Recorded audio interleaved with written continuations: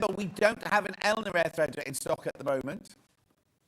So that's why we've mixed the machines in this ad. So if you did want an air threading overlocker, £1,499, £299.80 on your split pay. 5-way split pay. We wanted to show you that just in case you're thinking, oh, I want to upgrade, I want to get to an air threader. And if you don't know what an air threader is, it literally, the machine, the lower looper and the upper looper, you don't have to thread. The two most difficult threads, you don't have to thread. The machine does it for you. You literally bring your thread down, put it in the hole, and it shoots it through. Just thought we'd show you that one. Just to be on the safe side there. Right, before we do, can we just go back to the 664 Pro? Only because I think that's the one that's like, we've got enough of the 664s to last. Right, how many baskets? You see, there are right, 50% extra. Basically, I'll tell you. I've got 6 left and I've got 9 in baskets now. Now, I know all 9 of you won't want it, but for those 6 of you who got it, those 9 of you, there are only 6 available. And maybe 6 of you do want it. So I only wanted to go back to it because I don't want you to miss out. Yeah. Oh, now. I tell you one thing. Ollie was telling us the other day, and I don't think this is giving away any big secrets. But you know, after we finish on the show here, you can watch on the website, you can watch on YouTube, and everything like that. The amount of sales that Sewing Street have after the show finishes at 1 o'clock is huge compared to all the other channels. Twice the amount the Jewelry Maker do, right? And they're on repeat. They're on repeat, so you can just turn your telly on to watch them. We're not on official repeat. But what I'm trying to say to you is, don't think, when it gets to 1 o'clock, I've got all day now to work, because lots of people shop from 1 o'clock to midnight after the show.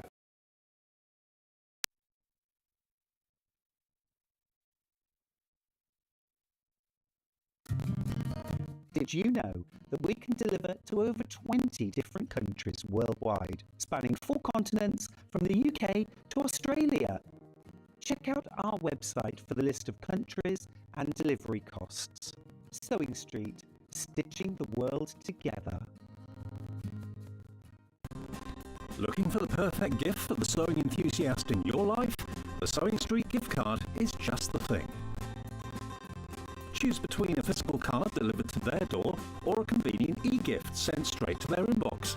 It's easy. Just head to the Sewing Street website, scroll to the bottom of the page, click Gift Cards, or use your smartphone and scan the QR code and go straight there.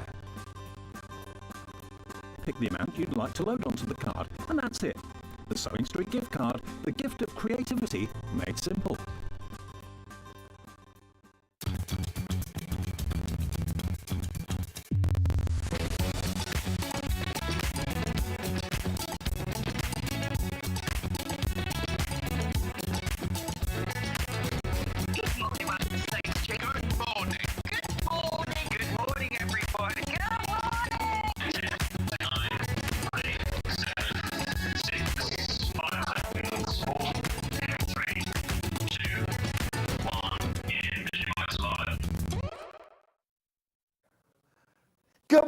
Good morning, my darling friends. How are you all? Welcome to Saturday's Sewing Street. I'm Stuart Hillard, and do I have a day for you? Now, I have such an amazing early bird, okay?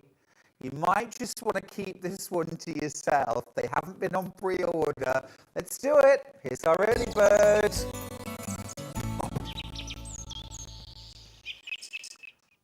Ready? It's the scrap bag. We've got 2 kilogram scrap bags. Mixed fabric bag, scraps and remnants. Amazing. This is your price, $14.99. Now, I just need to let you know that I've got limited stocks of these, 2 kilograms. Now, a metre of quilt weight cotton weighs about 300 to 350 grams. So we're talking the equivalent of 5 to 6 metres of fabric in here for $14.99. Could I just have my screen changed over, please? You don't get the crate. I've had to put it in there because I ripped the bag open so violently. So I think the word was aggressively, was what our Dan said, to get inside because I was so excited to see. And so that's why we've had to put it into a wooden crate. Right, let's dive in and see. Oh, this is one sample at random. Look at... now, just a minute. Hello, Liberty. Look, this is Liberty. Let me show you this. Liberty. That's like, yeah, it looks like a long quarter almost. And this. Now, this, as if you were just buying that, oh, it's a little bit. I'm getting inspired here. But I mean, that's like half a metre of Liberty, which is like about £8.50, isn't it? There's Tula Pink, Batik, got mine, Karen, the early bird. Look at this though, the Batik. That again, that's got to be like about £4.50's worth just for that. This is William Morris, Anna Maria. This was just picked at random. Anna Maria Horner. What else? Oh, this is lovely. Look at this. Gorgeous. Bit of rainbow. There was more. I saw earlier on that there's more of that lovely batik. Moda. We've got Moda. Look at that. These are absolutely flying out. Yeah, over 100 have gone. It's really eating away at my stock. This is a bit of Jason Yenter.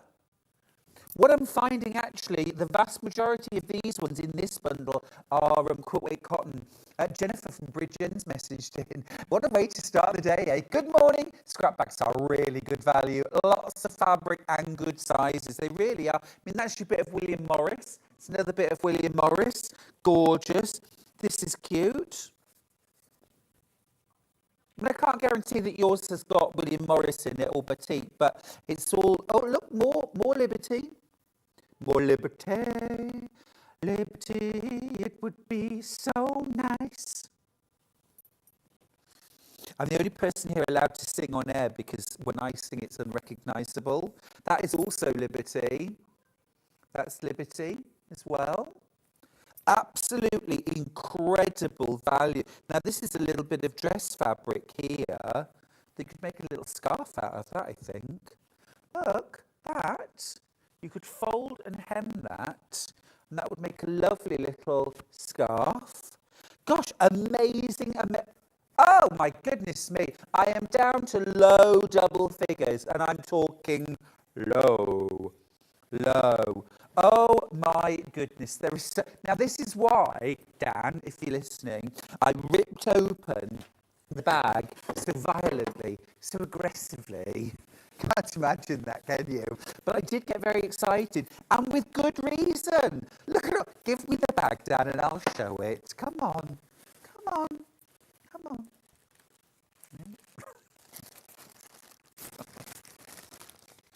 Bruce said it looked like a velociraptor had got to it. I used my front legs and my back legs like a kitten, scratching my way in. But I mean, come on. I'm down to my last 10. Be quick. Right, now if you are getting that, you love your scraps as I do. This launched last week. It's Carolyn Forster's brand new book. Look at the price of this. 20 one-patch quilts for £6.99. It's a hardcover book from Carolyn Forster. Now, Carolyn Forster is an amazing designer, absolutely fantastic author, and she makes the quilts I want to make. I don't know about you, but I love her quilts.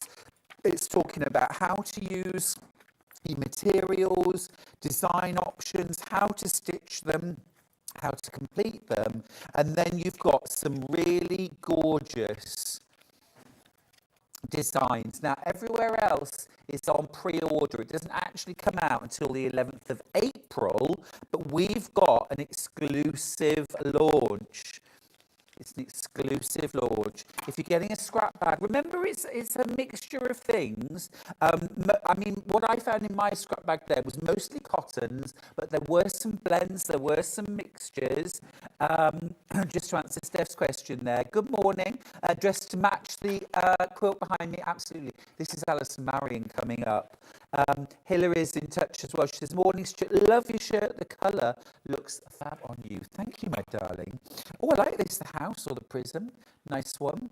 There's loads of good stuff in this book. Really full-size templates throughout. You could hand piece these. You could machine piece these.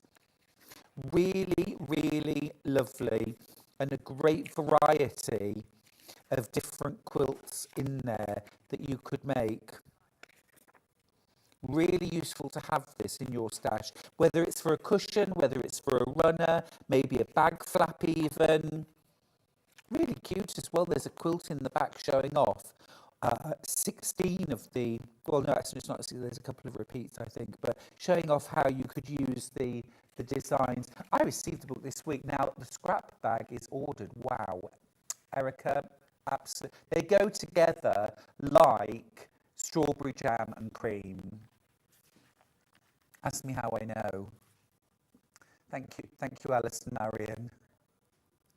Now, over 30 of you have it in your basket. It's a great one. I can't believe the price. $6.99 for, you know, you've got all your templates full size. You've got so many different scrap quilting ideas. And also just like how to put your fabrics together or how to mix your colours up. How to work with scraps is so useful, it's so worthwhile to have that knowledge. Loads of you put in your basket. Don't forget to check out, though, all this information as well for how to make the quilts, all included. Now, remember, it's one postage all day, $4.95. So once you've checked out once, just combine your basket. Fran says, open those bags carefully. They can be used for rubbish bags. Oh, not the way I open them, Fran. Hooray. You are right. You are right. Yes. Over 40 of you with this in your basket. Do remember to check out, won't you? Oh, I've completely lost the Facebook now. The Facebook. Sorry. Don't know what I've done. Check out your baskets, won't you? Right, let's do, should we do the menu? Let's do the menu. Let's do the menu. Gosh, what an exciting start to the day. We're starting off this hour with quilting tools. Lots of different things to share with you, including cutting mats.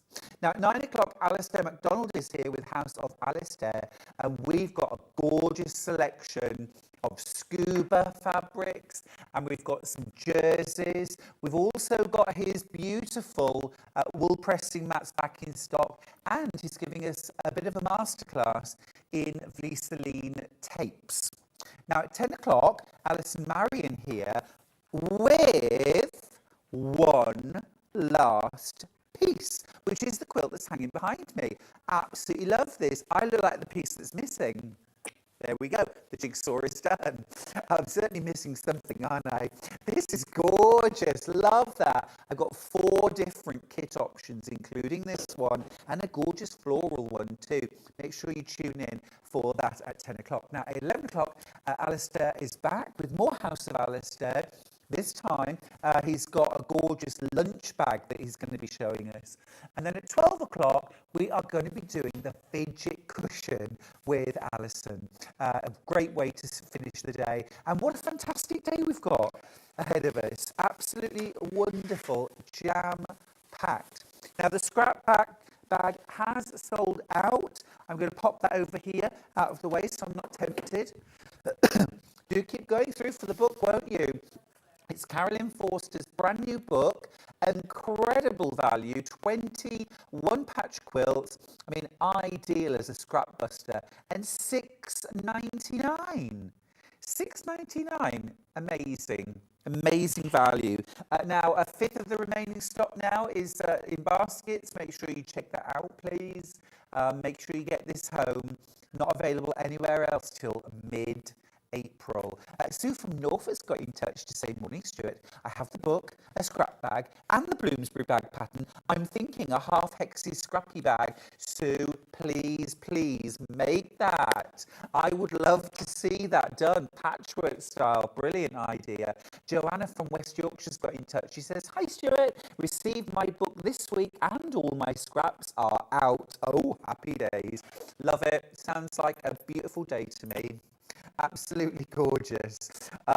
Really great way to make a bag. Right, how to get in touch. Let's talk about how to get in touch. You can email us, studio@sewingstreet.com. You can email us. You can send in pictures. You can send in messages. That's a great way to get in touch. studio@sewingstreet.com. You can also communicate with us via Facebook and send us a message there. You can also watch us on Facebook, of course. I think there might be something wrong with the sound on Facebook at the moment. There's nothing we can do about that, I'm afraid, but try reloading.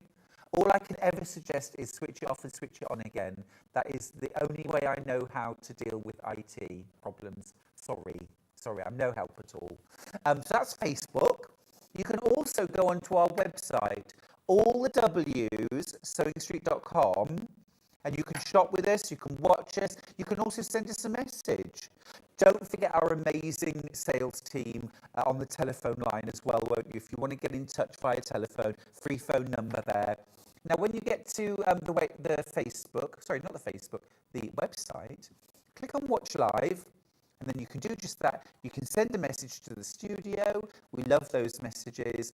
And then you can also see what's been on air, today's show deals, and what's coming up on today's. So if you ever want to shop ahead, just have a look in that column and you'll see everything that we've got coming up on today's shows. It's a real smart move to pre-order anything that you love, and then you make sure you get what you want instead of selling out. Some gorgeous Scuba fabrics from Alistair. Don't forget, with Alistair's fabrics, 1 unit is 1 metre. So if you order 2 units, you'll get 2 meters in a single piece. You've also got your Vlieseline tape pack. And also, Kim Sullivan from Sixpenny Memories has written a handy guide that comes with your tapes. There's Alison's one last piece. Lots of notions. Now, Alistair's got bias bindings. He's also got hook and loop. He's also got some Ripstop, fabulous colours of Ripstop. They're all by the metre too. Webbing, there's loads of good stuff. Real good chance, if you bought anything today at all, if you bought yourself a scrap bag, for example, or Carolyn Forster's new book, today's a great opportunity to stock up your stash with those little bits and pieces that if you only want that, you think, oh, I don't want to pay the postage just for that. But if you've bought yourself the book, or you've bought yourself the scrap bag, or anything else, you know, maybe get some bias tape, maybe get yourself some Ripstop, or some bag handles, or a pack of needles, you know. Do yourself and your sewing machine a favour, change the needle today. Now then, let's dive in. Let's do another book. This is called 40. And it's an absolutely beautiful book. Absolutely beautiful book. Now, as some of you know, I'm one of the patrons, along with Kay Fassett. We're the patrons of the Quilters Guild of the British Isles. And I absolutely love the work that they do, maintaining and building the archive of quilting and quilt making from the British Isles and beyond. but also in educating and promoting our wonderful craft in things like this beautiful book. Now, this is called 40, and it's about the collection, the Quilters Guild collection, and it features 40 different pieces from the collection and has a little bit of history about them. It should be $11.99, but we're actually going to drop the price to $9.99. Now, brilliant book, beautiful book. You are also supporting the work of the Quilters Guild when you buy this book. The House Blocks quilt, this comes about, it was the very first acquisition into the Guild's collection when the Quilters Guild was formed in 1979. There's no patterns in the book. It's all about featuring pieces from the collection and also some really interesting little bit of history, little bit of background. So, I mean, I just love things like this. Cute little, this is stuffed work, so quilted and then brightly coloured yarn pushed into the back of the fabric. It's quite a sheer fabric, so you get this sort of shaded colour work. So you get all sorts of ideas from books like this. Very inspiring. Also as well, I think it's rather fun the way it shows us, you know, what was fashionable, what was being done at the time. Because we tend to sort of think of old quilts, you know, kind of all looking a bit like that. But I mean, actually, our heritage is so long now that there's all sorts of different things that are very much of their time.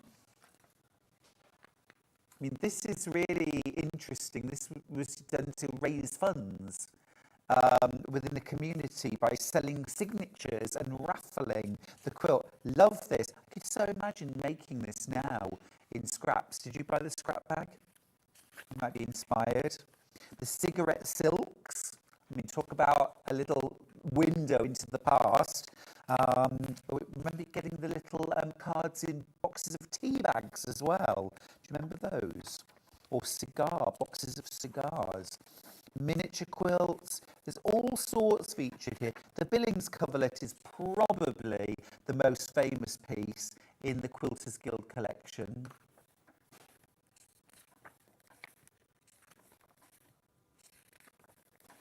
Beautiful.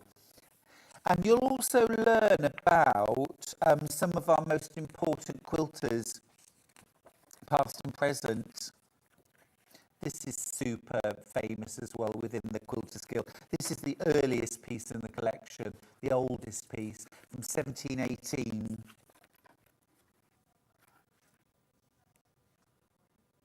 Ooh, the Canadian Red Cross quilts. Now that's an interesting story. Again, for $9.99, it's a fabulous book, very giftable as well. A really nice thing to buy for another quilter. There's also some lovely contemporary things in here as well.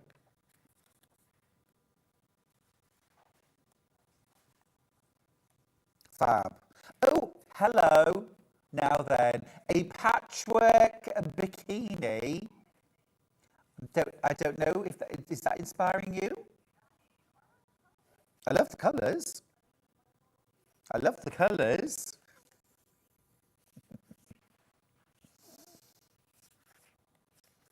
Fabulous. Fabulous. Great book. It's a really lovely book. Different thing to buy, isn't it? As I say, not patterns, but absolutely still full of inspiration and interesting as well. Really interesting. So a couple of great books there this morning. Amazing that you can get them both for under £17. Absolutely amazing value. Right, shall we dive into the meat and potatoes of the day? I'm just going to try and get... Oh, here we go. Wait a minute. Let me just see if I can get all the comments up. So I want to be able to read all your lovely comments. Would you? Sorry. Sandra's back from her holiday, celebrating her 60th. Took my inspiration from you and celebrated for the week. Month, Sandra, month. You get a month, not just a week. Don't be coming here with your week celebrations. You need a month, my love. But a holiday sounds like a very good way to start the month of celebrations, and happy birthday. Right, let's dive in. What should we start with? Yes. Now, thinking of Sandra on her holiday, if you want to take some, I always like to take a bit of sewing with me, a bit of knitting, but I don't necessarily want to take a massive pair of scissors. So here we go, thread cutter, Daisy thread cutter. This is really cool. Great price as well, under a £5. And so what you get is, it's on a lanyard. So you actually get, this hangs from a lanyard that you can wear around your neck, and then there's a blade inside this. It's all nicely covered though, so it's very safe, but you've got little exposed cutting blades all the way around for cutting your thread, cutting your yarn. So if you're a knitter, a crocheter, a sewer, even if you're mostly a machine sewer, if you hand sew your bindings or things like that, these are super, super useful. Now, I've got less than 20 of these left at the moment. So if you want to get your thread cutter for £4.99, you'll need to be quite quick on that. I'm already starting to put things aside in my, well, I keep my present cupboard going all year. When I see little things like this, it's very, very giftable. Lovely little thing there. Nice, safe way to cut your threads. Or if you're crafting with children as well, it's really useful to have just a safer way. Obviously with supervision, always with supervision, but useful to have around. So that's your thread cutter.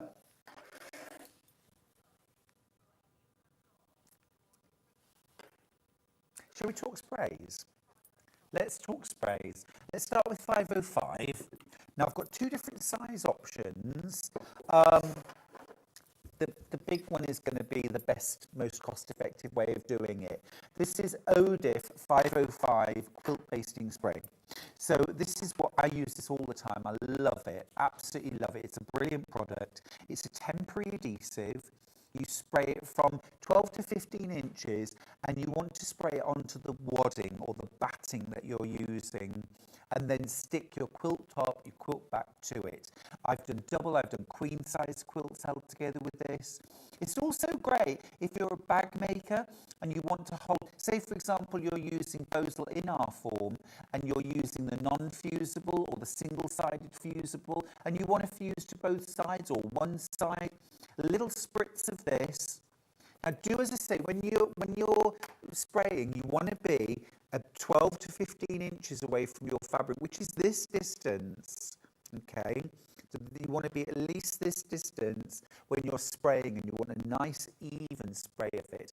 Ideally, I like to go outside to do my spraying or in a well-ventilated room. It's completely washable. It washes out of your projects when you wash them. If you don't wash them, it's absolutely fine to leave in perpetuity. It's made to be used on fabric. It's safe to sew through. It's not going to gum your needle. Really good stuff. And a big can like that, I often get asked, well, how many quilts will it do? And I would say if we're talking double queen size quilts, probably 2 or 3.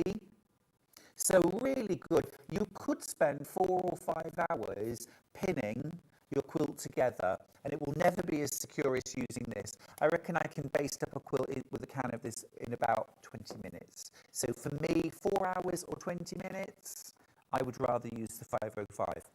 Now, we also have it in a half-size can. So that's 500 ml. This one's 250 ml. $7.99. If you've never tried it before and you want to give it a go, then this is a good one to go for. You're probably going to get, like a couple of decent size, probably a couple of double quilts out of this, or many, many bags. You can also use it in dressmaking as well, if you need to adhere layers together, or something like, you're putting in interfacing, a sewing interfacing. I don't put the interfacing into my seams, so to hold the layers together while I'm sewing everything, a little spritz of this onto the interfacing, and then it will just stick where it's meant to be. Better than pins. Now, I've also got the stick, the glue stick. This again is 505. So this is Odif 505. Now, probably different ways to use this rather than using it. It looks like a really tiny can. Imagine if that was really tiny can. It's not. It's like a thick glue stick. Such a lot of value in this. But I particularly like this for things like when I'm putting on the binding on a quilt, I'll sew it to one side, then on the reverse side, I'll run a line of glue down within the seam allowance and fold and stick the binding in place. Then you can just machine stitch it really quickly from the front. You can also use this when you're putting in zips. You can use it for applique, bias binding. Very useful. Now, I know this is very, very violently blue. It's very, very blue, but it dries completely clear. This is so that you can see where you're putting it. So you can easily see where it is. You can also see if it's dried, you know, if you go a long way ahead. If it dries, it'll be clear. When it dries, it'll be clear. So if it's disappeared, you know you need to reapply. Yes, the sound on Facebook, YouTube is wonky. I'm sorry, it is. It is.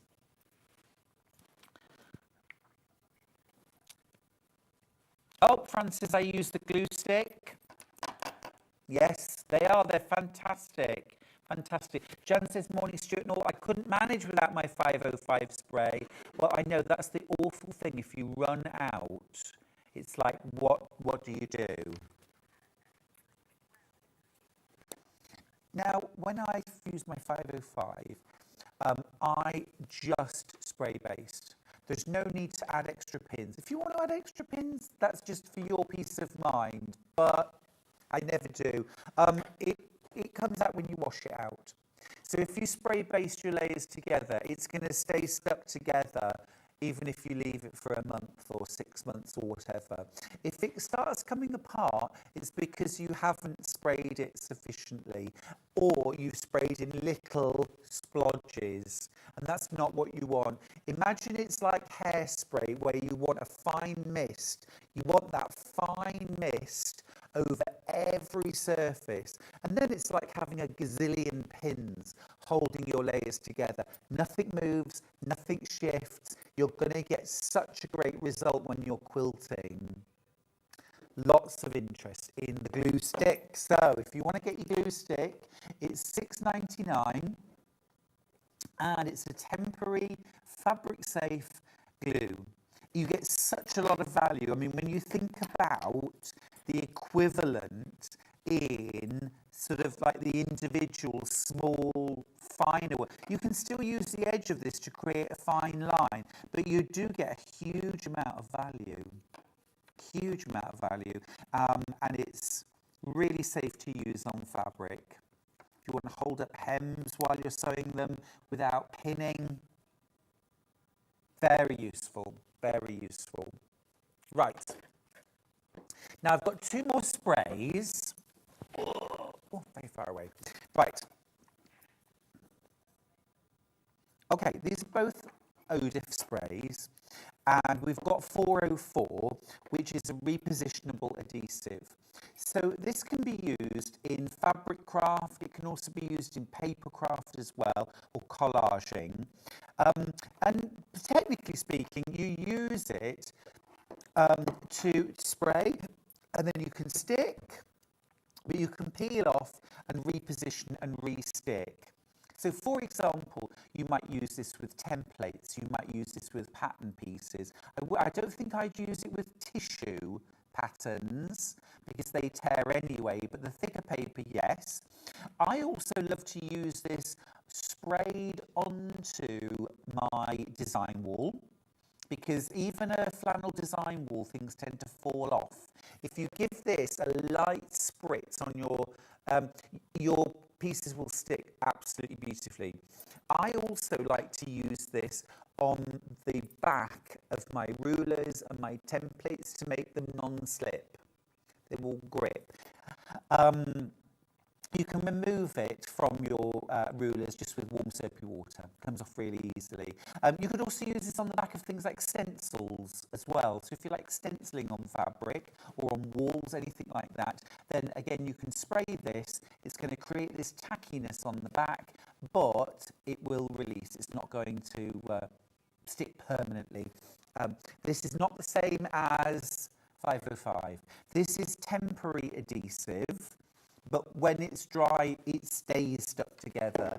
This effectively never dries, so it's always sticky. Okay, it always has that stickiness to it. So yeah, don't use it for putting your quilts together. But all developed to work with fabric. Right, next up, we've got Grippy. Grippy, which is anti-slip. Although I prefer in the original Effet anti-glisse. I much prefer that, anti-glisse.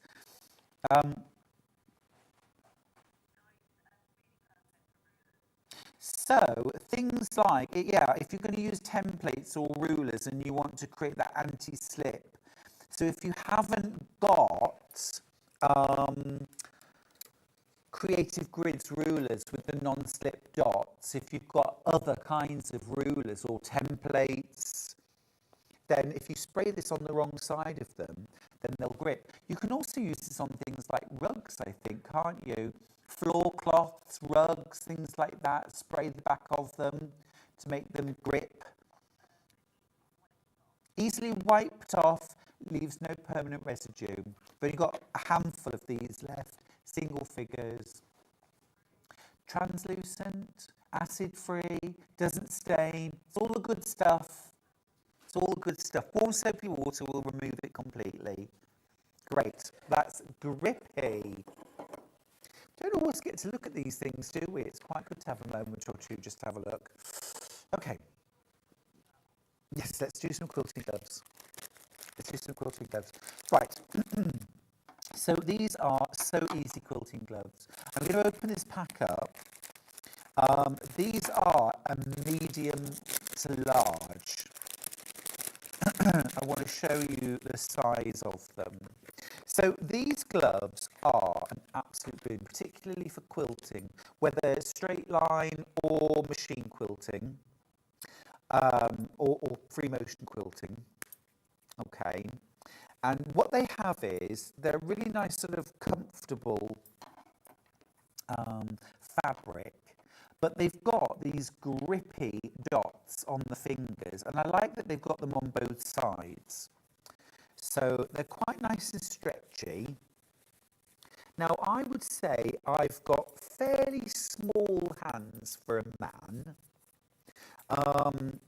and they are a good but snug fit on me. You want them to be quite snug on your hands because these are going to end up feeling like a sort of second skin. And what you've got in here, you've got these grippy dots on the fingers, and it's a bit like that stuff that you might use on a tea tray to stop everything slipping and sliding. So they grip.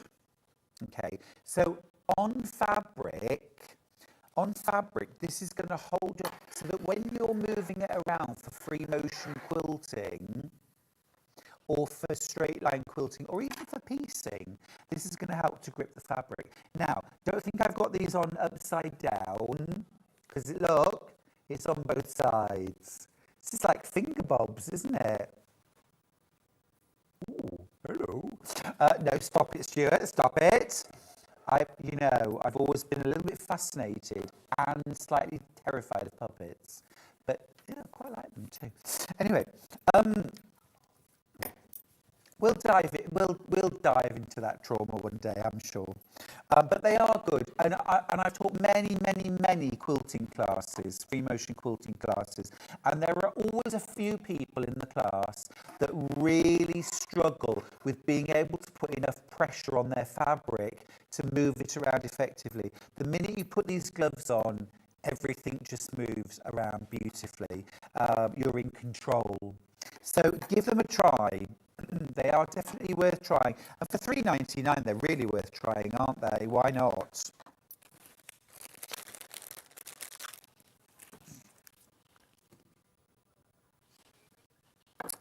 Yes, now then, let me see if I can find, here we go.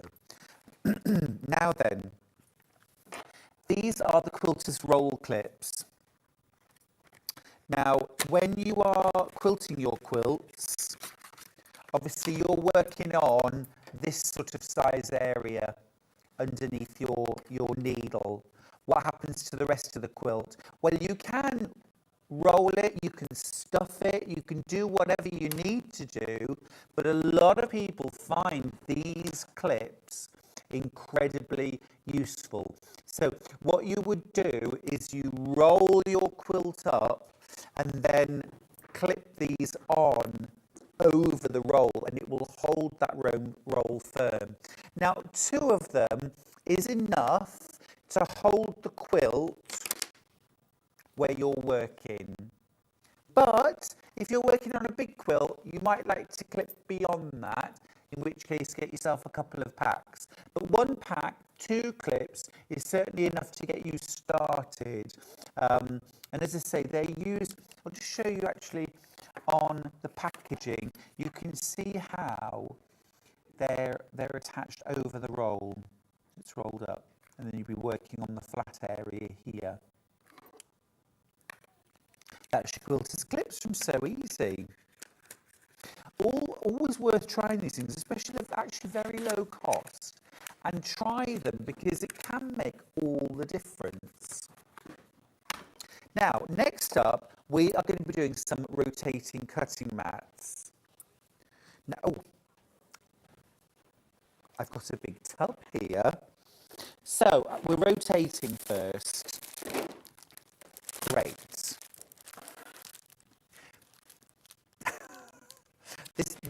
This is why we don't ever store our cutting mats bent, because they will distort, okay?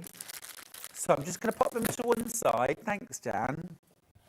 Here's one we didn't bend earlier.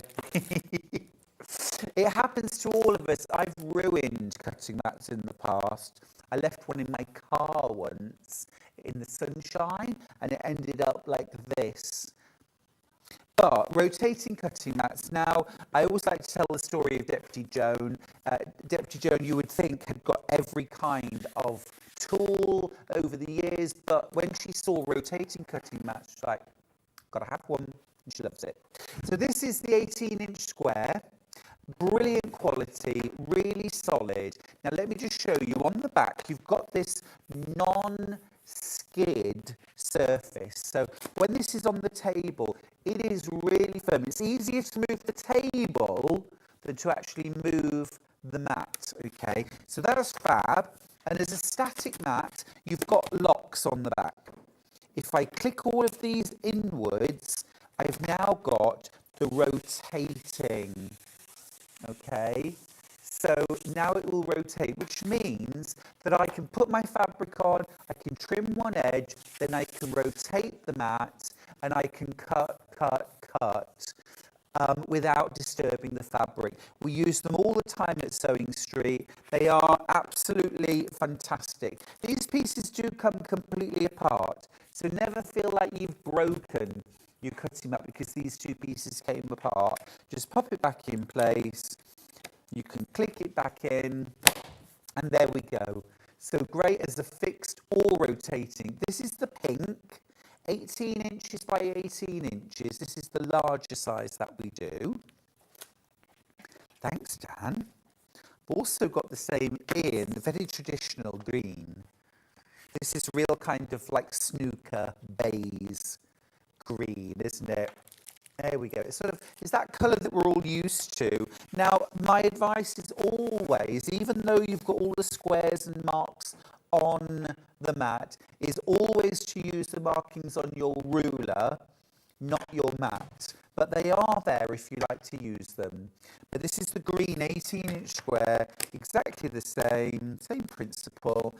4 locks on the back, rotates through 360 degrees, and then you can just lock it. Right, so that's the green. Okay, now next up, I've got a really handy starter set. Starter set or workshop set, caravan set. You know, you're going away to stay with friends and you just want something small to take with you. So under, you won't believe the price. You won't believe the price. You're getting a mat, a ruler, and a rotary cutter for under £20. And what you get here, this is fabulous. Gosh, I wish I'd had this when I started, and at that price too. You've got your cutting mat. This one's 11 inches by 17 inches. You've got your 6.5 by 12.5 rotary cutting ruler. That's amazing value. Amazing value, because we have the now how much is our other one, our creative grids? 6.5 by 12.5 ruler. You've also got your rotary cutter, soft grip, 45mm. Any 45mm blade will fit this. Retractable, you've got your guard there. I think that's incredibly good value for under £20. If you want to encourage somebody to start quilting, if you're always losing your stuff,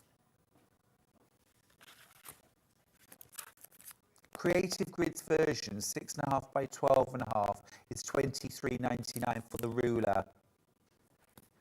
And obviously you've got things like the grip around the outside and the gripper spots on Creative Grids, but you could always get yourself a can of Grippy and give the back a little spray. But I think that's incredible value. Cutting mat, double-sided, and your 6.5 by 12.5 ruler. I think everyone needs to have a 6.5 by 12.5 inch ruler. Fat quarters, scrap quilting, smaller pieces, and a spare rotary cutter. To get all of those for under £20, amazing. Absolutely amazing. Loads and loads of you with that in your baskets. Christine says, morning Stuart, every day is a celebration when you're on Sewing Street, looking fabulous as always. That's so sweet, thank you so much, thank you. It is also National Smoke and Mirrors Day, so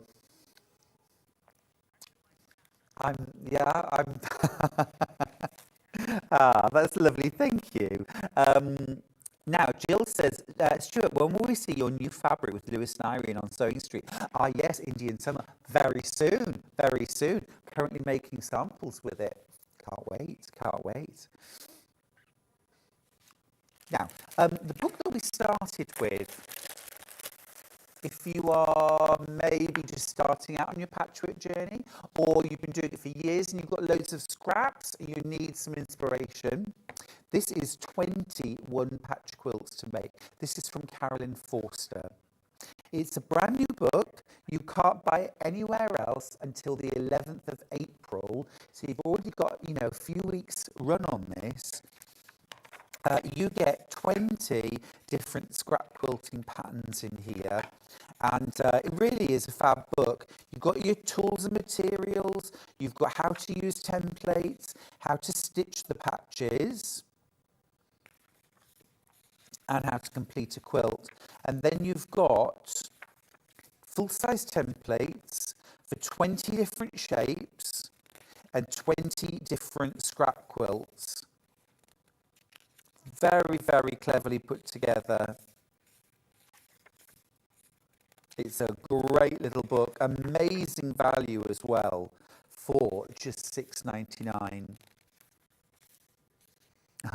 Jill says, morning Stuart, bringing back memories with finger bobs. Oh gosh, yes, I used to love that.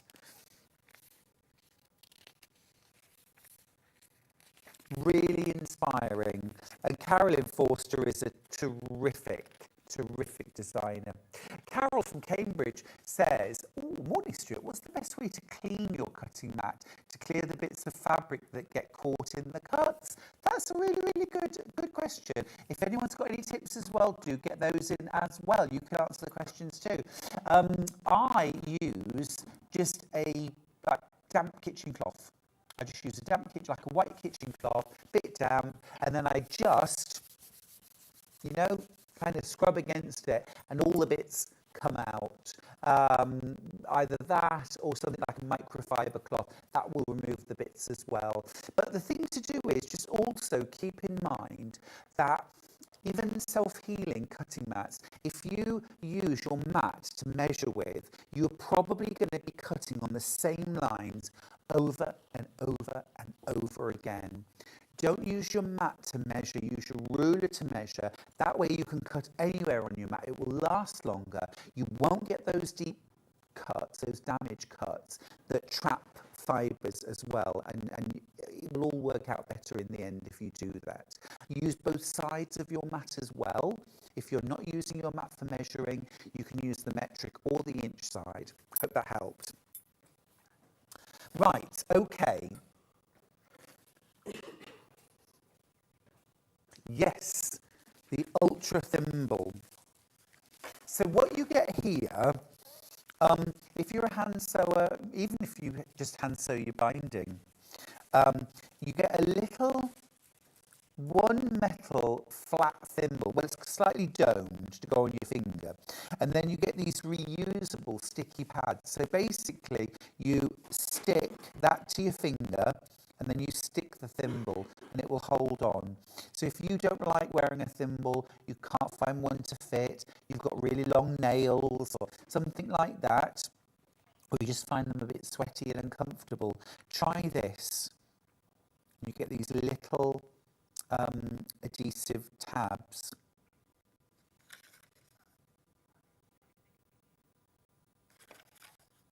You can use these more than once, but you can get replacement pads.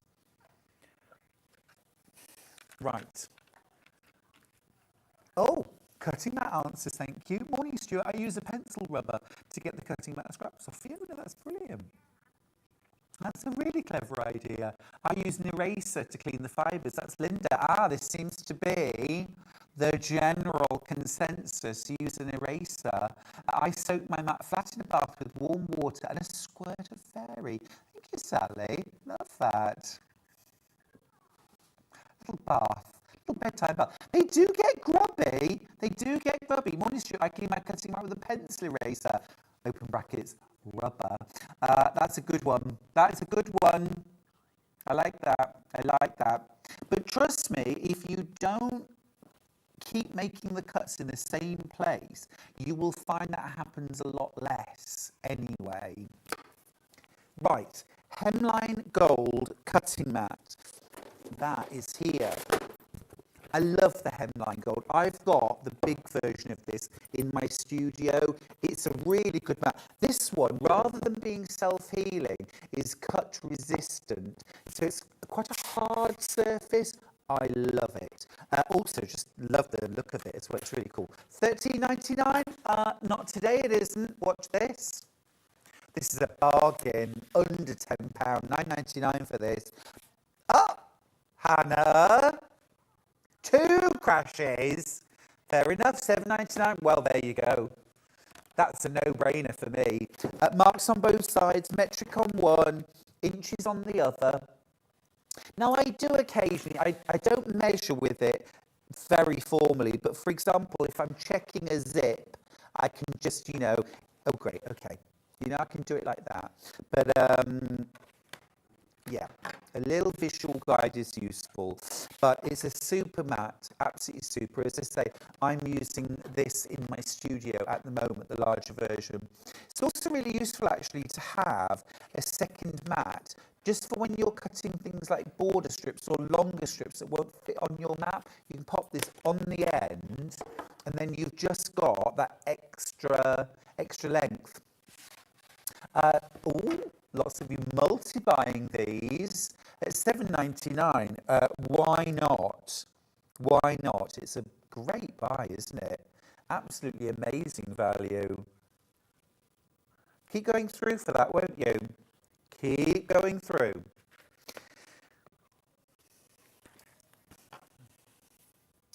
Now I've got some bobbin mates. Oh, thank you.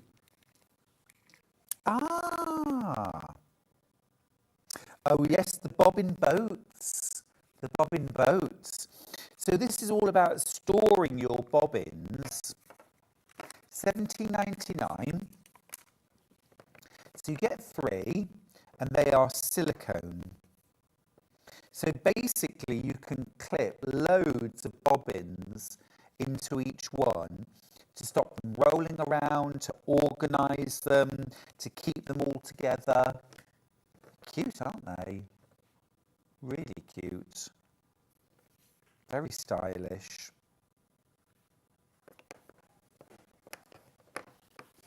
Now, something I always used to take along to quilt classes, and people would always like, oh, I need one of those, I need one of those. It's a hero marker. So a hero marker, and this is clover as well, so you know it's amazing quality. You basically, you use it to mark lines on fabric. So it effectively is a sort of a creasing tool. So you can use them in paper crafting. This is made for fabric. And what you would do is, say for example, you wanted to mark a straight seam line, you can put a, like a hem, you put a ruler on your fabric, use the hero marker to effectively score down the ruler, and you will have this perfect fold. If you want to do something like cross-hatching, quilting, you can mark lines on your quilt using your hero marker, but it doesn't actually leave any mark. It's just a little crease in the fabric, a little dip that you then stitch in. It's a very, very clever way of marking fabric. Very clever indeed. And I love anything that avoids sort of putting ink or pencil or chalk into fabric, because there's always a risk, isn't there, that it won't come out. Whereas with a fine crease in your fabric that you're stitching in, I mean, perfect. Now, if you bought anything else today, this is the time to buy these little things that are going to make a big difference. You might have thought about buying a hero marker before, but not really been able to justify the P&P. Well, if you bought anything else today, get it in your basket. Single figures left on this. If you want to get the hero marker, you can use it in paper folding as well. Paper crafting, that's really useful. And it's also a really good one for foundation paper piecing as well. When you're folding back your paper, you put this on top, and then fold the paper back. That's your hero marker. Seam roller. Ah, yes. I've also got the magic seam wand out as well. So these are 2 different tools that you can use for pressing seam allowances. Let's do the seam wand first. This is the June Taylor seam wand. Now, I was hunting high and low last week. I was making my Bloomsbury bag in PU faux leather, which of course you can't iron. You need something to be able to press the seams down. Magic seam wand, great. So you've got this flat surface here to press your seam. You can also use this for things like foundation paper piecing, regular pressing of general fabric. Really useful. The other thing that you can do with this is, of course, wood will hold the heat. So if you get your iron nice and hot and then rub this on the surface of the iron to get it nice and warm, and then you can go in and press with it if you want to add a bit of heat as well, but to a fabric you know that you couldn't iron. I think it's lovely. Very nice. But we've also got the seam roller, which I think is particularly good for things like vinyl and PU, faux leather. So this is £6.99, and you've got a nice comfy handle, and you've got a wheel, basically. So what you'll do is you'll sew your seam, and then you rolling along it. And it will create a really nice firm crease or pressing fabric without any heat at all. I think Jenny Jackson is a big fan of these. Jenny Jackson in tomorrow, of course, and the lovely Lynn Goldsworthy. Oh, I've got a fine old weekend for you, I really do. I really do. All the treats. Now then, lots and lots of magic clips. Oh, gosh, they are, aren't they? Oh. Let me just see what I've got here.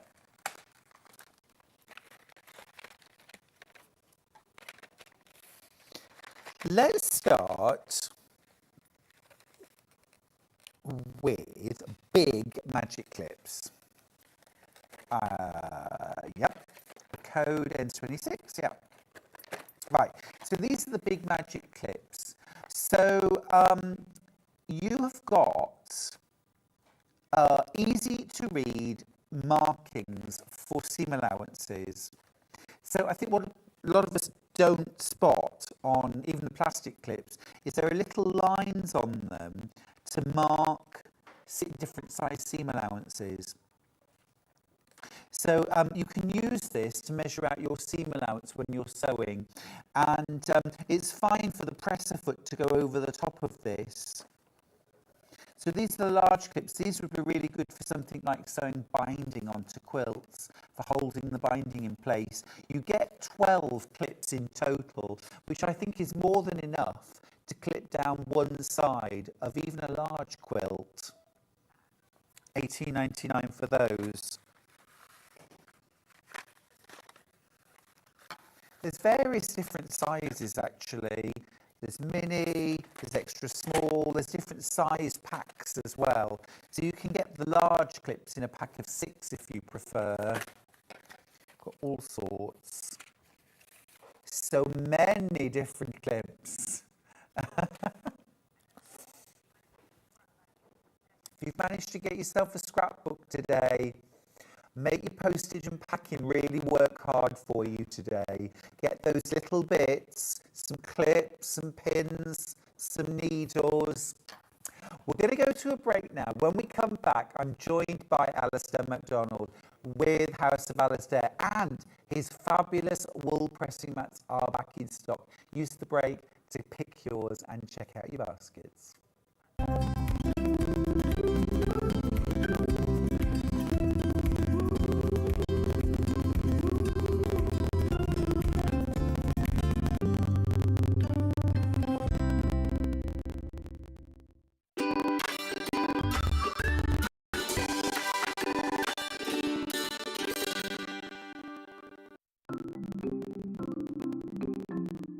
Turning tools are one of my favourite tools. They are perfect for turning tubes of fabric the right way round. So maybe you're making bag handles or straps, or you're doing small rouleau loops, absolutely perfect. So if you've got a piece of fabric here, I've sewed it in half, right sides facing. Turning it right sides out takes quite a long time. So what you need is a turning tool. If you take the tube of fabric, tack it together across the end, it just holds it together using the longest stitch, and then you just get the plastic tube, put it to the end, get your stick and push it in, and then it turns your tube right sides out really, really quickly. It's genius, simplest thing, but absolute genius.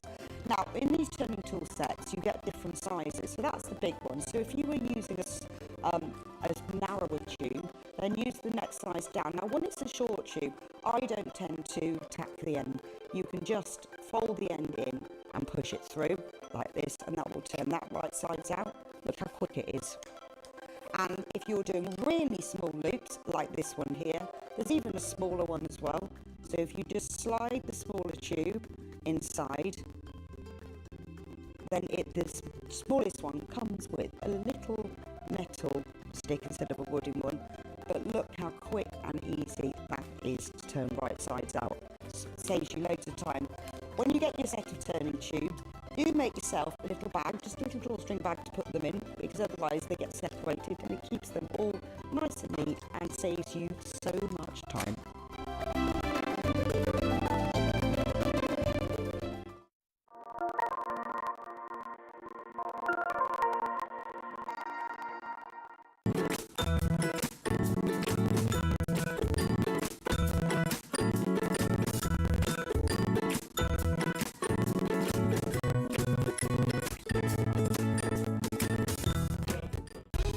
Keep up to date with what's on Sewing Street, as well as all the latest news and special offers by signing up to our email newsletter. Go to sewingstreet.com and scroll down to the bottom of the homepage. Type in your email address and click the envelope. That's it. You'll never miss out on the latest news and special offers ever again. Sewing Street's designer block competition is back. Use the fabric on our bespoke panel to make your very own quilt block masterpiece. 12 lucky winners will be announced on Friday the 20th of June. Each winner will receive a £100 credit to your Sewing Street account. Your block will be proudly exhibited at the Festival of Quilts 2025. Tune in for the launch this Wednesday for Sewing Street's designer block competition. Shopping with Sewing Street couldn't be easier. You can shop via our website at www.sewingstreet.com, where you can watch our live shows and see all the products from that day. We also have a huge amount of products on our website, from your sewing room essentials to fabrics, sewing machines and much more. You can download and shop on the go with our Sewing Street app. Simply head over to your app store and search Sewing Street. Alternatively, you can contact our UK-based call centre 24 hours a day on 0800 001 4433. Shopping made easy at Sewing Street. Never miss a show by watching on the go with the Sewing Street app. Head over to your app store now and search Sewing Street and simply download to your smartphone or tablet. You can watch the shows live and see your favourite presenters and guests. Click on the Today button to shop all of the products that are featured in today's show. Want to know what's hot? Then click here to see today's bestsellers and highlights. Have you missed a show or want to watch one back? Then click the schedule button and you can go back 7 days to watch and shop, and you can also see what's coming up over the next 7 days. Want to say hello or ask a question to our guests? Then send a message to the studio. You can also keep in touch with all the latest news, events, product launches and much more by clicking here for our social media pages. Never miss a show by watching on the go with Sewing Street. Not only is Sewing Street live from 8 AM till 1 PM on Sky 670, Freeview Channel 73, YouTube and the Sewing Street app, now Virgin subscribers can watch on Channel 754, which means there are more ways to watch your way with Sewing Street. Looking for the perfect gift for the sewing enthusiast in your life? The Sewing Street gift card is just the thing. Choose between a physical card delivered to their door or a convenient e-gift sent straight to their inbox. It's easy. Just head to the Sewing Street website, scroll to the bottom of the page, click Gift Cards, or use your smartphone and scan the QR code and go straight there. Pick the amount you'd like to load onto the card, and that's it. The Sewing Street gift card, the gift of creativity made simple. Did you know at Sewing Street that on various products we offer split pay? That means on certain items you can spread the cost over 2, 3, 4 or sometimes even 5 interest-free monthly payments. Just pay the first instalment when you purchase and you're away. So shop your way with split pay. Did you know that we can deliver to over 20 different countries worldwide, spanning 4 continents from the UK to Australia? Check out our website for the list of countries and delivery costs. Sewing Street, stitching the world together. Looking for some creative inspiration? Head over to the Sewing Street website and click on the SS Hub. It's packed with ideas, tips and projects to spark your creativity. Plus you'll find the latest news and information on sewing machines and overlockers. Get inspired with Sewing Street. Our UK-based call centre is always on hand to assist you 24 hours a day, 7 days a week.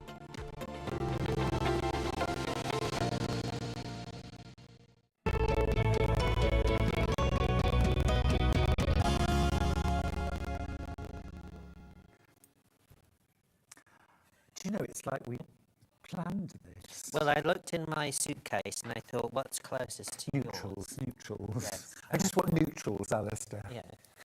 Alistair McDonald, everybody from House of Alistair. He's back. We've got so many gorgeous fabrics. Now, we're going to get to them for a little while. So my top tip is, if you're in the mood for some gorgeous scuba, you want to make your own jeggings, if you want to get some fabulous scuba suede, yes, suedette, absolutely amazing. Also, we've got some really lovely kind of like jersey, t-shirting, sweatshirting as well. Have a look on the website. Just keep in mind, 1 unit is 1 metre. Right, Alistair, you launched the most incredible... Now I love my House of Alistair original wool pressing mat. I love it. I love it. I use it all the time. I take it to my workshops. But last time you came, we launched this Rolls Royce of pressing mats. This is absolutely beautiful and with a very special price. Now, this is the Master Tailor. This is the size of a very large ironing board. Beautiful wool. Should be $99.99. Your price today is $79.99. Yeah. For all of you at home who've never seen this kind of wool pressing mat, what are the benefits? I call this magic wool. So this is a very specific one that tailors and couturiers have used for hundreds and hundreds of years. So a tailor or a couturier only stands at their desk and they do everything on there. They press, they sew, they put the rivets, all sorts of things on there. This is like a conductor.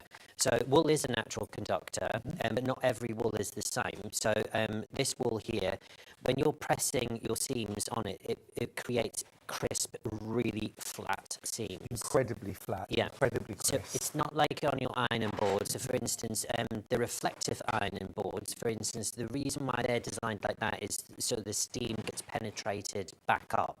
That's not what you want, especially when you're doing quilting or you're wanting to set seams. You're wanting the seams to lie extremely flat.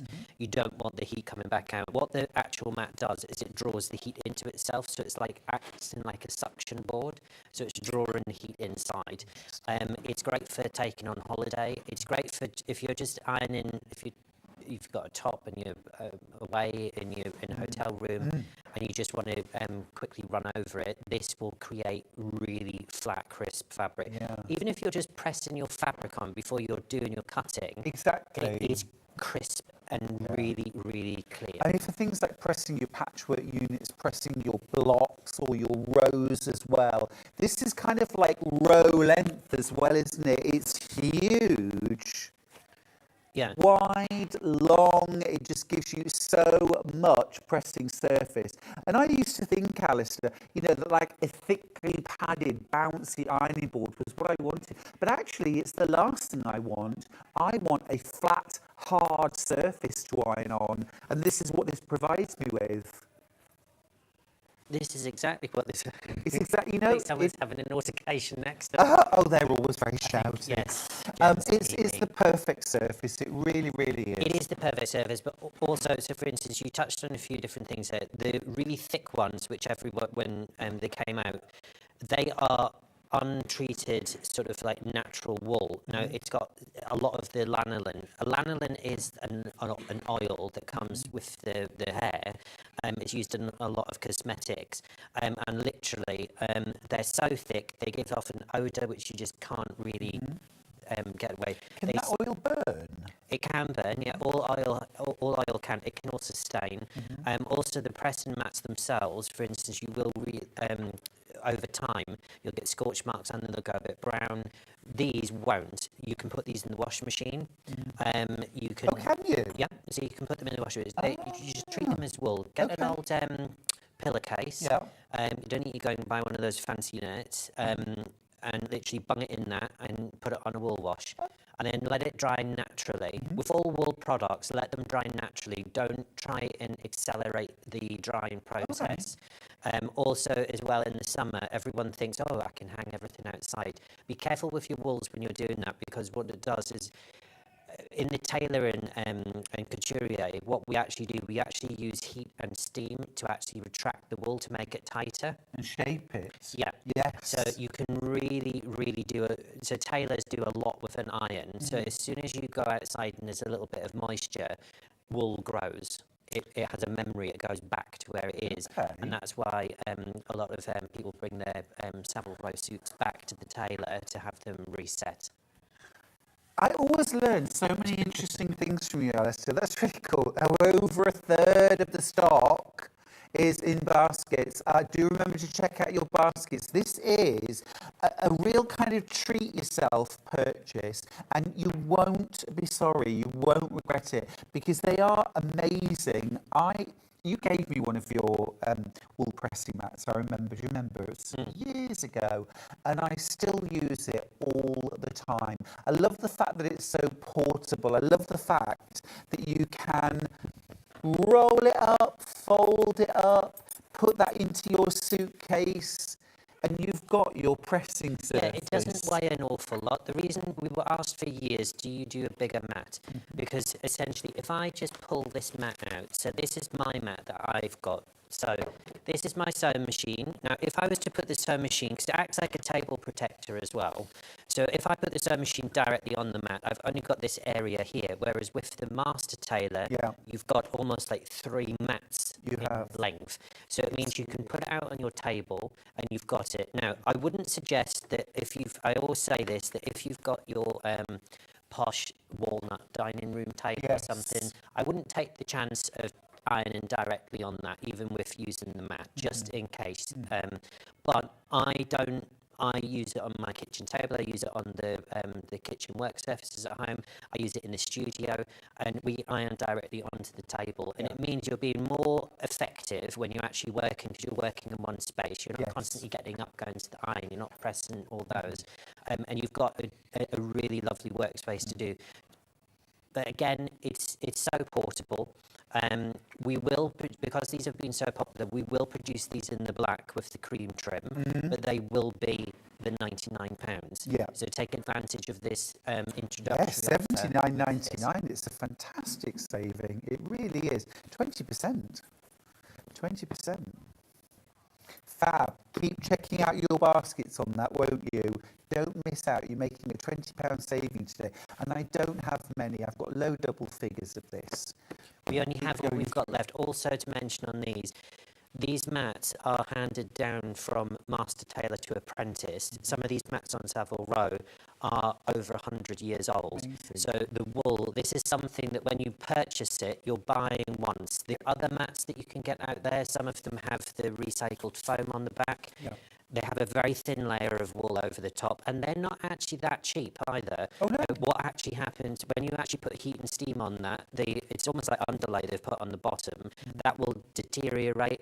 You'll buy again. This one you buy once, and it's an investment. Oh, and it's like my house of Alistair pressing mat. I've had it for years. I've been using it for years. It's great.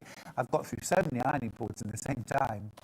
Morning, Stuart and Alistair. This is Julie, who's in Somerset. I always learn so much when Alistair is. Me too. Looking great, both of you. Julie and Sunny Chard.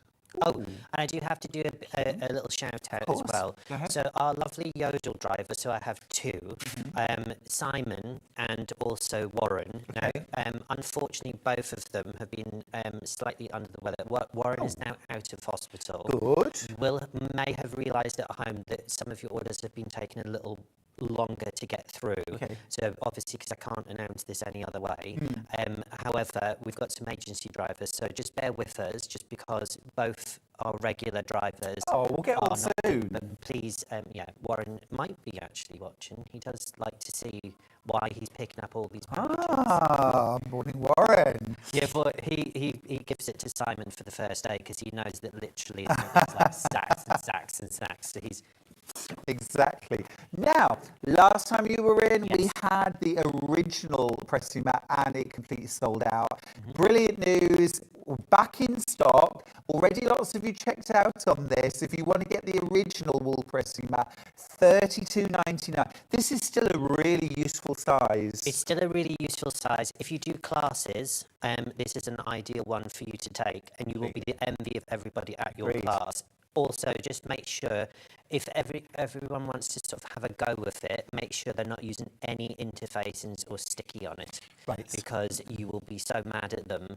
Don't take it to a WI group, that's all I'm saying. Fair warning there. Well, you've got to look after your investments, haven't Exactly. you? You know, you have got to look after your investments. So perhaps embroider your name on yours as well. Yes. Yeah. Encourage your friends to get them. Encourage your friends to buy one. And just to be frank, so literally this, if you do go to one of these, I'm not saying that all WIs are like this, obviously Kim's I should hope with not. eBay is pretty much like that, but literally once that's folded up, that can easily just go in a handbag. Yeah. And then it's gone, and then you're thinking, who's taking my mat? And it's like, oh, I don't know. It's in your handbag, Alistair. Yeah. There you go. Brilliant. I mean, I always take my, and I do love the fact, you know, because other wool pressing mats tend to be very thick, rigid. You certainly can't fold them. This one you can roll, you can roll, you can fold, you can concertina, and you know when it comes out the other end, you can just flip it open, and it's back in use. Yeah. For instance, the other that you've tapped on another good point there. So, for instance, have I? Yeah, you have, because of the fluidity of this mat. For instance, imagine you've got one table, and some people have got a flat, and you don't have an awful lot of space.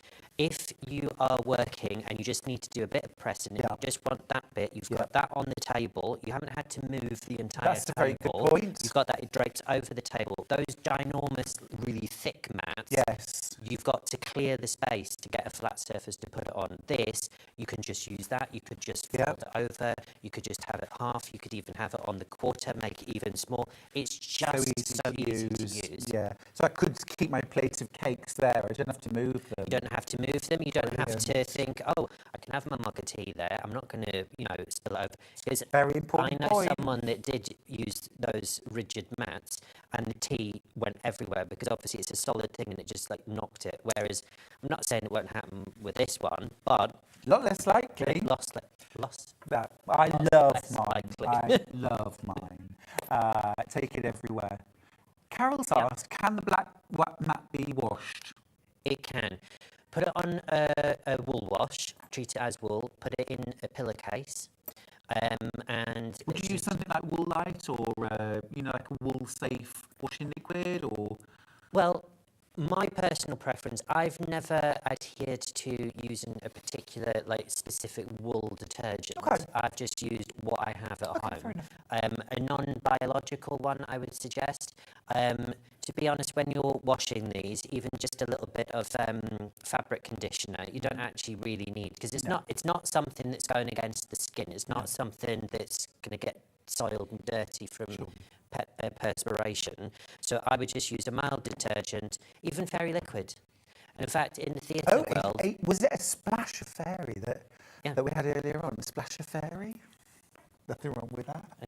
Well, we always like a little splash of fairy, but actually, in the theatre, when we're laundering the costumes, fairy liquid is one of the go-to things that we actually use to wash the actual Well, I've garments. used it to wash garments before now, when I haven't got. So there you go, splash of fairy, brilliant. Okay, great. It's the watchword for the day. Loads and loads of you coming in for that. Now, do be aware that when everyone's checked out their baskets, I've got single figures left on the original black pressing mat. It is wool, it is luxury, it is couture. Yep. We'll love it. We'll love it. Now, if you want to get the Master Tailor, again, when you've all checked out your baskets, fewer than 20 left, this is the big one. So this is, definitely bigger than my large ironing board, but you can use this on some tables, can't you? Yep, I literally, I use it on all of my work surfaces. remember this is wool. Now, it's not a overly thick wool, but what this actually does is this, although it conducts the heat through, you will feel heat residue underneath, but you're not going to get that scorch heat coming through. Got you, yes. You can use it with steam if you want to. I use a dry iron with mine just because I get crisper seams with that. You won't necessarily have to use spray starch, depending on the fabric that you're using.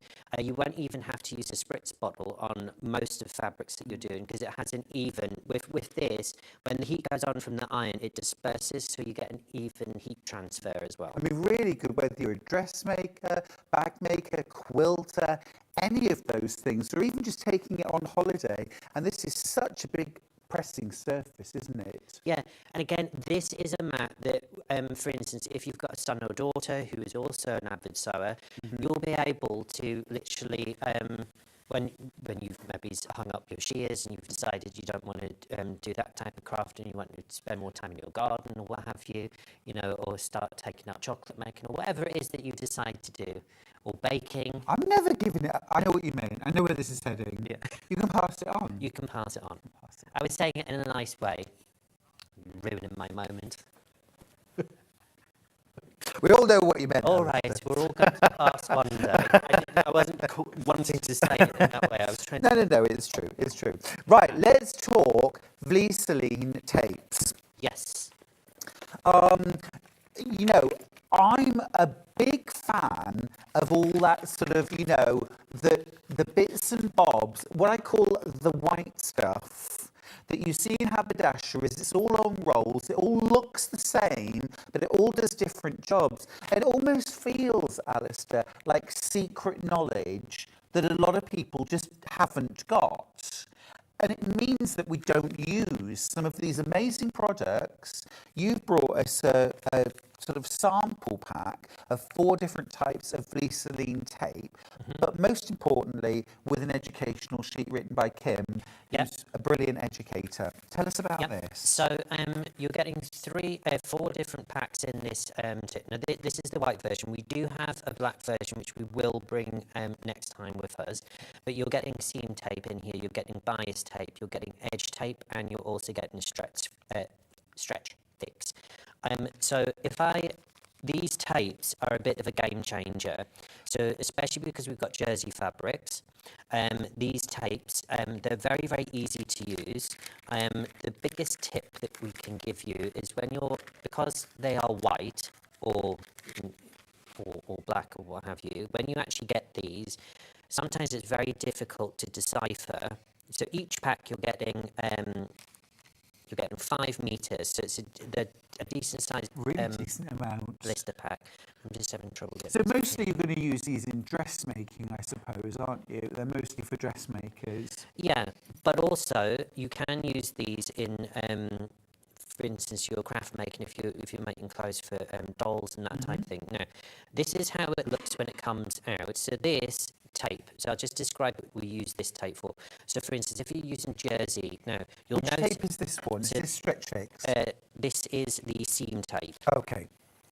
So if we're using jerseys, and we'll do a demonstration in a second with this one, sometimes when you cut out jersey, you'll see that jersey, because it's a knitted fabric, it starts to roll, and it starts to, it wants to curl.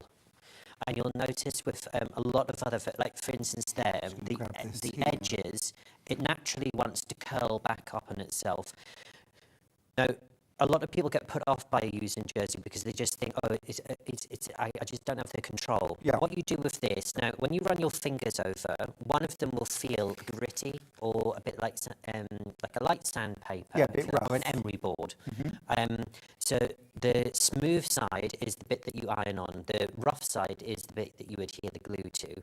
And all you need to do is on your pattern piece, and we'll demonstrate this in a second, you just literally go round all of the edges of your entire piece that you cut out. So you put it on the wrong side? So you put it on the wrong side. So what we would do is we would stick it literally right on the edge. And what that When you say does, stick, do you do it with an iron? you do it with So an you iron. iron it on, yeah. So you iron it on, and you iron it all the way around your pattern piece. You could go around the armholes, you can do curves. This tape, when you start to put it on, I'll show you in a second, but you'll be able to go around in curves, you'll be able to do all sorts. Don't worry if you get some slight little pleats in there, because it will all disappear when you sew it. What it does is it keeps your work really nice and flat. The top tip with this, on the day which you're cutting your pattern pieces out, put the tape on that day. Do it straight away. Yeah, do not cut it out and then leave it. By all means, mark it all out and put your tissue on and stuff like that. But on the actual day you cut it out, put it. The other one that we'll demonstrate and quickly talk about is... So that's the seam tape. So you get 5 metres of that in the pack. You get 5 metres of that one in the pack, and you also get our bias tape. Now this is a real game changer. This one. This will work with your silks. It will work with any neckline that you're actually doing. Okay. Now, again, the day you cut the garment out is the day you should put this on. Okay. Unless you've left it flat on a desk, but obviously if you're rolling it up. The benefit of doing that on the day that you cut it is that your garment pieces aren't going to stretch out of shape. Necklines, for instance, will grow. So once you've cut it out, if you haven't stabilised it somehow, in couture we use a cotton stay tape and we put that on, and it just gives a bit of stability on the actual collar itself. With this, it has the rough side, which is this dicky. It's sort of like, on the black one it's easier to see, but it has this sort of like glow. The other side is completely nicely matte. It also has this stitch line here, and that stitch line, as I pull it there, adds some rigidity to your actual So it's almost neckline. like stay stitching that you iron on. That you iron on, exactly. Clever. So you don't have to use like a cotton tape. It also means that you have a lot more control over where you're actually going. Yeah. But the real benefit of this, when you actually apply your bias binding, my God, does it look beautiful when you put it on. It just gives it such a beautiful I suppose all of these things are what give you the edge, aren't they? Yeah. Yes, you can make a garment in jersey without using the edge tape, but you can struggle, your results might not be as great, and if you want that polish, if you want that beautiful finish to your garments that really sets them apart, these are an absolute boon. So in the bundle, you are getting 4 different types of tape. You get your flexible seam tape, you get your edge tape, you get stretch fix, and you get bias tape as well. And effectively, your edge tape is for stabilising straight edges of shoulders, fronts of jackets and coats, so kind of openings down the front where you might get stretch there. Now, stretch fix tape is for soft hem construction in garments made from a stretchy fabric. It maintains the elasticity of the fabric, and it's ideal for light and medium fabrics.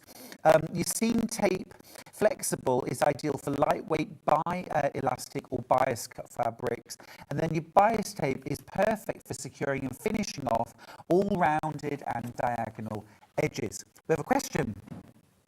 This is from Tracy, who's in Lincolnshire. Alistair, would it be better to iron on the tape around the cutting lines before cutting out the pattern? Thank you. Well, you can do that if you wish, but my biggest thing that I would probably say to you, Tracy, is because you're dealing with, say for instance, in fact, actually, I'm going to answer this question because I've got it here in front of me. So this is the fabric that I've just done. I've just quickly drawn out a quick bodice here with a neckline that we're going to double up and we're going to cut out in a second. This is a hulking great big piece of fabric. And sometimes if you've got a patterned fabric, you will have the actual pattern right side up when you're marking it out, so you're getting the placement the way you want it. So to actually put the tape on before you cut it out, because your markings might be on the right side, that would be a little bit, difficult. True. But if you're doing with both right sides folded, and you're cutting on the double. If you're cutting on the singular, you can do either way. However, you're going to be moving a huge piece of fabric around, still attached, and you don't need all of that fabric. Got you. You're going to reduce the weight, and it just means that cut it out and then put the tape on. Would be my thing. You can do it the other way if you wanted to, but I would say you're not going to end up in such a pickle. And keep in mind, when you're applying the tape, you're using an iron anyway. So if it's curling over a bit, you could just use your iron just to push it out flat and then apply your tape. Yeah. So cut out your garment first, then apply your tape. I would cut out the garment first and then apply the tape. And that's why I say to make sure that you, on the day of cutting, my rule of thumb is that I would always apply the tape there and then, unless you've cut it out and you've let the garment lie very, very flat. Yeah, do cutting, do all your prep work one day, and then it's quite nice, isn't it? It's very relaxed then the next day, just to take everything out and you're just sewing, you're just constructing. A message from Teddy, who's in Greater London. While I'm getting a cutting mat, I popped some House of Alistair extra wide cotton into my basket to make myself some wraparound trousers. Teddy, I want to make myself some of those as well. You know, the ones that tie there and then you pull it through the legs around and then tie again. I want to make them, but I can't find a pattern, Teddy. What pattern are you using? I need to know, please. Well, I'm sure Teddy is going to be out. I'm sure Teddy will email back in. Hope so, Or sorry, email might be a bit too, I don't know, text or something like that. Yeah, you can do all of those. Sorry, I'm so behind. You can send a message on Facebook. You can put it on the Facebook. It's just at the theatre, everyone, no one calls anyone or actually just comes up to you and go, oh, could you help, what have you? It's all on devices. Oh, I'm sort of like, really? what? Where? How? Oh, I'm a bit old school. I just shout. Christine says, hi, Alistair. Thanks for that explanation.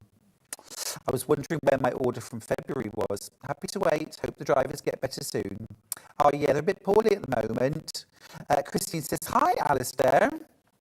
Hi, Christine, by the way. I haven't said good morning to you yet.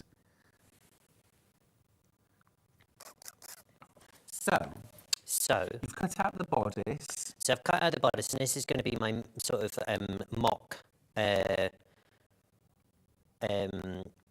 neckline, and we will.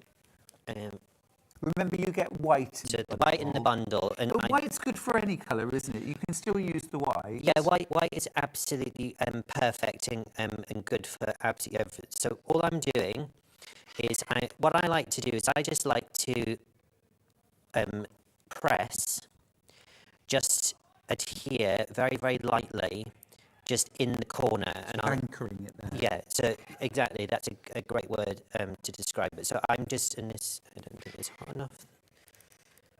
We'll just let that heat up a bit. So whilst I anchor it there, it just means that then I can use this hand to then guide it around the corner, and then I've got more control because it's already sort of like pinned or stuck into that corner. Did you put this on the wrong side of the fabric, Alistair? Always put it on the wrong side, yeah. Because if you were, so you wouldn't French seam jersey. You would overlock it as a finish, but you wouldn't necessarily French seam jersey. But just because jersey just adds an extra layer of bulk. Gosh, that person next door is having a lot of fun. Yeah, I'll just pop in there and just sort of like go, oi. But anyway, so you can see here it's going on really easy. Now, just take your time, make sure your iron is set at the appropriate setting for your fabric, because sometimes you don't want to use a cotton setting and you end up with your fabric half melted onto your iron. That would be a big no-no. So absolutely. I've just gone around, and I've just taken that. So what we'll do now, the good thing about that, so that actually, that's a mistake that I've done. So the good thing about this tape, the iron's still not quite hot enough. So don't worry if it's gone like that, because the good thing about this tape is you can piece the tape. So you're not actually going to waste any of the tape itself at all.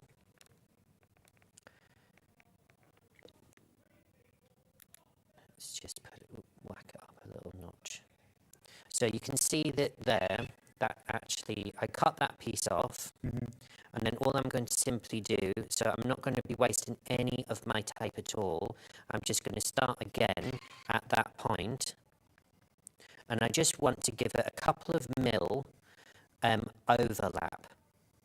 And because the tape is nice and fine, so before I go right the way to that edge, I'm just going to cut the tape.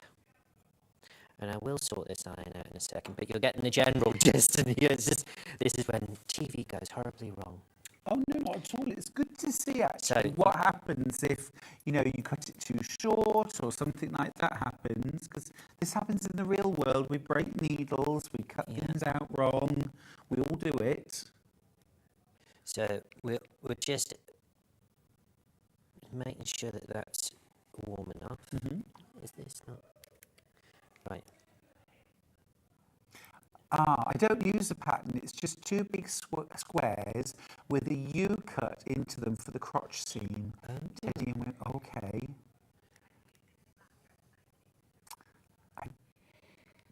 Right, we're cooking. I think we're cooking on gas now, as we like to say. Right, so you can see that is nice and flat now.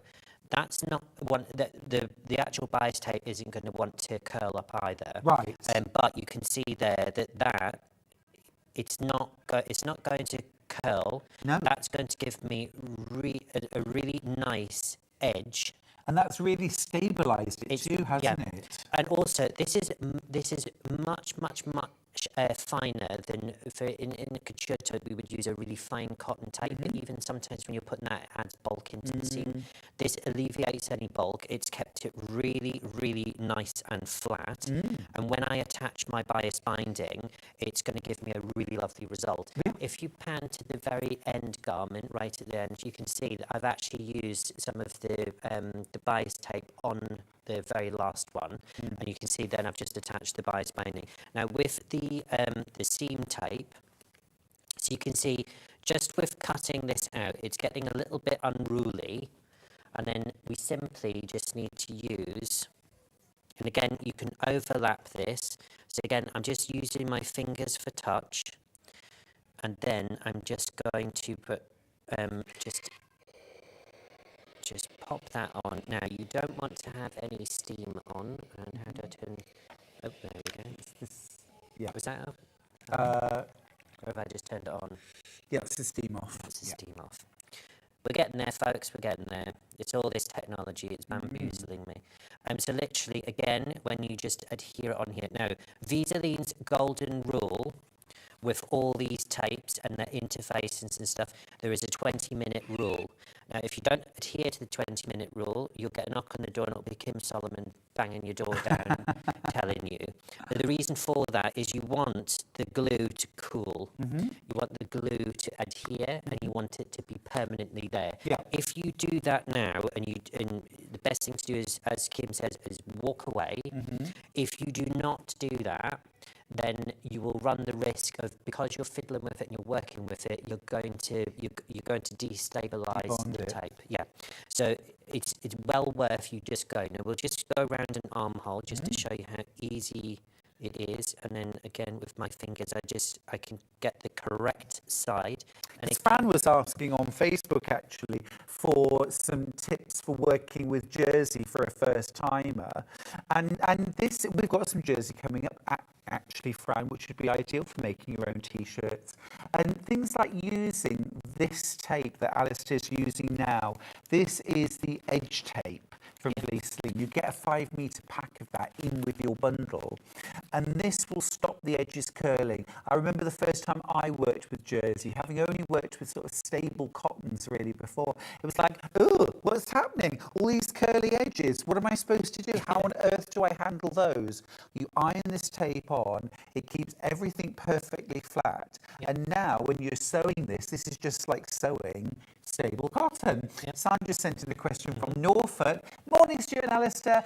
Loving both shirts this morning. This is why we do it. Does the stickiness in the tape affect the needles in the sewing machine? No, no. You might sit on the fence with this, and I'm going to say something that possibly everybody out there will probably go, you can't say that because everyone else says it. I never use a ballpoint needle when I'm working with jersey. I never have. My thing that I do with my industrial machine is I use a thinner, sharper needle, because it's a ballpark needle. I get the principle. It's like the tip of your finger. So any knitted garment, when you go in, what it does is it's starting to separate the fibres. So it sort of like glides off. A normal needle has a stabbing motion and it's stabbing through the work.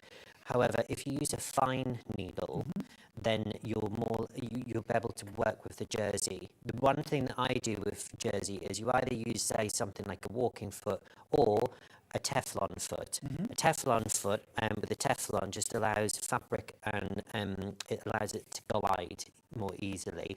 A walking foot guides the fabric in, so the fabric's taken in to the jaws of the sewing machine, rather than, for instance, doing that. But I would suggest this seam tape makes sewing jersey a much easier job. Right, we've got some lovely jerseys actually on the show. Let's have a look at those. Thank you for that, Alistair. Let's start. We've got this gorgeous light grey marl. This is beautiful. Now, remember, this is priced per metre. Yeah. 1 unit is 1 metre. So, can we just have a look and see how wide this is? Yes, this is 150 centimetres wide. Now, all of House of Alistair's fabrics tend to be 150 centimetres wide or wider. Yeah, really wide. So this is a metre? This is 1 metre. Gosh, this is you get a lot. Yeah, so for instance, if you're doing, the cowl drape on here, really, really beautiful. It's got a lovely weight and body to it. It has indeed. It's got a lovely spring. And again, now the technical name for this type of colorization is called melange. Melange. Love that. So it's almost like a pitted sort of, it's almost like, for instance, you know, when you see like the TV screen goes a bit fuzzy, it's almost sort of like that kind of ilk, or running water type of thing, or ice, that type of thing. Yeah, it's gorgeous, really soft. What fibre content is this? Right, so this is actually, you'll be interested to know, this is actually 100% polyester. Really? Now, this is a high-tech polyester. Yeah. Before, there has been a lot of snobbery around poly fabrics versus natural ones. When they initially came out, they weren't the best quality. However, all the high-tech ones, this is a high-tech one. This keeps your body hot and it keeps it cold. It lets it breathe. They're no longer the sort of like the really hot sort of like thing. But this one, really beautiful. So this is your light grey. That's the melange. If you're thinking about making some lounge pants for the house, you could make one of those sort of like draped tiered dresses. I was going to say, dressed in that would be really nice. This isn't like, you know, that sort of like thin jersey that you get for like cheap t-shirts. This is a world away from that. This feels quality. It feels thicker. It's not like super thick. It's not like a sweatshirt, but this is definitely sort of like you know, if you've bought, occasionally, like a really high quality t-shirt, you can just feel that the fabric is thicker and better quality. This is that. Yeah. Yeah, lovely. Again, these all go in the washing machine at 40 degrees or 30, and they take normal detergent. They're all colour fast, so you don't have to worry. Fabulous. So this is the slate grey Slate, you've got. like that. And again, now these are called loop back jersey. No, this is a sign of a much better quality. So this means this is a micro loop back on the actual reverse. So it is like it's a proper sweatshirting. It's not just a run of the mill jersey. They all have a brushed finish on the top. So that's why it feels all nice and silky and smooth. Oh gosh, it is so soft. $14.99 for a metre. Now, good old, you can't beat this gorgeous kind of polar white. Yeah. That is lovely. It's really pretty, and again you've got that really nice fine loop back. This is great for your underpinning if you're making some little thing, because sometimes actually when you go out to the shops to look for something to put underneath a jacket and you can't quite get the right colour, or it's too thin, or it's too see-through, and then you think, oh, I'm going to have to wear a camisole under that. Sure. And then you end up with 16 different layers. I'm just going to grab this actually, because I think, although you've made this in Scuba, I think this sort of idea with this gorgeous draped neckline, you could do that in this, couldn't Yeah, you? this is so we've got the pattern for this as well. So this is our how-to drape front top. Now this has a modesty screen, so it almost has a built-in cami. Love that. Right inside. Now what you can do, when you're doing the pattern, you can actually make this the same as the front and the back. So you can have a cowl at the front and a cowl at the back if you wanted to. You can have the modesty section in here if you're using a knit and you want it more like a knit, but you've got your own camis to go underneath. You don't need to put the modesty screen in the thing. Brilliant. The pattern's $7.99 for that top, by the way. Could you extend that into a dress? Yeah, of course you can. It's stretchy fabric. So essentially, all you need to do with this is where the pattern cuts off, say at the waist, well, the hip area. All you need to do is you need to extend it down. Don't make it one giant tube. Right. Don't go down straight. What you want to do is you want to add, now you can do this in a few different ways. If you buy one of our other patterns, say for instance if you buy the Brigitte pattern, that will show you the flaring technique where you slash the pattern pieces and then you flare it out to get the actual volume. The reason for that is you're distributing the volume across the whole swing. If you only added it to the side and the side, what happens is you're putting all the volume at the side, and when it falls against the body, it'll be flat at the front and you'll just have fabric and fabric. Whereas the best way to describe that is actually this. Okay. So if I was just to add the extra fabric, so if I was just to tilt the edge of the pattern piece here, I was just to add a vertical, a diagonal line coming down, literally all I would get is I would get all the volume Out the side. just at the sides. This would be very flat. Yeah. Whereas because we've used this slashing technique, you can see you've got these nice, beautiful pleats coming down, and it is nice and voluminous all the way around. So you're getting even volume. It's fabulous. Right, back to jersey. This is the black. Can't go wrong with black. That's the black. Now, while we're talking about sort of form fitting, we've got some jegging fabric. We've got a sort of denim look, and then we've got like a sort of denim noir. Yeah. Now Let's go with the denim. Now the denim, we only have what we've got left. Okay. And then once that is gone, I've tried to get a hold of it for this show, but This is nothing fab. left. So it looks like denim, but this is like sort of stretchy. Again, this is almost like that kind of t-shirt jersey type fabric. Yeah, it's great to work with. Give it a go. Don't It's be fabulous. Yeah, don't be too scared about actually working with these types of fabrics. You will find that, even with the help of the tapes, but even when you're cutting this out, you do have a lot of control over it. My top tip with these types of fabrics, I'm a big one for basting rather than pinning. Pinning, you're putting a straight hard object into fabric, which concaves all the fabric. Whereas if you put an actual stitch in there, it gives flexible. Yeah, and it keeps it really nice and flat. So that Loads of you multi-buying this, by the way. It's really cool. I've never seen anything like this before. It looks like denim, but it's completely stretchy and sort of t-shirt style, sweatshirt style. So you could do drapey top. If you've ever fancied a sort of drapey top, look how it scrunches as well, and the kind of gorgeous shapes it creates. Absolutely brilliant. Loads of you coming in for this. Remember, we cannot get any more of this. This is $11.99 per metre. So remember, for $11.99, you're getting a full metre. Right, next up, I've got the sort of denim noir, similar kind of idea. Yeah. But black, grey, charcoal. Now with this is an art noir, so this is our charcoal version. Now again, it is denim-esque, so you do have that almost like slight melange coming through there. But the best thing about this is that you can see there that's curling over. That's why the tapes are so fantastic. But you can actually see that as a two-tone, so you're just using the one fabric.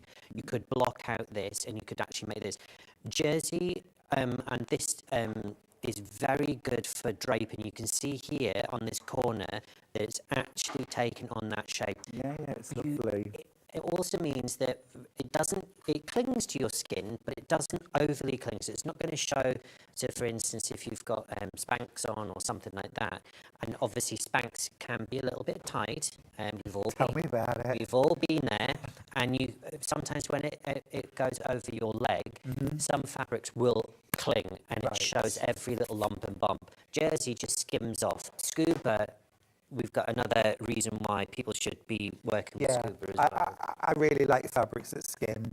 Now, we've all fallen in love with Scuba Suedette.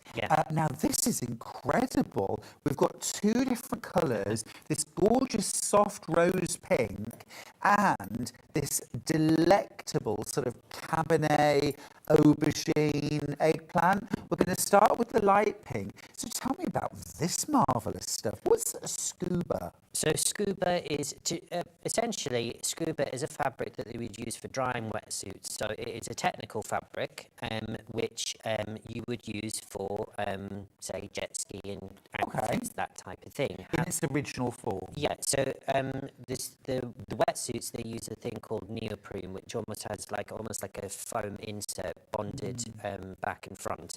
This is not neoprene. This is Scuba. So the benefits of Scuba, it is a knitted fabric, but this has a suede finish on the top. Now, really drapey and it's soft. very, very drapey. This is If why you thought, see, I've watched Sewing Bee. That was the first time I ever heard of Scuba, and I saw it in Sewing Bee, and I thought instantly wetsuit, thick, rubberized, clumpy. How on earth does that translate to dressmaking? But this is a gorgeous, fluid, soft, comfy fabric, breathable.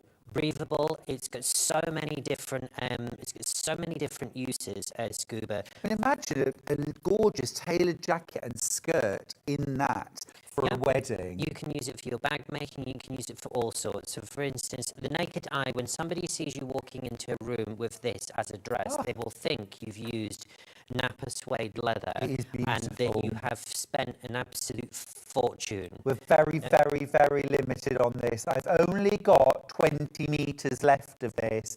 If you're buying this to make something like a dress, you want to get yourself 3 metres, don't you? 3.5, 4 metres maybe. I've only got 2 colours available. This is the pink. I've also got the aubergine. Now, again, with these two fabrics, once the stock of this is gone, we will not be repeating it. We might eventually be able to bring another colour, but that's not actually anything that's coming to fruition anytime soon. Now, Fran asks, Scuba doesn't need to be figure hugging, does it? It's one of my concerns. No. You could do this circular skirt in Scuba, couldn't you, for example? Yep, so for instance, you can make the skirts. I've made the Brigitte top right at the end there. Yeah. Now, that's a loose... So that's a loose-fitting top. You could. This is in Scuba. Yeah. So this is actually a Scuba. This is a printed Scuba. This strikes me as well, because Steph's asking about sort of beginners and jersey. Nothing to be afraid of, actually, with jersey, Steph. But this, to me, seems a way more stable, stretchy fabric so to use. So maybe this is where to start. Yeah, so I would suggest using Scuba. So the fashion industry took Scuba on by storm, and you'll still see Scuba in stores. The best thing about Scuba, because it's slightly thicker, now I've got this on my arm here. You can see that there's no lumps and bumps there. You can't even see the knobble of my wrist, right? So if you've got things like cellulite, or you've got a little lump or bump or VPLs, that type of thing, this skims off your skin. It sort of like rectifies your skin, so it will not show up those bits and pieces that you don't want to see. Not clingy, is it? You can, if you want to have like a Herve dress and you want it to be micro tight, there's a benefit for having that because it is a stretch fabric. It's supportive though as well, isn't it? Yeah, so if you make it, say, a couple of centimetres on the seam smaller, you'll be able to pull that on and then you'll get that effect. But Scuba can also be nice and sculptural, and some big names like Yohji Yamamoto, Izzy Miyake, Alexander McQueen, all Dior, all those big brands have used Scuba to create massive sculpture. But still, it can be, look, Fran, really kind of floaty and gatherable. And this is the aubergine, which we're all going wild for. Absolutely adore this colour. It is beautiful. Absolutely beautiful. That's your aubergine. It looks like real leather. I wish It you really could see does. this in person, but this actually does look like genuine leather. So if you made the how-to circle skirt out of this, that's going to be a staple piece that you're going to have in. Again, this will go in the washing machine. Be very, very careful, however, with this one. With all the Scubas, your temperature, if you are going to lightly press it, and I do suggest that you use either an iron-on cloth or even just a scrap of a fine lawn. Now, big roses. Is it So this you're one? looking for which one? Black background. Okay, yep, got it. This one is really, really limited, I know that. And that's what I've made the how-to kimono. Oh yes, that's lovely. So this is actually in that Scuba fabric, and I've made this entirely in Scuba. In fact, this made as a dressing gown, but again, you could make one of these as an outfit to go to a wedding. Yeah, you could. And you would not look out of place by having this. It allows the pattern of your fabric to elegantly speak for itself. Sometimes with pattern, some people choose the wrong pattern to make the patterned fabric out of. We're really, really limited on this Scuba. This is absolutely beautiful, so gorgeous, 150 wide. Remember, the price is for 1 metre. It's sold in 1 metre increments, $14.99 a metre. Right, this is so limited. Let's do this one next. I think this is gorgeous. So this is our Mercury, floral Mercury. Thinking summer wedding. And this is really, no, I love soft steel grey. I like any greys actually at the minute, but again, teamed with greens and this lovely yellow. Really gorgeous. And again, you just need to pick out a few of these yellow tones and then just get the right accessories, or you could go with the green hues as well. You also have this lovely shot of sort of like pale coral coming in there, again in the centre of the flowers here again. But again, this is a fabric that's going to skim your skin. It is a cool fabric as well. You can use it as a layering piece to trap the air pockets in there. It will keep you warm as well. But essentially, I would go for simple garments for maximum impact. Do separates, it means that you can change them up. So for instance, if you make the top and the skirt, you could wear that all matching for a special occasion. Or for instance, you could then take the top and put it with some black linens. All sorts of different things you can do with That's it. a really nice really, idea. really lovely. That's gorgeous, really beautiful. Right, next up, again, high impact. This one's called Peaches and Cream. Ooh, that gorgeous backdrop of kind of turquoise. And these are high-end digital prints, so you can see the clarity. It's almost like a photograph. Amazing, amazing. But I also really love how that's then teamed with these line drawings of the same peonies. Really clever. And it's a beautiful, you've got this beautiful celadon colour, which is an icy sort of green colour, and then you've got these slightly darker celadon tones going with it, so it's really, really pretty. Gorgeous. Now, also very popular, this one here, this is fab. This is floral chain. Very, very limited. Now, this one you've used to make that gorgeous draped front top. So that's the drag front top. Yeah. So again, you can see this is the actual Scuba. So this is, I haven't used a satin version of this, and this is how it actually stands. So again, you're getting these lovely folds, but you can see that it's actually folding towards the skin. It's not going like that, and it's not sticking out. I could hold that there, but it will eventually go back down. Yes, that, I think it's gorgeous. It's really stylish. And you get a lot of impact from a simple garment, don't you? Yeah. When you use such fabulous fabrics. You can use this for headbands as well. You can use this to make, say, soft hobby bags with a zip down the front of it. It's great for makeup bags because it means when you put your makeup stuff inside, you can really ram a lot in there, and it will That's expand. what I need. So it's not like if you made it out of cotton, it means that you're not going to fit. So toiletry bags as well in this, don't line them, just use the Scuba. You won't have to. Oh, I'm going to try You won't have to finish that either. No. And it means you can get a lot in. It's a brilliant idea. Now, this one, next one, is fabulous. It's been hiding underneath the original wool pressing mat. Check this out. This is tropical. Gorgeous. And again, this will be the statement piece.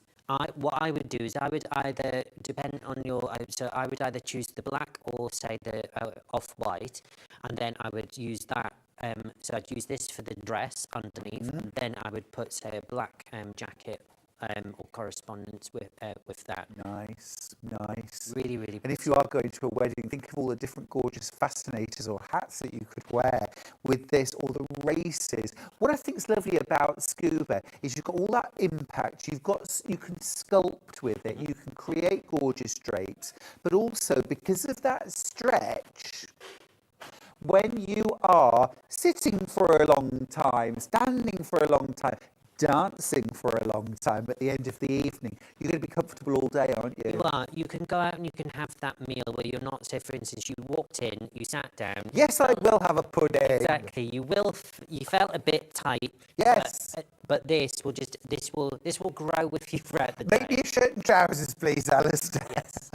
Nice stretchy waistband. It is. But it's true, isn't it? You can be comfortable all day in these very glamorous fabrics. And my other tip when you're sewing Scuba is make sure you use a slightly larger stitch. So on a domestic machine, I have got this set at a size 4 stitch. So when you're using Scuba, I would use that, just because if you use a finer stitch, if you make a mistake, it's going to be really difficult to actually unpick it. But also, when you, especially with things like fleece and with Scuba, the larger the stitch, the flatter the seam is going to become. So you don't want to use a small stitch, because you're going to you could end up getting waves or puckering, whereas that will eliminate it using just a larger stitch. Brilliant top tip. Absolutely brilliant top tip. So this is called Bubble. Bubble. And again, a beautiful navy background. You've got the celadon, you've got the lilacs. So again, really, really fun. And again, you could use this with some plain scubas. You could use this as a trim. Could do all sorts of things. Think about little girls' dresses. Think about bridesmaid dresses. Really, that would work in scuba too? Yeah, of course. Cool, that's gorgeous. Love that. Floral. Ooh. So this is almost like a floral stripe. Yes, you've got the black and you've got this electric blue, and then you've got the dusting of flowers all over here. So this is called Midnight. So if you're looking for that one on the internet. Yeah. Oh, this is amazing. If you want a statement piece. Yes. And you've got tiger. We all like a little bit of tiger. So Indeed. this is a navy background. So it may look black on your screen, but it's actually navy with emerald green. That's so it's gorgeous. really, really nice. Now the next This one you've next got in your one's hand. amazing. Look at that. So this is called Lily Magic. Now This is this one absolutely stunning. we don't have an awful lot of. Now again, think about, for instance, if you've got an old canvas that you've fallen out of love with, staple gun a piece of this around it, and you've got a new picture for your room. Beautiful, absolutely gorgeous. Love that soft grey background as well. Really, Really, really limited on that one. this one's called watercolor. The This is amazing. and again, we don't have an Absolutely awful lot of beautiful. this left either. This would make the most gorgeous dress or separates. Look at that. Yeah. These magentas and fuchsia colours just coming through, and again you can see the delicate nature of it just being watercolours. Really, really, really pretty. It's amazing. Absolutely gorgeous. So much of that in baskets, more than I have. More than I have. Oh, this is really fresh. This is lovely, kind of really spring-like. Oh, it's called Spring Flower. Called There we Spring go. Flower. Love the polka dot in the Yeah, background. you either love polka dot or you absolutely hate it. But I think with this one, I think you've got that polka dot background, you've got these lovely flowers, and it's just a beautiful, subtle, Gorgeous. really, really nice. Yeah, it's beautiful. Really lovely. You can make Like that a table lot. runners out of this. Can you? I was going to say, can Yeah. you use it for homewares? Yeah, you can make new scatter cushions, all sorts. Now, these two, Oh, there's no place like home. There's no there place is like no home. place like home. So we're bringing you back to Kansas. But if you were to Yes. team these two up, Oh, the yeah. pale blue is exactly the same. Yes. Susan has a question. Great show. Is the scuba suitable for a lightweight jacket? That's Yep, Susan Ferry. absolutely. Yeah, Absolutely. yeah, brilliant. Stripes. Stripes, stripes, stripes. Oh, This yes, is a burgundy please. stripe. And so it's a black and a burgundy stripe. Or it's like the Love wine the amount of colour. stretch in there as well. Yeah. Super comfortable And to with wear. this one, you've got the black Lovely solid on the drape. background. What you can do, same fabric, if you want to go a bit Westwood-esque, what you can do is you can use the reverse and the intended outer, and So you can, many and you ways. can match the pattern, and you can So many ways. Black and white stripe, cannot go wrong. Now Vertical or horizontal. This one feels like cotton. It but it's actually does. 100% polyester. Okay. This is a jersey, This isn't is jersey. it? So we finished with the scubas. We've got one more scuba crepe though, which we'll show. yes. So the actual fabric that I've made the skirt out of, we actually have the magenta scuba crepe. I'll grab that now. That's it made up in a skirt. And you can see how flattering and lovely that is, Yeah, it's and the lovely gorgeous. drape that it has. You So can this also is a roll- scuba crepe. What's the difference? So the difference with the scuba crepe is it's about the texture on the top. Oh, yeah. So you can feel it has a little bit of a slight Bit of abrasion, if you texture. like, but it's a textural one, and it's also apart from the other scubas, this is even finer. It's lovely. And it Again. drapes really well in the skirt. These pin hem beautifully.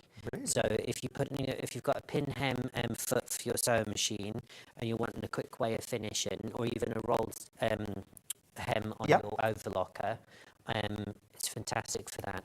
Oh, and then last fabric. This is gorgeous. What kind of fabric is this? So this is a jersey, and this we're calling Prince of Wales check. Now the difference is this is a jacquard weave, and you have these brilliant emerald flowers. Still got this gorgeous stretch in it as well. Beautiful. Really Gosh, you nice. bring so many interesting, exciting fabrics with you, Alistair. It's fab. I don't know how you choose at home. Loads to choose from today. Right, we need to go to a break, but we'll see you again Yep. in about an hour. In about an hour. And we've got the most gorgeous sandwich lunch bag from you. Love that. Have a look on the website. Also, there's lots of bindings, there's lots of webbings, there's lots of Ripstop as well. You've already paid your P&P if you've bought anything today, so take a little moment just to check out the website. Now, after the break, Alison Marion is here with one last piece. We've nearly finished that jigsaw. We're so close. Stay tuned. See you after this.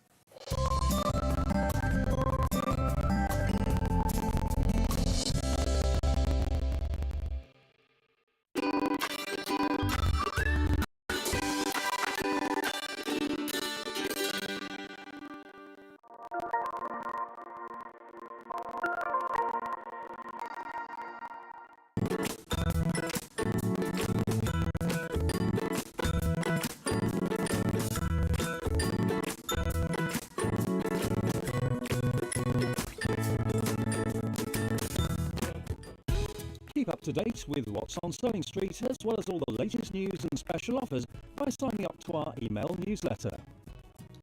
Go to sewingstreet.com and scroll down to the bottom of the homepage. Type in your email address and click the envelope. That's it. You'll never miss out on the latest news and special offers ever again. Did you know that we have 4 brands within our Gemporia craft family, including Gem Collector? So who are Gem Collector? It's where the world of gemstone collecting comes to life. Whether you're just starting out or you're already passionate about this rewarding hobby, we're here to inspire and guide you. Our channel offers an incredible variety of gemstones from around the globe. From timeless classics like rubies and emeralds to rare and exotic gemstones, there's always something to spark your interest. More than just a showcase, we aim to educate you by providing so much more insight into each gemstone's origin, history, and unique characteristics, making it easy to grow your knowledge and appreciation for this extraordinary hobby. Gem Collector helps you build your collection and connect with a vibrant community of gemstone enthusiasts. Go over to our website or download the Gemporia app to discover how rewarding gemstone collecting can be here with us at Gem Collector.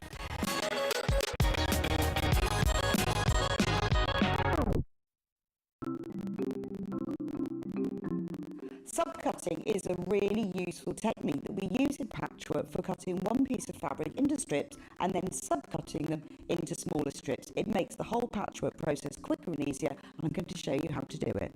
So if you want to cut a piece of fabric into strips and you want to use the whole width of fabric, fold it in half to start with, and then have the top fold level with one of the lines on your cutting mat.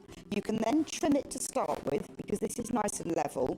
So I'm just going to line up one of the lines on the ruler so I know that this is at right angles. Then using your rotary cutter, just cut all the way along the line. You can discard that piece, you don't need that.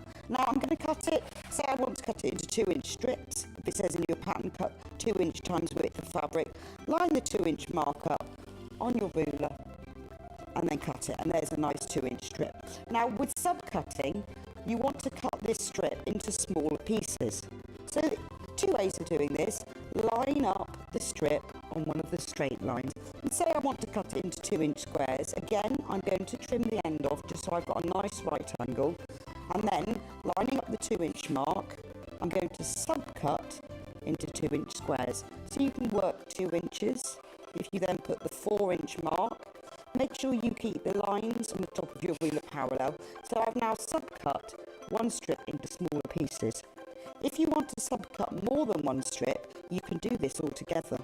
2 ways: you can either lay them on your cutting mat like this, one on top of the other, making sure they're nice and level, or If you've got more than two, because I wouldn't cut through more than this number of layers together, put one below the other.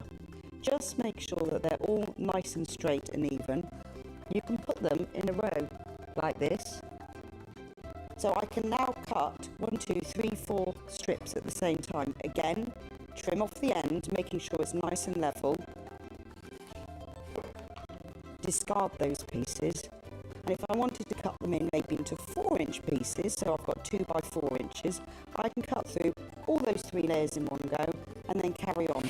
And I've got now accurately sub-cut pieces from one larger piece of fabric. Sewing Street's Designer Block competition is back. Use the fabric on our bespoke panel to make your very own quilt block masterpiece. 12 lucky winners will be announced on Friday the 20th of June. Each winner will receive a £100 credit to your Sewing Street account.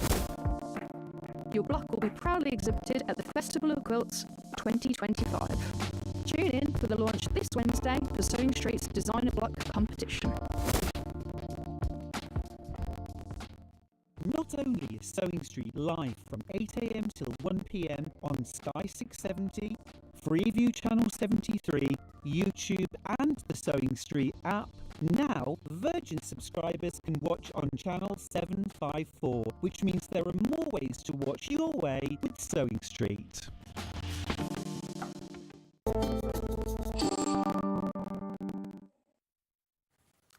Now, there are so many reasons to celebrate my next guest, but she's always full of fabulous ideas and enthusiasm. Alison Marion, everybody. Hi there. But also, you brought the most gorgeous Devonshire split. Cornish split. Thank you. That's Cornish clotted. Get out. They're fabulous. Absolutely fabulous. And I felt before anybody messages and says, aren't you supposed to be giving that up for Lent? This was a breakfast item. It's effectively a jam sandwich. Yes, isn't it? is, yes. Effectively a jam sandwich, just to be clear. Now, this hour is called One Last Piece because a fabulous jigsaw quilt. Alison, I love that quilt hanging behind you. It's lovely, isn't it? Yeah. Brilliant. The fabrics are gorgeous, right up my street. Now, would you believe this is a single bed quilt for $49.99, and that includes your pattern. And this is Macawa linen textures. It's lovely. Yeah, really lovely. I don't think you can really see, but the linen look on it is really lovely. Oh, absolutely gorgeous. I'm going to show you now. This absolutely gorgeous. Now, if you're thinking, oh, curve piecing, it's applique. It is, and it is so simple. It's squares. You're piecing squares. That's it. And then adding applique. No, you add the applique first. first. The applique first. Yeah. Love that. I love that. Rookie error. Rookie error. Look at these fabrics that you get. You get 1/2 metre of each of these 5 fabrics. Okay, you get 1/2 metre of each of these, and then you get 1 metre of the cream. And this again is the linen textures from Macawa, one of my favourite sort of staple fabrics. You also get the full pattern, one last piece for the jigsaw quilt. This is so much fun. It is. It's lovely, and you can play with the colours. You know, it's great. To your heart's content. Yeah. To your heart's content. And also as well, this is a quilt that I think would work in so many different applications. Yeah. Well, we've done the floral one this time. I'll show you that in a bit. And my mum would have loved it because she was an avid jigsaw doer. Yeah. Yeah. It's wonderful. Yeah. It's absolutely wonderful. Always one on a board under the sofa. But I could also imagine doing this in like sort of novelty prints. Yeah. Or a child's quilt. Yeah. Gorgeous. Or Well, solids. it's a good size. Yeah. It's well, really, it's a single bed size. So the finished one is 57 by 76. Perfect. Perfect. That's amazing value, isn't it, for under £50 for your quilt kit. Everything for the top. You'll add your own binding and backing, but you also get your pattern as well. Fabulous, fabulous value there. Right, I've got a second Macawa linen textures kit. I'll show you that next. This is bright and beautiful. You've got, again, all linen textures. You've got the red. You've got this gorgeous corn yellow. This is almost kind of Rubik's Cube. style, isn't it?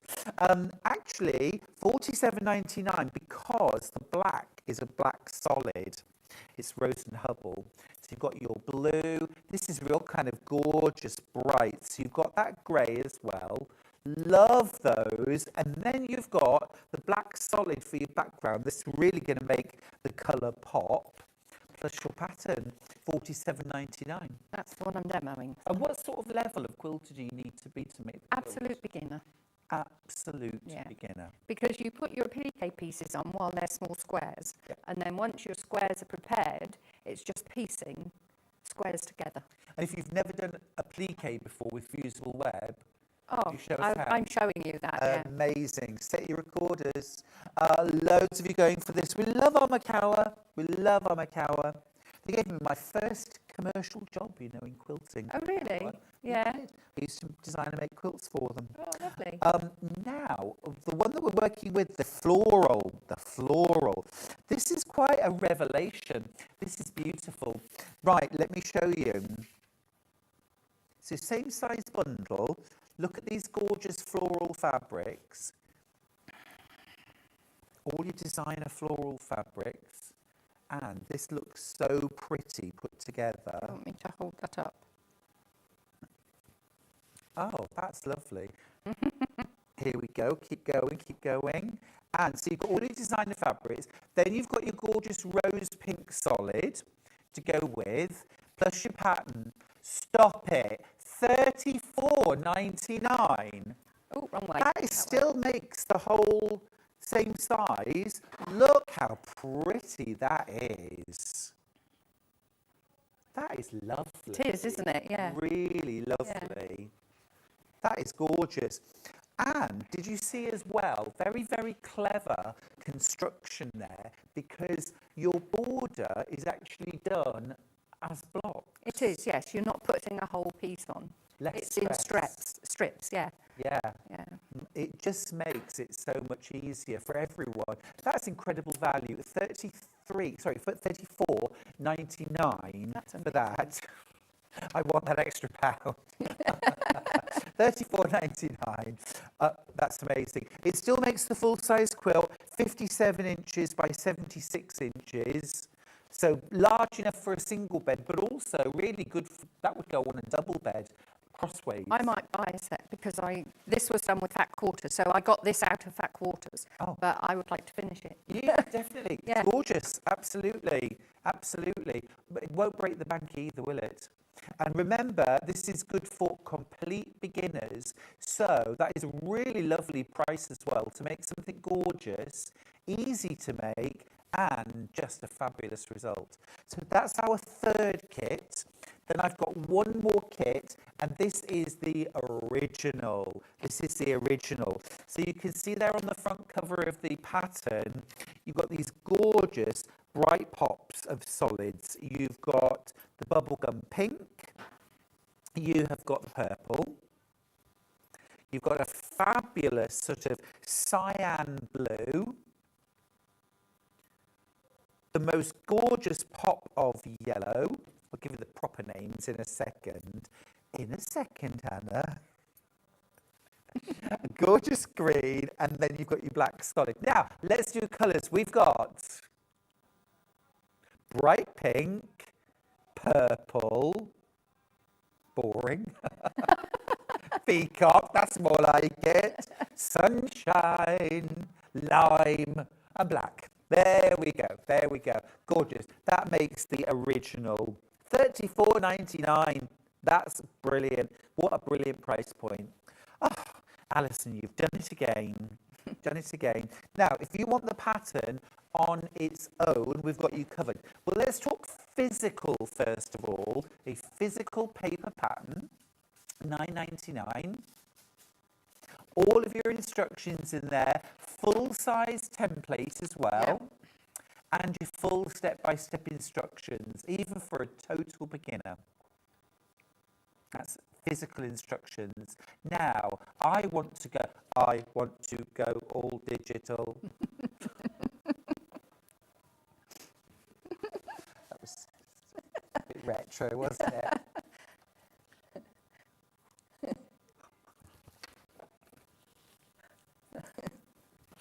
Right, this is digital download. So you could download it now while the show is on and start making your quilt today. Yep. $9.99, different product code though, because this is an instant purchase, instant download. Juvenile conversational prints would be really fun. You could turn this into an I Spy quilt. You could. Which would be easily, a lot of fun. Yeah. A lot of fun. You could use your scraps. Every one of these jigsaw pieces could be a different fabric, couldn't they? Yeah, the only thing you have to do is make sure that the intersections work. Yes. With the one next to it. So, you know, you make sure that the yellow is coming into the black and the black is coming into the green, things like that. So that's all you have to do. So you really only need your square and one. Yeah. Yeah, exactly. Gorgeous. It could be a memory quilt, couldn't it? It could be made out of baby clothes, maybe, something like that. Really, really lovely. Really lovely. It's a great idea, great pattern. Right. Alison, what can you show us, please? Well, it is so easy, and I will say that my ones that I've done are very organised in the pattern, but if you look at a jigsaw, you don't have to do that. All of mine are centred. But if you want it to look more like a jigsaw that you're actually doing, this may be up there and that may be over here. Right. So you can organise it how you like. You can change the position of these because you put them on while you're actually doing your small squares. So for anyone that hasn't used Bondaweb before, the Bondaweb squares are put on, or intersections are put on the squares. And I think you've got Bondaweb there, haven't you? And I do. This is what we would recommend. Bondaweb. This is the 5 metre roll.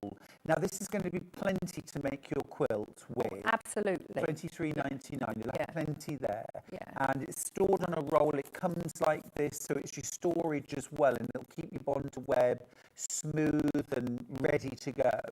$23.99 for 5 metres. Now, we've also got the small pack. Now, 1 pack's not enough. no, you would definitely need 2, but depending how close you put your intersection pieces, you may need 3. Okay.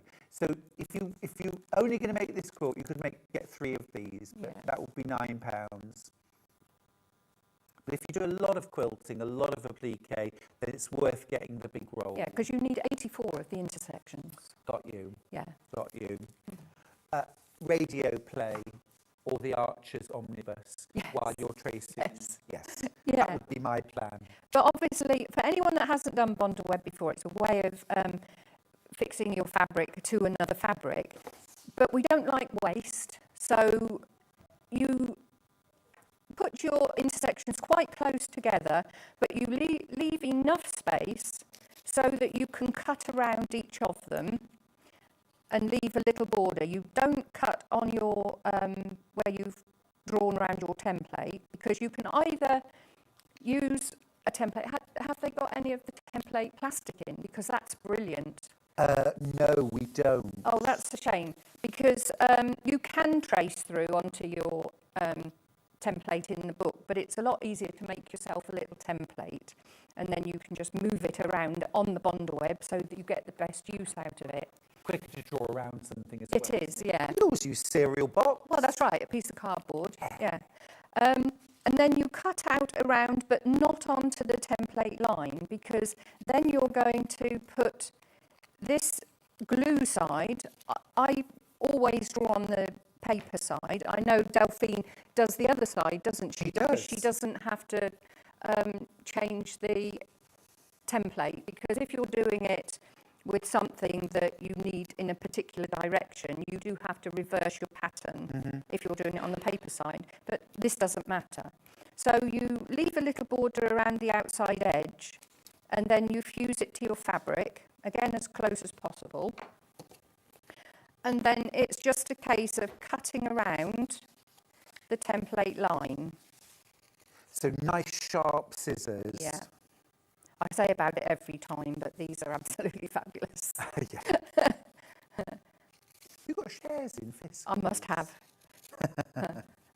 No, I mean, I'm very, very loyal to my favourite product. Yeah. They're the kind of things that you would, you know, Yeah. look after at all costs. Well, doing 84 of these is no mean feat. No. And with something like this, where you can pick things up and move things around with them in your hand, you know, and you're not having to put your fingers through the handle. So, yeah, it's my go-to. So you've got your, make sure that's hot. So now you've got your piece with your paper on the back. I'll just take this one here. You're going to go by your guide. Now, what I've done on this one, let me see that. What I've done on this one, because my colours are different to the one on the pattern, I've drawn or written in what colours are going where, so that I know which intersections need to be where. Because I do say you need to be an organised beginner, and that's because the rows are best cut out, and then you put your intersections on each one, because now I've got a line that I can follow, and I can say the yellow one needs a green and a blue, the blue one needs a yellow and a green, and I've got all those together. Because when I did mine, I changed the colour of the thread to match my intersections, so that they didn't stand out. So your applique stitches are going on to the bobble, if you like. Yeah. And so you want to match that colour. That's right, yeah. I mean, if you wanted to do it like all black, so that it looked like it was outlined, you would then, it would be nice, but you would then have to do something with your drawing. Yeah. Because you're piecing together, so you would have your black around this piece here, so then you would have to revisit and go around here with your black. Maybe when you come to quilt it. Yeah. Because it's Bondaweb, you can do it like a raw edge. I've done mine with a very narrow zigzag. Yep. But yeah, what stitch do you favour for this project? I do a 1.5 by 1.5 zigzag. Got you. Satin stitch would work? I was going to say, you can do satin stitch, yeah, blanket stitch. Then you would have to blanket stitch around here as well. But on this one, you could do that double blanket stitch, you know, where you've got your thing. You've got either side of your straight stitch, haven't you? So you would be blanket stitching this side and that side on there. So that would work. Nice. Yeah. So, yeah, you organise all your fabrics. Once you've done all your Bondaweb, your intersections, and cut them out, you'll take your squares, and then you'll add your pieces of intersection, and then keep them in rows. And this one here, this is row 7. So you've also got cornerstones on this one. So on this one, I've got my 2 cornerstones, my 2 borders, got one there and one at the back, and then all of the colours with their intersections ready, and then you bond all of them.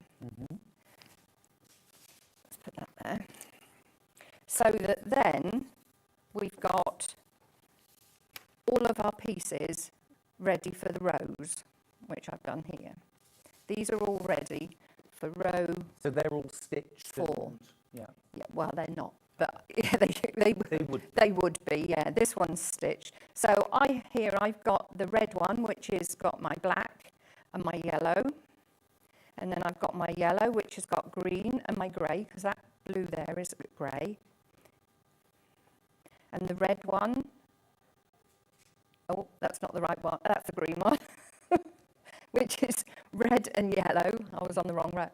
And then the grey, blue one. Oh, I've got the grey one here.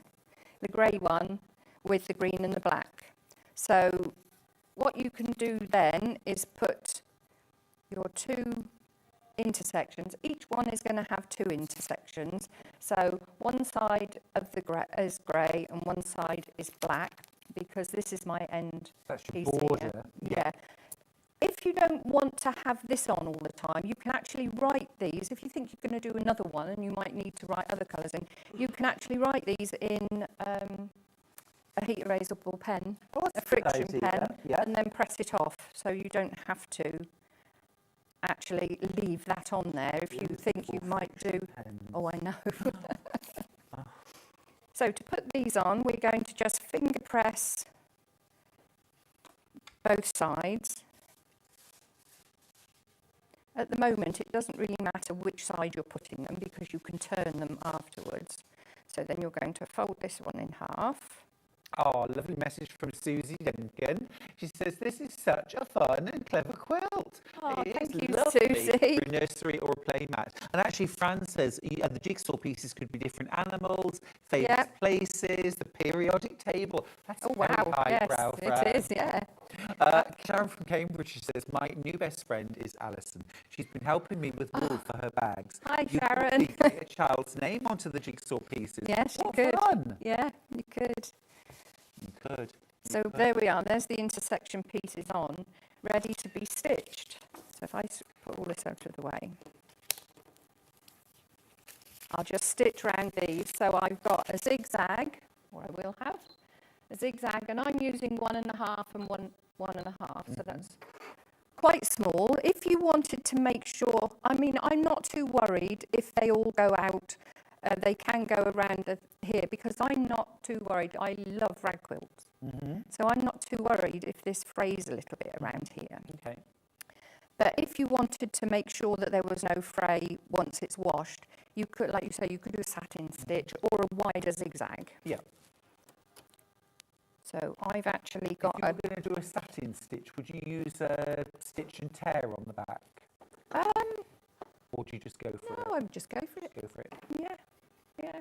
And I'm using a light thread here so you can see what I'm doing. So I've got to the intersection part and I'm going to go round the outside edge.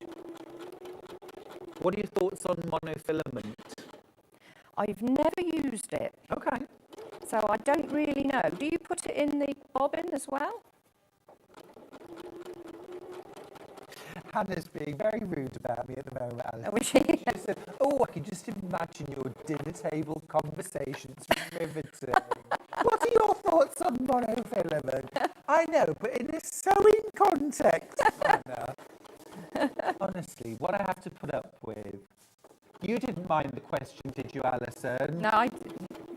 No. I was quite interested because I've never used it.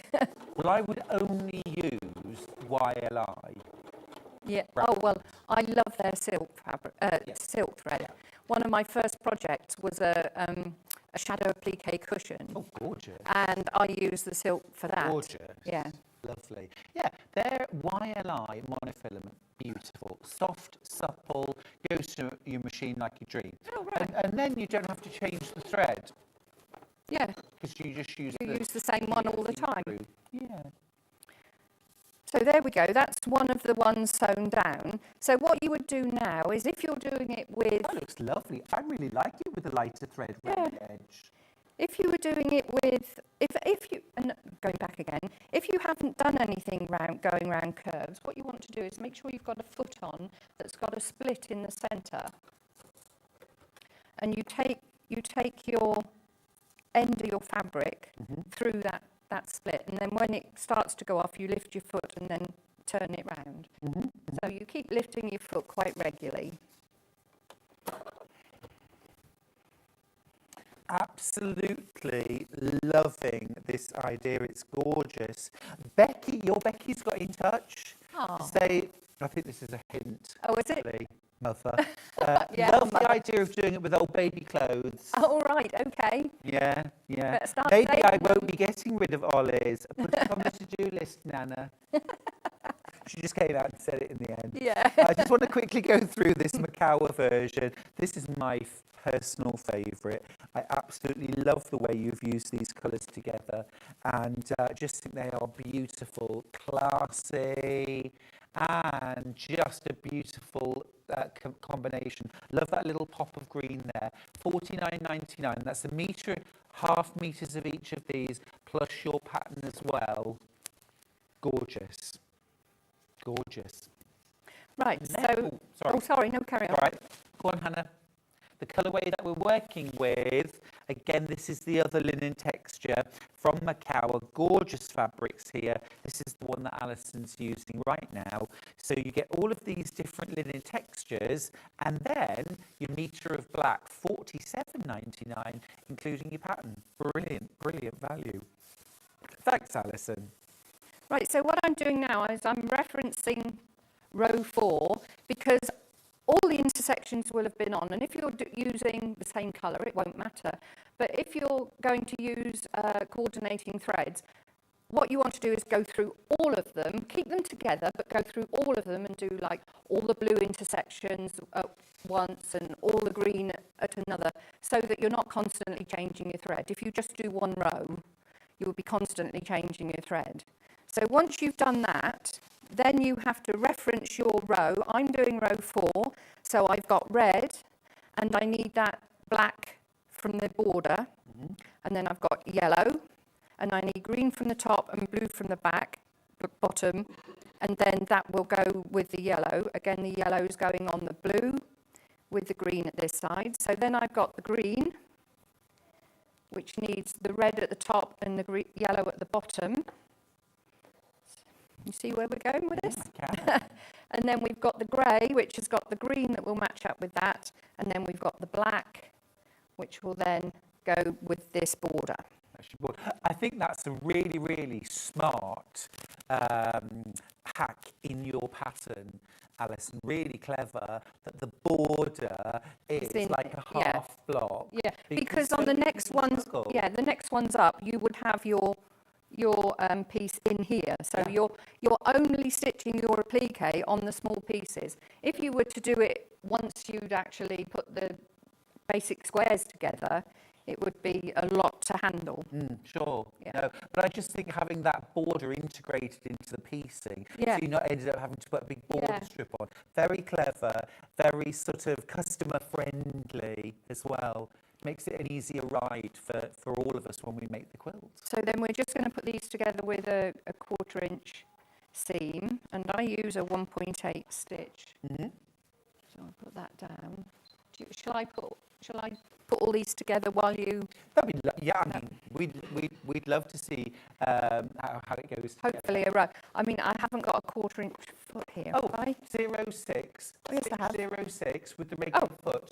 I should know, shouldn't I? I've got this machine. Yeah, it's just a regular foot, but stitch number 6. Ah, brilliant.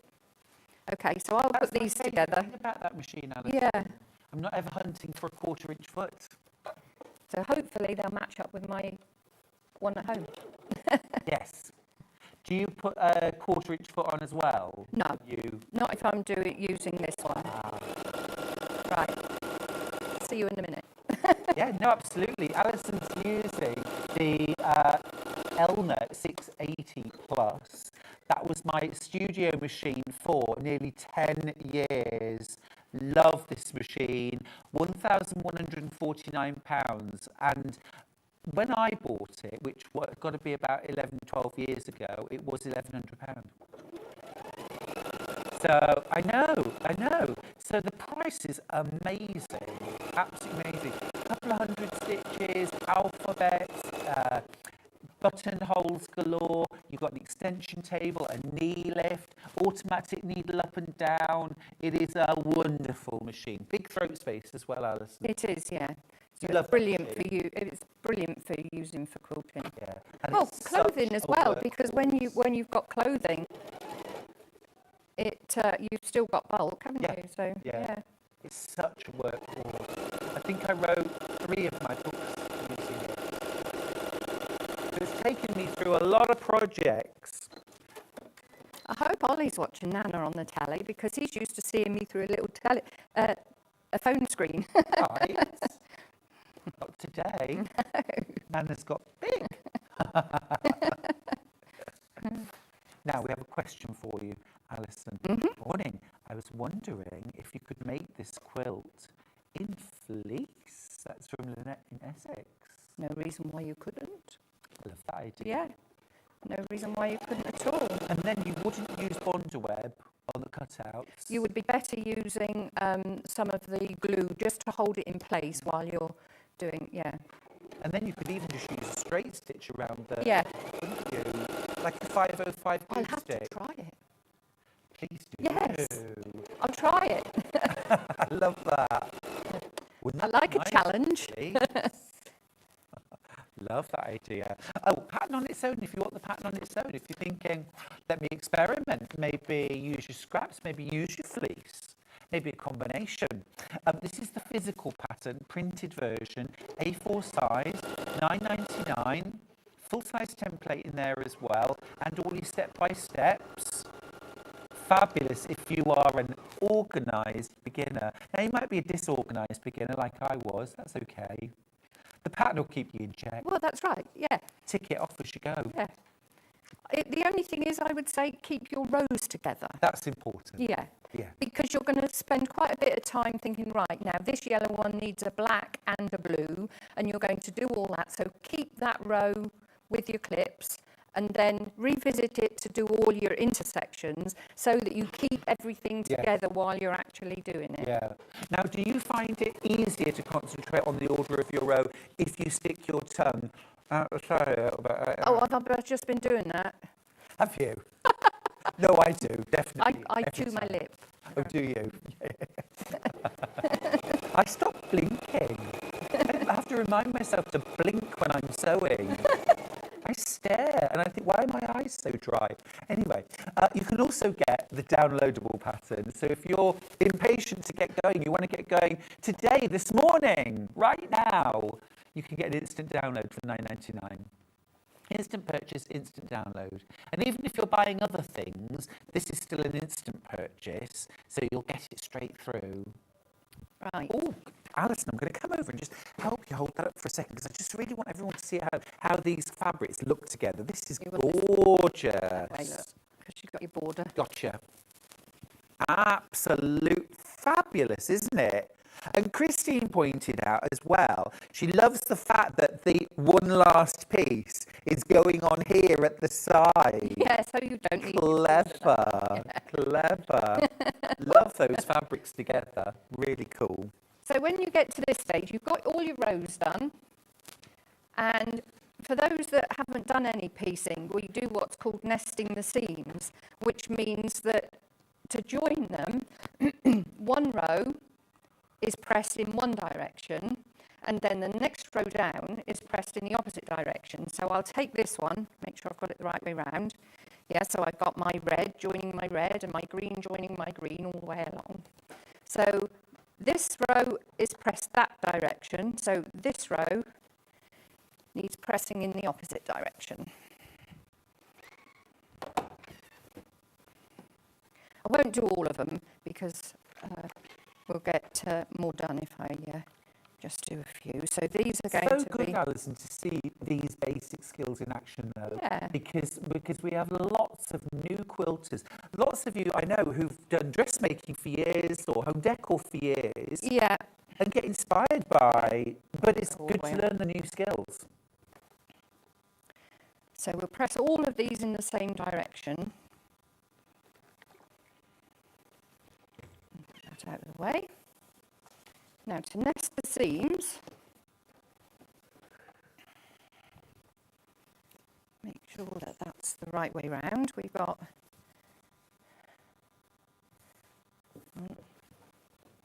put that out there. So we've got red on this one there, and we've got the green on that one, we've got the blue on that one.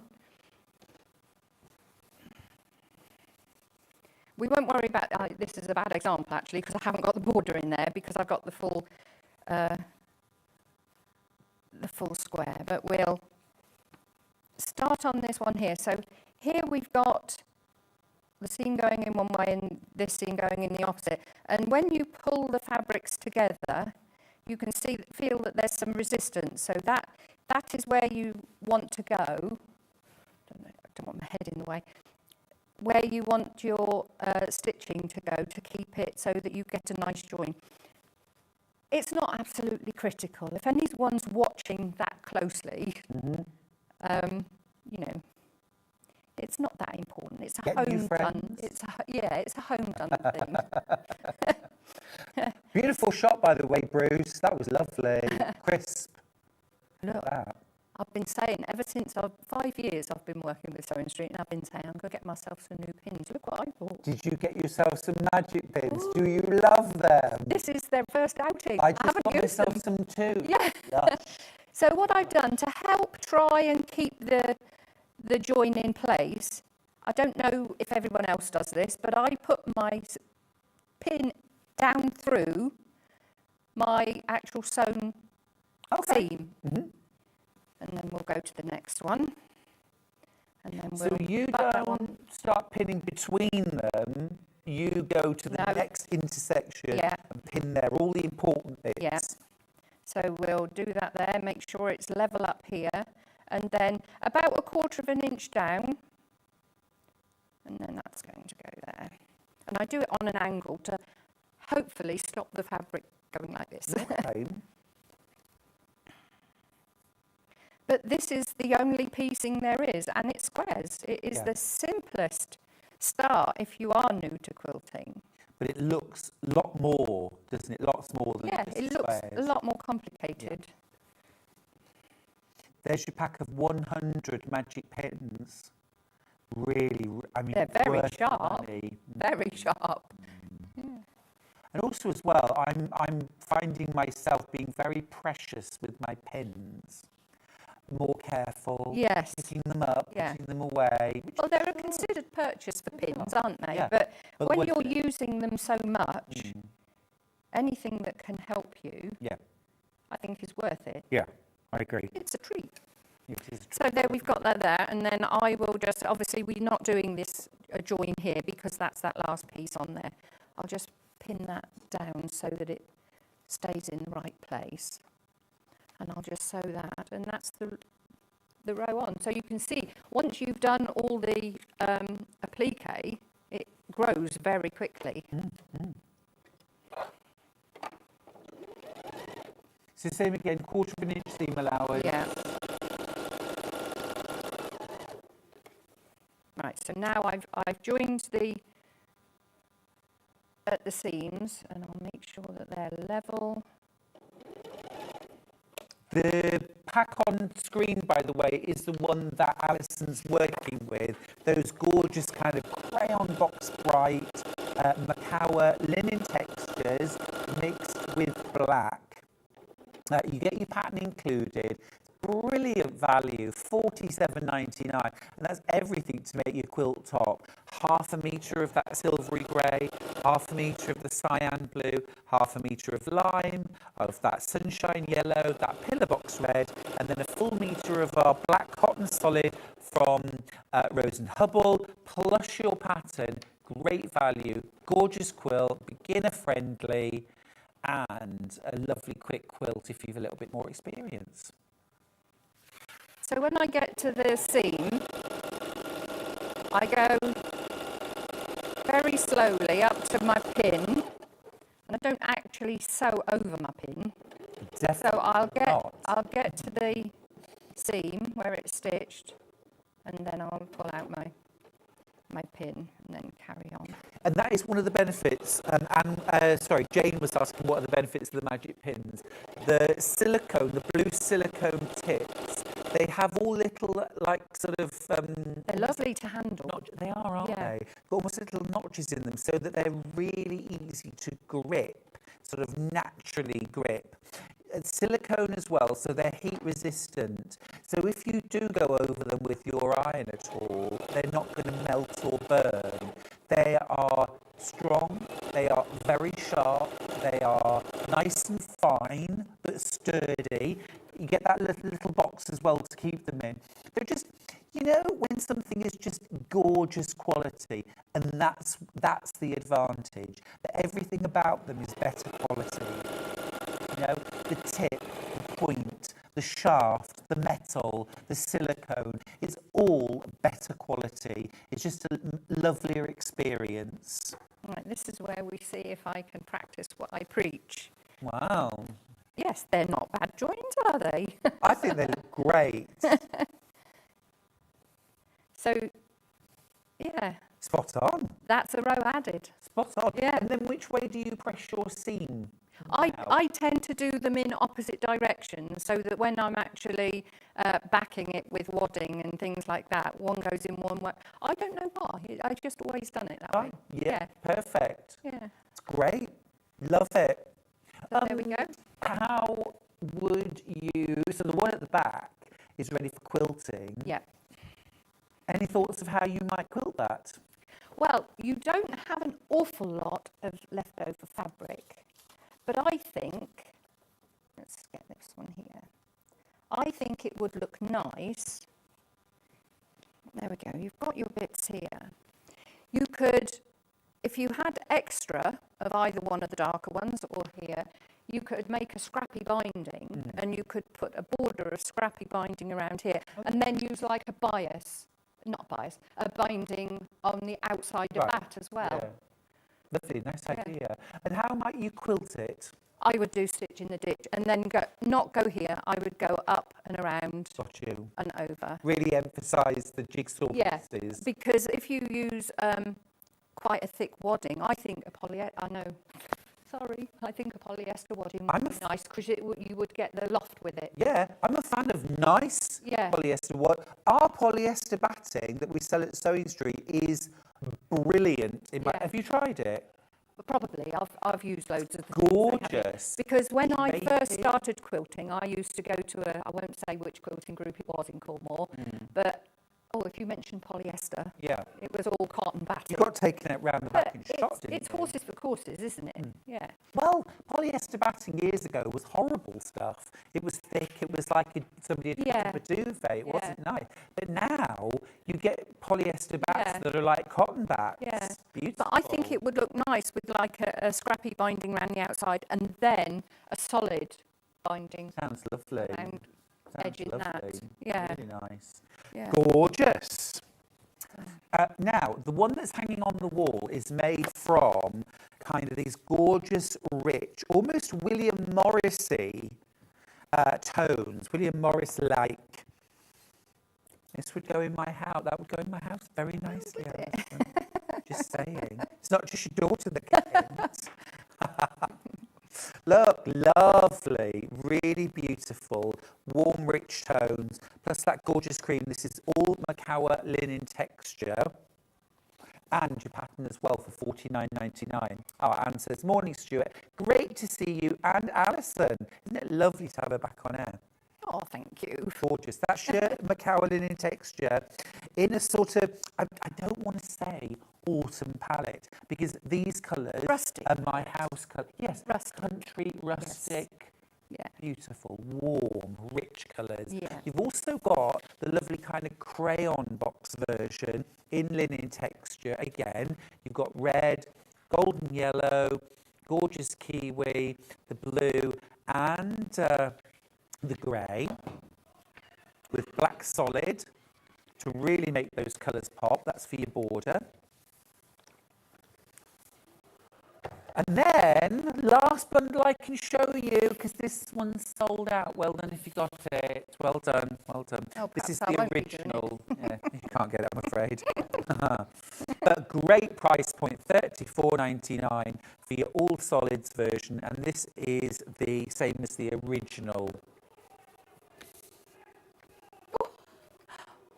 $34.99. I know, isn't it awful? Very loud next door. $34.99 for that. Plus your pattern, of course. Yeah. So I've pressed that now. Oh, gorgeous. So it's really coming together, isn't it? So the piecing is a piece of cake. Absolutely fab. Wouldn't it make a nice tablecloth? It would. Yes, it would. Yes, it would. Yeah. Oh, lovely. Really clever design, isn't it? Now, if you want to get the pattern on its own, it would make a great scrap quilt, or if you've got a collection of favourite fabrics, I think you just want to make sure you've got enough contrast between your jigsaw pieces, don't you, so that they pop. $9.99 for the physical printed instructions. Those are the details that are on the screen now. But we've also, lots and lots of you with that in your baskets. Do make sure you check out, won't you? And their digital pattern is instant download £9.99. Oh, lovely message. I've got to read Princess's message. She says, morning, you lovely pair. That's you and me. Thank you. Stuart, you have the most beautiful blue eyes. They are stunning. Oh, thank you. That's very good. Had to read that.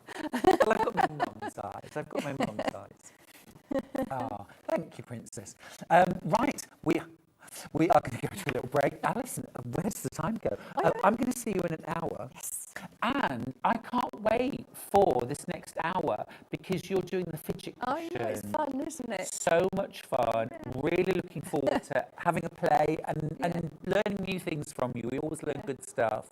That's at 12 o'clock. Now, don't go anywhere because House of Alistair McDonald is back after the break. Lots of you have been shopping ahead. A real great chance to stock up your stash. I will see you after this.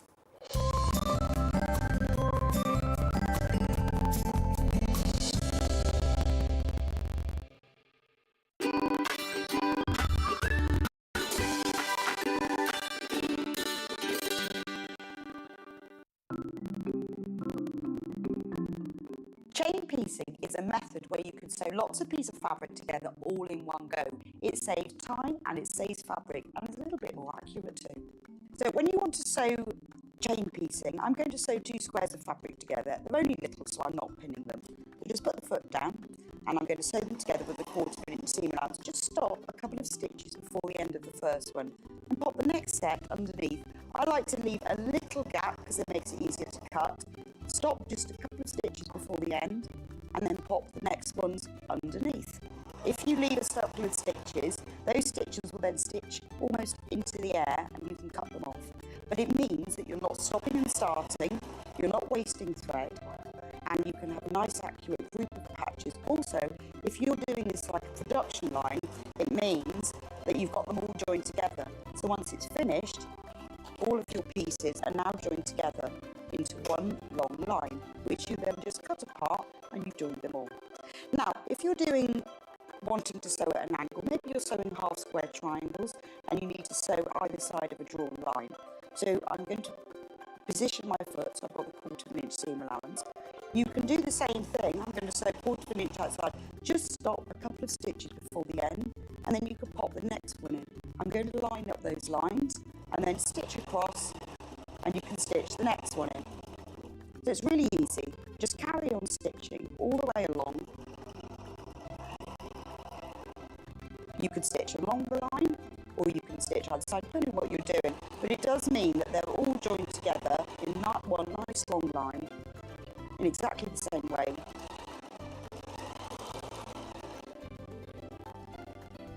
And it's quicker and easier too.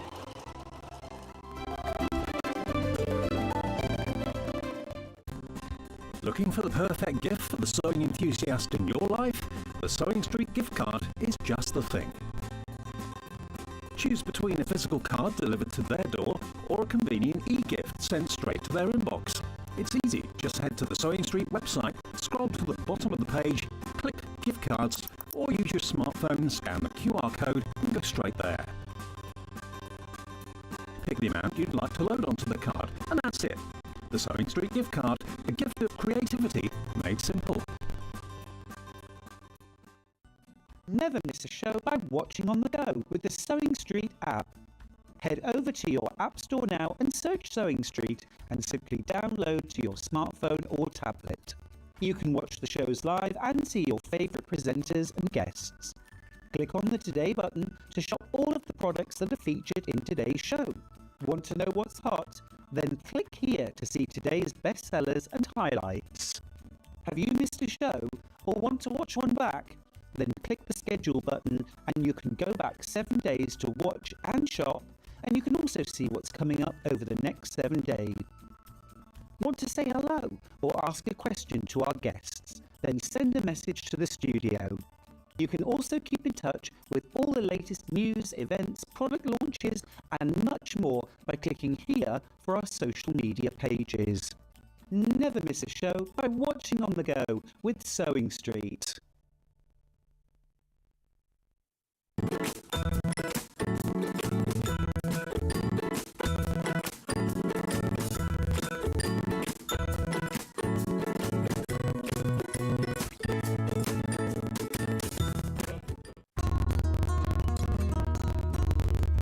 Now, normally when you sew two pieces of fabric together, you sew them together, right sides together, and open the fabric up. We, however, are doing a French seam, which means that all of the raw edges are encased within the seam. So, we don't do it the normal way, this is how we do it. So, instead of sewing your fabrics right sides together, you sew them wrong sides together within the seam allowance. Then what you do is you then take the whole seam, you would press it, and you will turn it round. So you now sew along the seam, but having the right sides together. So what you've done is you've encased your raw edges in here, you've created your normal seam from the right side, but on the wrong side, all of your raw edges are all encased within the French seam. A lot of people are terrified by French seams. You don't need to be at all. They're really haute couture and they turn your garment from being homemade to made with love. Sewing Street's designer block competition is back. Use the fabric on our bespoke panel to make your very own quilt block masterpiece. 12 lucky winners will be announced on Friday the 20th of June. Each winner will receive a £100 credit to your Sewing Street account. Your block will be proudly exhibited at the Festival of Quilts 2025. Tune in for the launch this Wednesday for Sewing Street's designer block competition.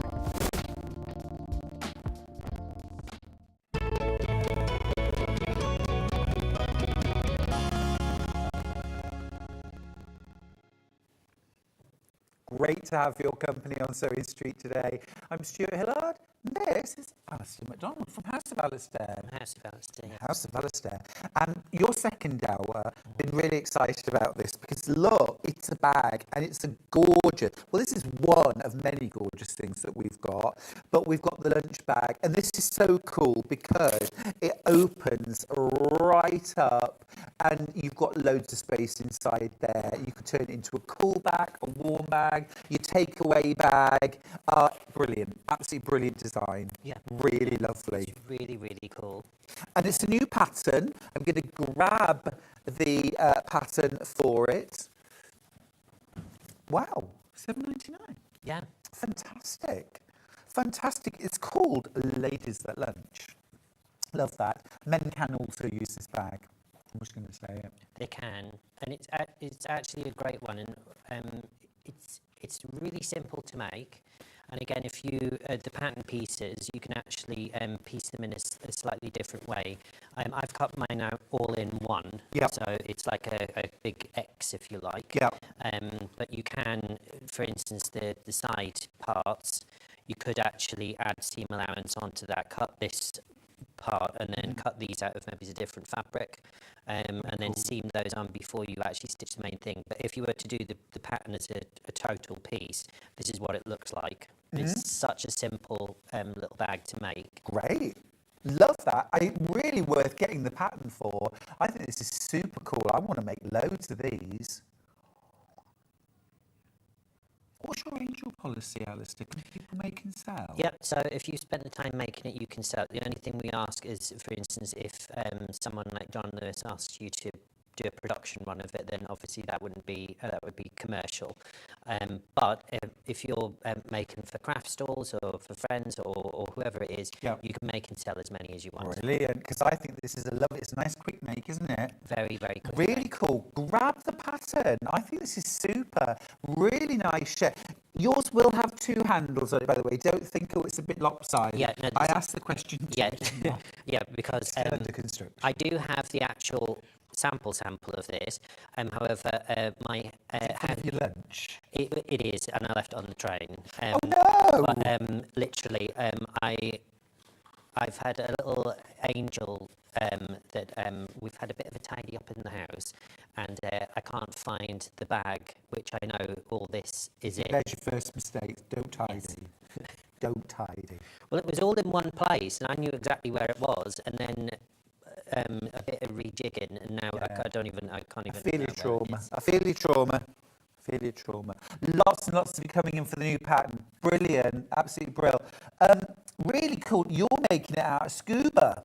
You mentioned using Scuba for bag making. Yeah, so I've That's just stylish. no. What I've done here now, you can, if you wanted to, if you want to give yourself a little bit of stability, what you can do is you can fuse the Scuba using repair and bond, which I think we still got online, but you can use that to literally stick it onto the thermolam if you wanted to, and then you can use the lining as well on top. So you've got that, so that it'll mean that you'll have more control over it, and it'll be flatter. Could you quilt it before you start making up the bag? Yeah, of course you can. Love a bit of Anything that quilting. you want to. You could do your. I've never done scrappy quilting before. That's something I need to have a go at. But literally, if you're doing crazy quilting, or you're just well, you could do patchwork piecing, and also now we should mention Thermolam while we're at it. We're talking about making an insulated lunch bag here, and Thermolam is absolutely brilliant. This is a pre-cut 2-meter piece. That's fantastic value. I'm just going to sneeze. I'll just be back. Oh, of course. Amazing value, actually. This is a 2-meter pre-cut piece, so well worth stocking up on while we've got this, actually. Well worth stocking up on. I will open this out so you can see. This is your 2 meter. You're right there. This is your 2 meter. I'm allergic to tree pollen. Oh no! It's the time of year. So this is your 2-meter piece. That's amazing value. So it's 90 centimeters. Now let's talk about Thermolam as an actual properties of it. Now this will keep anything hot or cold. Okay. So not only can it be it could be a cool bag, so you could put some ice cubes in there, or keep it nice and cold. Or if you've got a flask and you're making a flask wrap, or drinks wrap. Yeah, you can do that. You can use this for oven gloves. Yeah. You can use it for pot rests. You can use it for anything like that. The secret that Vlieseline don't tell you about this, and this is it's Kim that actually told me this. You've sold it because I remember you launched the Disney embroidery machine. Oh, I love the Disney embroidery machine. So, for instance, there's a lot of different waddens and things like this. Now, the Thermolam stitches, the density, this will take a colossal amount of stitching. So would you use this as a stabiliser on the back of fabric that you're going to embroider on? Yeah, so it's got so many different uses. So all of your little offcuts, so for instance, all the little squares you get out off of this, you could then use that in which to do... Great idea. Yeah. And patches. I really like it for quilted clothing as well. For insulated clothing, or if you want to do something like a quilt that you're going to sit on for like sports matches, things like that. Again, that little bit of insulation really makes a difference. It's a really, really, really great fabric. Again, you've got the heat properties, you've got the cooling properties, but again, using it as something to take the stitching on, because obviously, if you don't put anything underneath the embroidery, it clumps up and it doesn't lay flat. Whereas this, you can also use this as a fine wadding if you want. Yeah, exactly. I've used it in wall hangings. Yeah. Essentially, it's a super compressed wadding. That's why it's thermally insulating, because it's so compressed. It almost feels like a layer of very stable felt, doesn't it? That's a great way of putting it. And again, keep all your little bits and pieces, all your little scraps and bits of that, because you will be able to use them for lots and lots of different things. For instance, when you're sewing heavy duty, say, buttons, if you cut a little square or circle, we call them jigger buttons, but if you don't have a jigger button, which is essentially just a shirt button, so when you're putting the big button on the outside of the coat, you need something on the reverse, which takes the strain away. You can put a little square of that underneath and actually sew through it, because this stuff and when you put doesn't magnetic tear. snaps inside bags, when you're installing those, rather than interfacing on the back a little square of that. It's super stuff. I've only got 4 of those bundles left now. For £12, you get 2 meters. That's about to sell out. We're going to see if we can maybe get some more, but I don't know. Christine always gets confused when using Thermolam. Christine, clarify for me, my darling, and we will try and answer why you get confused. Don't forget your pattern. It's brand new today. It's called Ladies at Lunch, which I'm more than happy to still take that bag and take my lunch in it. I will also be a lady what lunch is, not a problem. A message, love that little bag. It's perfect for a small travel iron. What a good idea. That's a really good idea. What a good idea.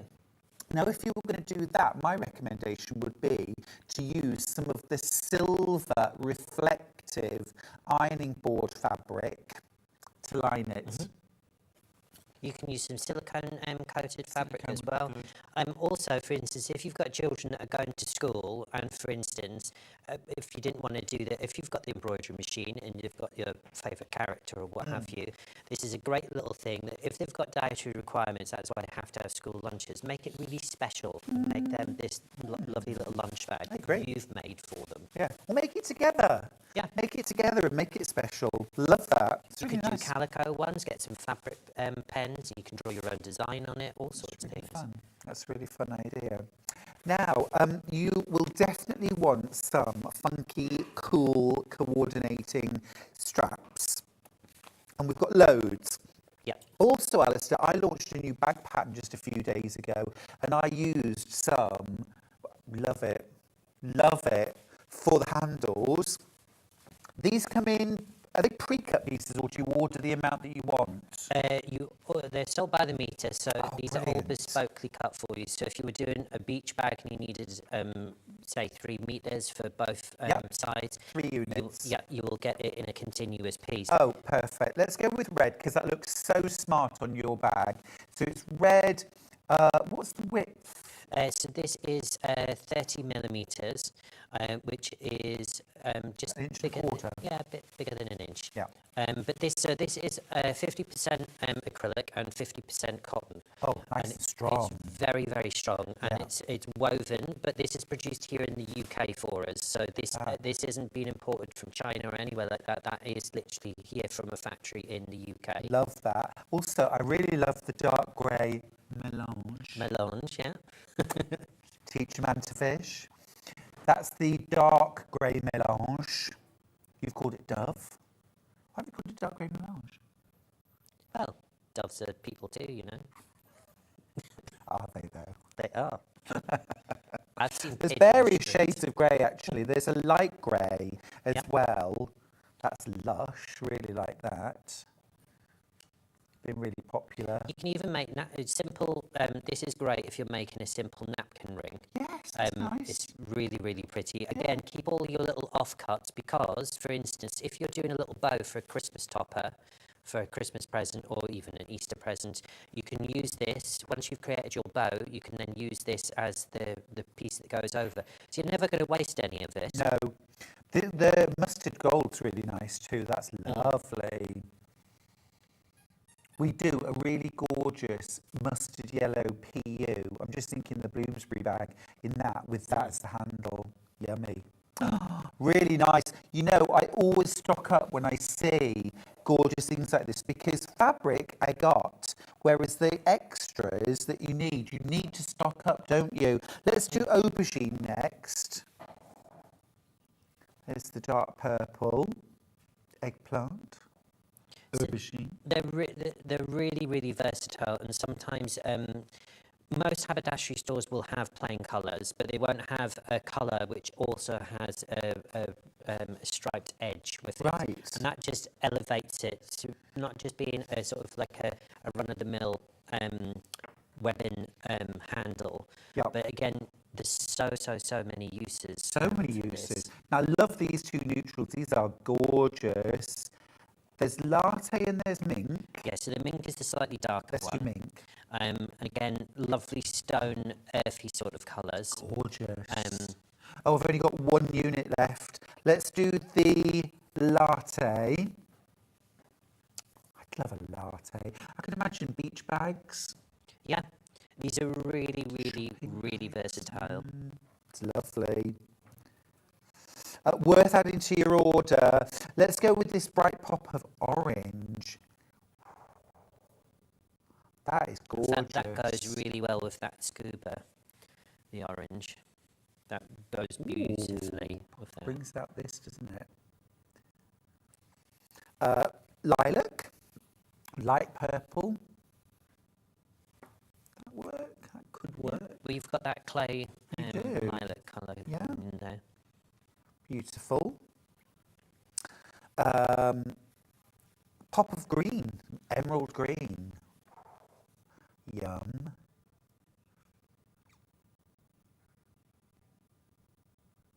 Keep checking out for these, won't you? It's a great day to stock up. You've got the bright blue. That's really lovely. Again, really nice for a beach bag.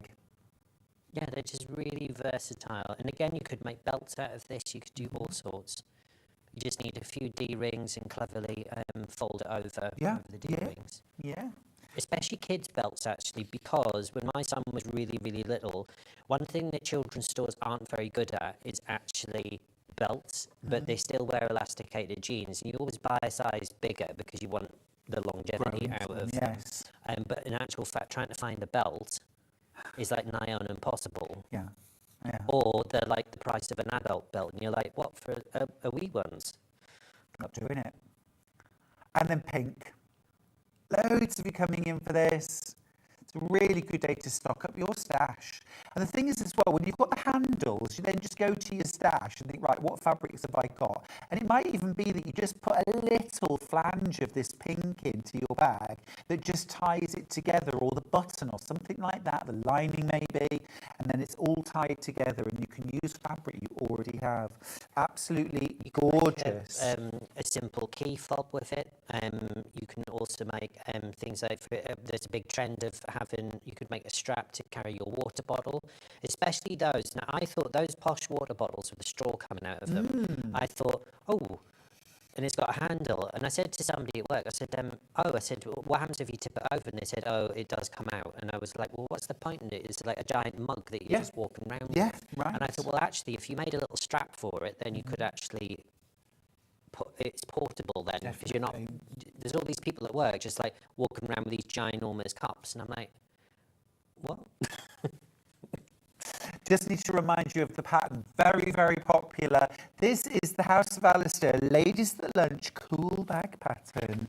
It can keep cool things cool, hot things hot, depending on what you use in it. Now, Christine has messaged back, I think you're getting confused with Thermolan and Insulbright. Insulbright has a silvery reflective layer, and that's the side that you need to have either towards the thing you want to keep hot, or on the outside where you want to reflect the external heat away to keep what's in the bag cold. So you just got to think about where the heat's coming from, and you want the heat either reflected back on the food or back away from the food. Yeah, well, this. But with Thermolam, it doesn't matter. It doesn't matter, and it doesn't. Thermolam doesn't have a right or wrong side either. So literally, you just need to put it into the project that you're working with. Yeah.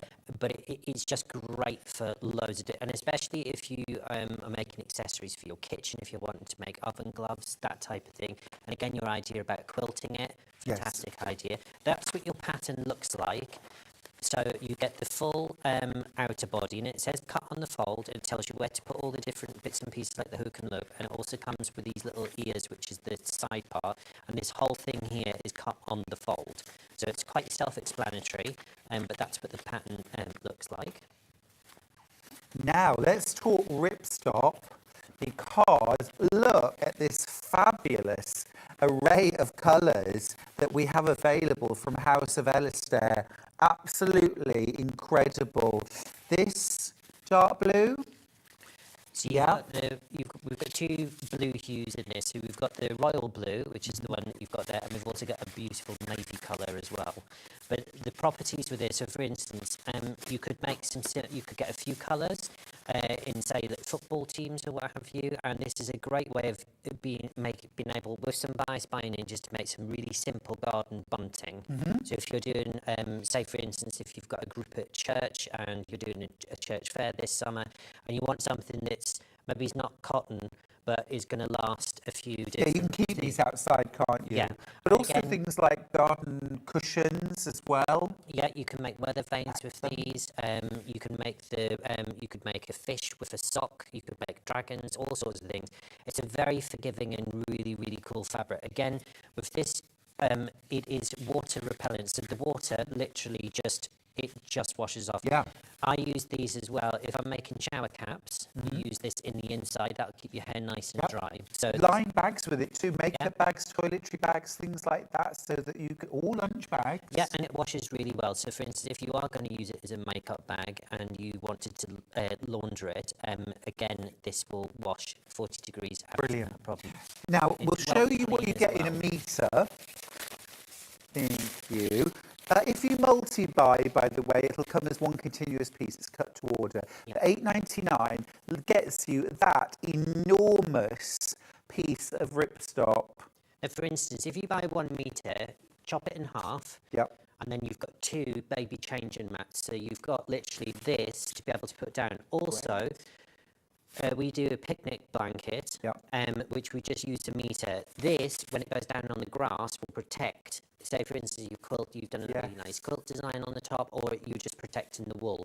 This means that it'll protect from any moisture. It's a great thing to have in the car. Wet dogs. Yeah, all sorts of different things. Yeah, really good stuff, this. Really good stuff. That's the royal blue. Look at all the other colours that we've got. Let's do the really deep purple. That's rather gorgeous. This is a really rich, deep purple here. Gorgeous, love that. Again, $8.99 for 1 metre. If you multiply 2 units, 3 units, you'll get 2 or 3 metres in a continuous piece. It's a very versatile fabric. When you sew with Ripstop, any tips? What kind of needle, what kind of thread? Don't use a thick needle. I always use, regardless of what I'm sewing, I always use a high spun polyester thread.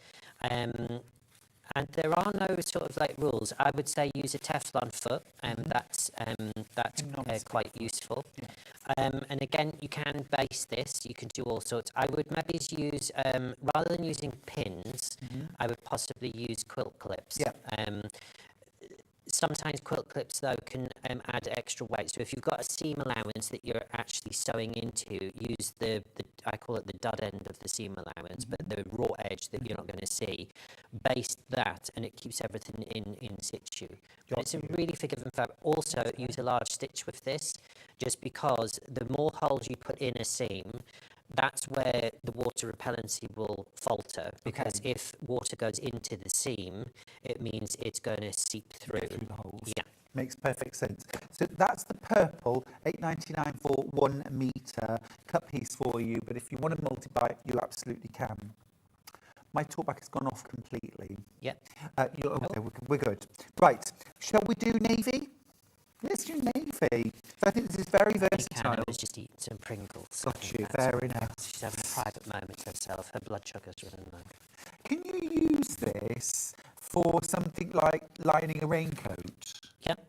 Or something like, or could you even make like a poncho or a quick rain cover? I'm thinking festival wear and things like that. Yeah, you can make all sorts of things like that. Just bear in mind. Yeah, just bear in mind though, for instance, a lot of those things you buy in stores, they have rubberized seams, so they don't necessarily. So what they do is they use it's like a bonded rubberized tape. I think you can get that now online, but it's really difficult to get hold of. Is that so that the seams are still watertight? Yeah. I'm just wondering though if you could use what's the paste that we sell? Eau-de-coat. You could eau-de-coat your seams, and that would seal them because that makes any fabric water resistant. I would say you would still have to put, so for instance, I don't know that product, but for instance, if you were to put that product on along the seam, I would then take some of this, create a mock bias binding and then sew that on, because then you're getting that sandwich. Yeah. But if is it sticky? It goes on, it's almost like PVA glue, but then it dries completely sort of clear and... Right, well then what I would do with this, I would make a bias binding so you're not sewing it, then I'd put that product along the seam, and then I would put a channel while it's wet over there, so it's the glue that's adhering, because if you're sewing the bias binding on, you're creating 2 more channels of stitching. Got you, yes, true enough, true enough. That is in navy. Right, black next. Black next. You could definitely do something like shopping bags, shoe bags. Robbie Wellies, things like that. Yeah, there's a whole host. Now, this is really nice, light and weight. So, for instance, if you scrunch it up and you're putting it somewhere, for instance, also a great use for this is there's a lot of ladies and gentlemen who like to, when they're travelling, they like to have a face cloth. And obviously, if you're staying in a hotel and you forgot a sponge or something that's been in the shower, we've got like sandwich bags and all sorts of makeshift things. But if you were to make something in this, really good then idea. it would be a little thing that you could then put in, and then you could put in your suitcase, and then it won't transfer all the damp. Yeah, that's a really, really good idea. Or if you like to use like the pool at the hotel, then you've got your wet swimwear that you need to put in your suitcase. Make yourself a quick like swimming bag. In fact, I've just come up with a really nice idea. If you were, like our pressing mat, if you were to put one side of it, a terry towel in, sometimes when you are at the swimming baths and you don't want to take flip-flops with you, and you know when you go into the cold changing room with a cold floor, make a little mat that you can stand on. That's and extra. then, well, it is extra, but It's extra. I like it. Yeah. It's bougie. yeah, I'd rather be in Gran Canaria and a pool there, because then, you know, It's warm. but yeah, but if Yeah. you're, you know, if you're I in like it when the Surrey or ground's so Bobbin, hot you could barely stand on it. That's what I want, not this cold weather. The dark green, this is absolutely gorgeous. Yes, it is. Like a really deep bottle green. yeah, again, for House of Ours, it's important that when we bring a product range, with most product ranges that we can do, we don't ever just like to bring one colour. So with this range, I think we've got something like 12 or 13 different colours for you to choose from. This is your bottle green. Now, the other good thing about this, if anyone's into wreath making or costumes and that type of thing, especially for World Book Day, this is a fabric. For instance, I used this, and when I was making for the Royal Legion a display for somewhere, I actually used the red for the poppies, and I used the green for the foliage. And again, you can keep it outside Yeah. and the weather's not going to damage Because it. What a clever when you- idea. Ripstop doesn't fray, and when you cut it, you can heat seal it if you want, because it's a polymer, but literally it doesn't fray, and you can cut intricate shapes out of it, and it will retain its shape. So you can Yes. create leaves and all sorts. If you're into your wreath making and you're wanting to do something, making flowers and that type of thing, Could you use this to make like a pop-up, like a play tent? Yeah. For the garden? Oh, a play tent. yeah, you could make a little teepee out of it. Yes, a all teepee sorts. would be fun. And it's a really good value fabric, 150 wide. It's 150 centimetres wide, and again, this is all bespokely cut, so if you put 2 or 3 in your basket, you will get that piece. Now, the red, we've got a very small piece, but this is just to show you the colour. Sure. But you will get, it is 150 by a whole metre. Again, red's a really nice, vibrant colour. And this is a great, like the fleece, this is another great fabric if you do need to make a World Book Day costume, or you would just have a fancy dress thing to go to, and you need to just either put a big stand collar up and you want flames or whatever it is, Always. yeah, well, you know. Also, I'm thinking like just a quick thing to take to the beach, because also you do get that kind of dampness coming up through the sand sometimes, depending on where you are. You could put this down first of all. Don't even hem it, just a piece of fabric. And I saw a great tip actually, where you kind of like, you scoop it into the sand. So you've almost like got a pocket of sand at each of the corners to hold it down, which I thought was super clever. And then put your beach towel on top. That's the red. Should we do orange next? This is like safety tabard orange, isn't it? Yeah, well, the next, the orange, the lime, and the yellow, they could lend themselves to that. But again, really, really versatile. But again, if you're doing something, so for instance, like neon colours, very, very trendy. So you could use accents to this just to trim denim with a pocket, that type of thing. It is fantastic for linings. Yes. And it will be one of those things, because sometimes even cotton linings, even though you do wash the bag, the cotton lining still, whatever's been there, because you're not laundering bags all the time. So when you come to launder it, sometimes stains are a little bit harder to shift, whereas this stuff you can actually wipe clean. You can make tablecloths out of this. Yes, yes, absolutely. And it literally is just wipe clean. Really cool. And again, you could do like a scalloped edge. Just cut it, draw it with a dinner plate, cut it out. You haven't got to hem it. And you could even punch through it with a hole punch or something like that. Yeah, you can make messy mats out of it, all sorts. Love that idea. Yes. Art table, craft table for the kids, for the adults. Let's enjoy a bit of crafting ourselves. The bright yellow. Don't forget Alison Marion's done a fabulous like shopping bags, different shopping bags using Ripstop that fold away. It's a very foldable fabric, isn't it? Yep, and also in her next hour that she's coming up with, the fidget cushions. Yes. This is a crackly fabric as well. It is. So it's quite a tactile fabric. I like that. Now, collector in Manchester's message to say, will Ripstop fabric take machine embroidery? No, because it would tear. Well, Ripstop, actually, one of the properties of Ripstop is that, for instance, you can't actually... No. You can't actually tear it. Okay. But I would go to the gym. Do you want me to try? No, I'm joking. You can if you want. But literally, that is the property of Ripstop. I would say I wouldn't necessarily put a full-on Disney character on, but if you're wanting to just put like a name or like an outline of something, I would still put a stabilizer behind it, because what you're going to get with this, because it's so crisp and fine, you will, where the embroidery, around the embroidery, you will get a lot of sort of like puckering. Okay. So it won't, when you put the embroidery on, it won't lay completely flat. I think we need you to experiment for us, please. Get yourself a bit and have a go. Yes. Before you commit to, you know, a full-on project. Yeah. Right, green next. This is a real fresh shade of apple. Yeah, so we've got the lime green here, and again, really versatile. Think about garden furniture.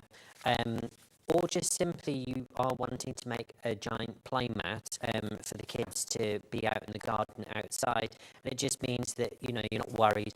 Also, I've had blankets in the past where it's just a woolen blanket, and I've always been a bit choosy as to where I'm wanting to sort of like put it down. Well, you think it's dry grass, and then you sit on it, and suddenly it starts seeping through. It's not pleasant. Yeah, it's not a pleasant experience, but a little bit of this, that just protects the ground from the upper. I know we talked about, obviously, the seams are, you know, a point of potential leakage a little bit, but do you think you could do things like bike covers or barbecue covers or something like that using this? Yeah, I mean, the water, just because it's a seam, the water will penetrate through that seam. But if you're wanting something that's shower-proof, that's just a cover up. Yeah. It's not going to... I wouldn't suggest seaming something and then go out in a torrential downpour. Right, or overwintering. Yeah, or deciding to make a complete head-to-toe suit in it and think you're going to come out of a lake dry. I wouldn't suggest that's going to happen. Right. But it will, for the vast majority of things, water will just... It will glide, or it will just run off. Yeah, I'd rather stick a poncho on made out of this than just be in my shirt. Do you know what I mean? Have that folded up in my pocket. It's going to give you a lot of protection in that sense, yeah. Perfect. Right, bright pink. Yes, you've got your hot pink, your lipstick pink. Line dog coats with it. Fantastic idea, yeah. And again, it will keep them, because that's all in one piece as well, and you're only sort of like seaming around when you're binding it. But again, really lovely. A shopping bag. See, with nice straps and a pocket. It's nice, lovely. Definitely lining the lunch bag. Yep, you can make flags out of this. So, for instance, if you've got some young pirates in your family, you might want to... Which I do. Yep, you might want to get some black and some white, and then cut out some skull and crossbones. And this will keep its shape, so when the wind catches it, it will stand up. Whereas if you were to make it out of cotton, it's just going to go boom. Sure. And then you'd have to put wire or dowel in the top to keep it up. And then last of all, weight. Yep. And I'm thinking... baby changing mats, nappy bags, baby bags. make sure this is a great one to use if you're making shower caps. We did have a pattern bundle with the shower cap pattern in it. But again, this is a great lining for things like that. A great lining for makeup bags. It's got a whole host of different things. You can also make gaiters out of this, and if anyone who hasn't been a scout or a guide, gaiters, or a walker indeed, it's almost like a sock that you put over your shins, and it means if you're walking through things like nettles or wet areas, it means your trousers aren't going to get soaking wet. Well, the other thing you can do, which I must confess I've got at home, are, I call them arm gaiters. So they're what would have been worn by, like, you know, the butler in the big house to stop your clothes getting dirty when you're doing things like cleaning or washing up or whatever. And it's basically just a sleeve with elastic at the bottom, elastic at the top that you pull on over. So you can still wear them with gloves or just with your hands, but they will protect the sleeve of your clothes.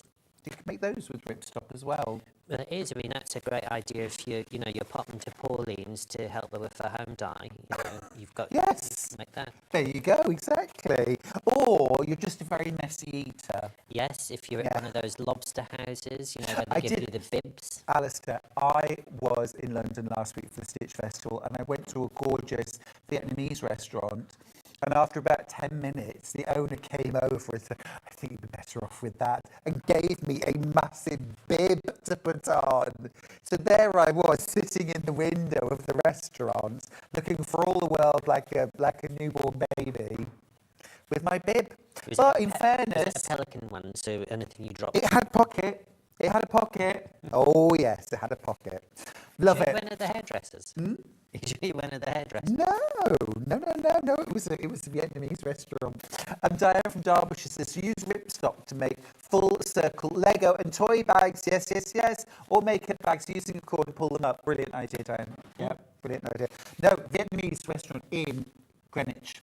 Oh, Gorgeous. We actually, Charlie and I gate crashed their opening. So I just saw the restaurant, this was back in September, I just saw the restaurant was open, full of people having a great time. So in we walked, and I said, table 2, please. And she was like, oh, I'm sorry, it's booked only. I was like, oh, please squeeze us in if you can. And she let us. And then we realised that it was like a soft opening for family and friends. So all the food and everything was free, which was great. But I felt so embarrassed at the end of it all. Because we gate crashed. Well, when I was years ago, when I finished being a student, we all went for lunch, and there's a big Chinatown in London. Now, if you want to go to this restaurant I'm about to talk to you about, literally, it's at the very end next to the fire station, which is on the corner. Now, this restaurant is famous, and people come from all over the world to go there because the service is so rude. Oh. And they do, but you've got to go for dim sum when they're doing the lunch, because these ladies come around with their trolleys. Oh, the trolleys like in Hong Kong. Stacked full. Brilliant. And you've got this piece of paper on your table, and they're like angrily crossing things off, and they bump into you with the trolley to show you that they've got something. And if you don't like it, they're like, like this. And off they go. Yeah, and off they go. But they're shouting constantly at you, and it's about getting you in and out. Yes, of course it is. It's a quick meal. Love dim sum. Right, let's just quickly recap the pattern for the ladies at lunch. Apparently we go for dim sum. Yes. Yeah, or free Vietnamese food, ideally. I went back there last week and Charlie texted me and said, you do know you're going to have to pay for your lunch today, don't you? I was outraged. I don't think the picture, no criticism, but I don't think the picture does it justice, because the sample is so gorgeous. I want to make this now. And it should have 2 handles. That is just the fact that this was the half-finished sample that I hurriedly took when I was jumping on the train last night. It's better than nothing. Now, we've also got loads and loads of different bias tapes, and you'll need bias for finishing the edges. So many colours, Alistair. Is this cut to order, or is this in a pre-cut piece? No, it's all cut to order. So, for instance, with this, now this is centerfold bias binding. I'll just show you what I mean here. So this has been folded into the centre.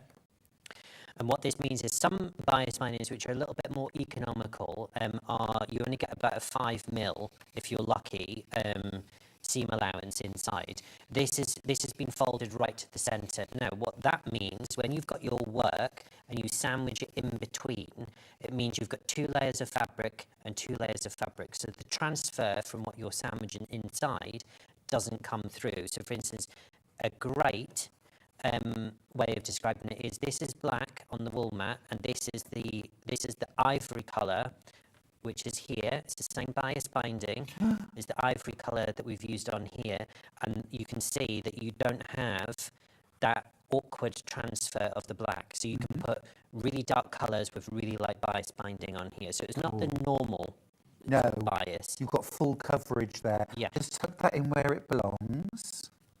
There we go. See, I'm happy now they're all in rainbow order. Right, where would you like to start, Hannah? Start with purple. So once this is folded, is this 3/8 of an inch? So this is a standard bias binding, which is usually about 25 mil. Oh, like about 1 inch wide, more or less. And then obviously you half that measurement, and that's what you're going to end up as a trim if you're using it to. 150 per metre. Everyone who's checked out has multi-port. How much would we need for the bag? You're going to need, because you also use it in the inside. I would say 3 metres? I'd say comfortably 3 metres, because when you start, because if you did 4 times 50, that's already a metre, and then you've got the edges as well to do. It's wine time. Do you have wine time? I used to. Oh.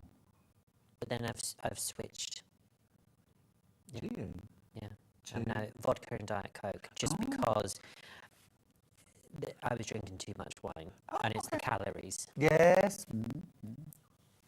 Yeah. Exactly. Red I next? still do partake. Not so much red wine these days, but a white or a blush. See, Charlie and I, a bottle of wine will last us a week or more. It's like that much in the bottom of the glass. We're done. Last half an hour in my house. Honestly, that we are. It's not because we're lightweight. It's literally just a tiny little bit. Red, gorgeous. This is the one you used on the bag. Goes absolutely brilliantly with your tape as well, with your handles. It's an absolute staple, isn't it? Yeah. That's the red. And again, if you're trimming a quilt and you put 8 metres in there, you will get an 8 metre continuous piece. Brilliant. So you're not having to faff around with making your own, which is also great if you're wanting to particularly match with your own fabrics. But this is all done for you, and it's centre fold. Yeah. And it's not expensive. No, it's not. 150 a metre. Cut to order. Candy pink next. Right, that's that. Oh, this is nice. Kind of like a baby pink. Yes, you've got your pale pink, really, really nice, and then we've also got the pale blue version of it as well. So we try and bring as many colours as we can, just because, look, if you're looking for pink, we might not hit the nail on the head for your particular pink project, but we've got 2 pinks for you to choose from. Sure, absolutely. There's the orange. I just love them, just so I can make a rainbow. Gorgeous. There's the orange. Well, and also if you want to do like a Hong Kong finish on like bound seams, which I just love. But 2 different shades of yellow. This is gorgeous. That's the canary yellow. So the canary yellow is slightly darker, more yolky. Yeah, love that. And then the yellow is a little bit more vibrant. That's canary. And then this is yellow. Yellow. Yeah, this is the yellow. I'd love to use these with the Ripstop and maybe Scuba on the outside. Make a fabulous lunch bag or 2. A message from Dee. Oh, brilliant, brilliant. Dee's message says, I have used Ripstop to embroider on. You are the person we need to speak to, Dee. I made initial bunting. I did use wadding behind it and I secured it tight in the hoop, but it worked well. Oh, there you go. Thank you so much for messaging. Brilliant. Right, next up I've got that gorgeous Kelly green. Yep, so this one's emerald. Emerald. It's a really nice and rich. Some emeralds are really vividly bright, but this one is a sort of a more demure, it's a deeper. It's more mindful. Yes. So demure. Yes, it's not like those other girls. No, I don't go to work with a green cut crease. I don't know about you. And then there this we one's go. sage. Sage. So this is a really lovely one if you just want, you don't want something too dark, but you want something that's just going to blend in nicely. So this will go with your, if you've done a quilt top where you've got sort of like antique colours, you've got William Morris colours. This is a great one if you're doing sort of William Morris. Agreed. Yes, indeed. I like that. That's a gorgeous colour, actually. That's a very neat colour. Sue's message to say you could use tent sealant on your seam for the ripstop. It comes as a glue and a tape. What a top tip. Brilliant. Thank you, Sue. Next up, what colour is this? This is dark green, or DK green as we abbreviate DK green. DK green. Love it. Double knit. Lovely. Next up, I've got the deep navy. Yeah. That's lush. Really, really useful. And I think about, Father's Day coming up, that type of thing. Bias binding is just one of those unsung heroes. For instance, if you've got a really thick wool, and you've made a skirt out of it, and you're wondering how to finish it or bind it, rather than put an extra layer on, you can use binding straight on there. And I use a little tab technique. So to hide the join, I just use a little tab of it, and then I fold it underneath and hand stitch it to the back. It just hides that little thing, just really nice. A bit like a bow, the centre of a bow. Yes, I get that, nice. Royal blue next. Yeah. Vibrant, gorgeous. Again, look how well they go together. Absolutely spot on. £1.50 a metre. Turquoise. Turquoise, lovely. See, I love my favourite colours at the moment. Well, not actually, they've been for years, but turquoise and orange, just to confuse everybody and sort of change my mind and answer my own question at the same time. But there we go. Oh, gorgeous together. You sure they're your favourite? They are. I love orange and turquoise because it reminds me of Egypt. Because ever since I was a little boy, I just was fascinated with the pharaohs and all sorts of things. And then I visited it and quite quickly changed my mind. Oh, really? A little bit. About the that's country. where Cave's name came from. He was reading a book about, when he was a little boy, he was reading a book about an Egyptian boy called Cave. Gosh. And so he decided to change his name to Cave. Oh. I think also fascinated by Egypt. This is the baby blue. Baby blue. So really, really, and that was awful. Rise above it. Bruce just said fair enough. Really? Right. Yes. So this is baby blue. Good. Yeah. And then we're going to confuse everybody because now we have our sort of like tailoring colours, if you like. Yes. Please. Yes. So we have starting from your end. So we've got the that's the dove grey. Dove grey. And then we've got slate. We'll just run through the graphics one by one. So is that pale grey? It could be called. We've got pale grey. We've got pale grey. We've got pale grey. We've got pale grey. You sure about that? Fair enough. You sure about that? Oh, stop. Stop. Are you taking the Tutankhamun out of me? The next one is slate. Slate. And then we have our really useful black. Going too fast. Come on, Hannah. Oh, we'll be here all day, love. She doesn't work quicker, I'm afraid. The more you push her, she'll just slow down. I know. Not since she joined Factory. Oh, you ready now? Black. Black. Good. Black. Please tell me this is called espresso. No, it's called chocolat. That I will also accept. I haven't called it chocolate, I've called it chocolat. Chocolat, of course. Noir. Chocolat. Yes. Good. Chocolate. The next chocolate. one. Everybody likes a bit of chocolate, don't We they? do like chocolate. Yes. Chocolate biscuits. Chocolate. Next one. Beige. Oh, biscotti, come on. Or latte. Or, no, or latte oatmeal. maybe. Oatmeal, Yeah. I like. Biscotti Sand, stone. But for the purposes of you purchasing at home, it is called beige. Beige. But it's a nice warm one. It's not beige as in beige. Ivory? Ivory, yeah. Good, ivory. And then we have our white. Oh. Swan. Swan. I think we're taking liberties if we called it swan. Could call it marshmallow. Marshmallow I like. Charlie and I used to have great fun creating all of the colours for his hats. You know what we'd call them in the brochure. We would come up with all kinds of unsuitable names: slug, bandage, blister.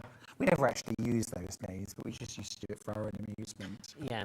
So when someone asked me to describe this pink colour that somebody had, I went Germaline, and they went, "You Germaline!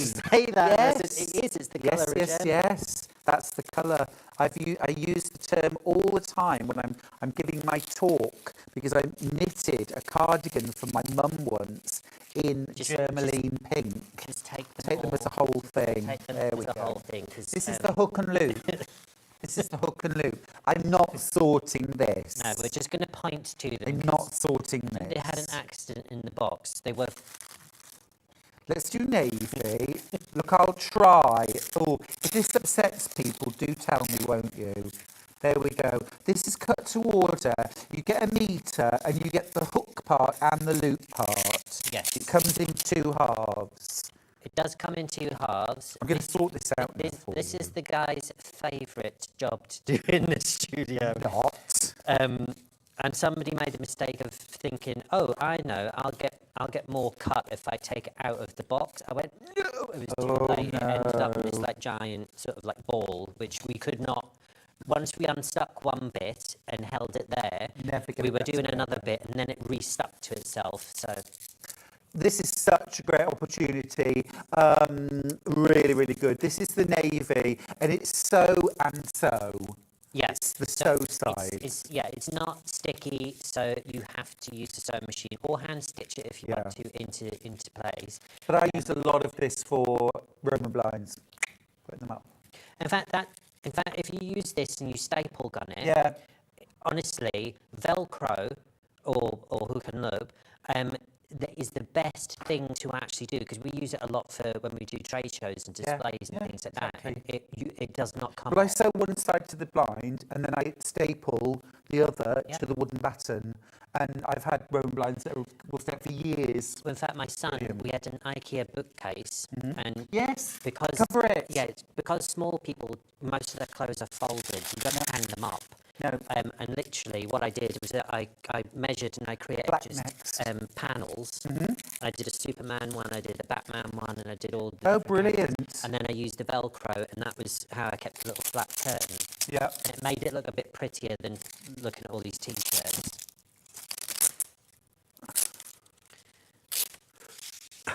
Just, if I was you, I wouldn't take your top off while we're doing this. I think everyone would be relieved to know that was never a possibility. Yeah, that's true. That's true. Wax much. That's the black. That is the black. What next? Yeah. £2.99 a metre, cut to order, remember. Usually you only find this black or white, don't you? And it's really nice to have it visible on a project. Oh, I really shouldn't have started this job, should I? So that's your red, where they're there. So again, the red. Now, all these different colours, they're just, because it's very difficult to, you'll find black and you'll find white. You might get a cream and you might get like a brownie or an olive colour. But most places just will not. And plus also, people just really do not like cutting this. Because it's one of those that it's really useful, but you can end up getting... Oh, I think we've demonstrated why people don't like cutting it. Now, a quick tip. Now, it was because the kids at the Lion King, the other dressers, because we use a lot of Velcro, and of course some of the costumes, there's a lot of thread that comes off them. Right. And obviously sometimes the Velcro's not sticking anymore. Yeah. And they were like using these really odd sort of things. Get one of those hooked needles. Yeah. And then when you're trying to unblock your Velcro, use that to actually pull the hair off of it. Like a crochet hook. No. So you know, like the curved needles. Oh, a curved like needle. the big upholstery Yeah. ones. Use one of those, and that will do that. And that's great for kids' shoes as well, especially in the summer when the grass has been cut and they get loads of grass. You see, you're Sometimes speaking you with the just need experience of a parent. Yeah, sometimes you just need to clean the Velcro out. But some people stand there and go, I can't actually get it. But if you get a needle You just get in there, then it pulls the threads out. Great tip. This would also be really good to do things like wrist pin cushions, where you want to have them on a Velcro strap that you can just put around your wrist. But it's going to be on sites. This is orange, fluorescent orange. Fabulous. Or if you're using Ripstop to make a tabard for walking, for walking home from school, cycling, or even just for painting and kind of messy play at home, Velcro tabs. Yeah. Green. Also, if you've got granddad or dad at home and get one of their old jackets, stick a load of Velcro on and get the kids to throw tennis balls at them and see and do a point thing.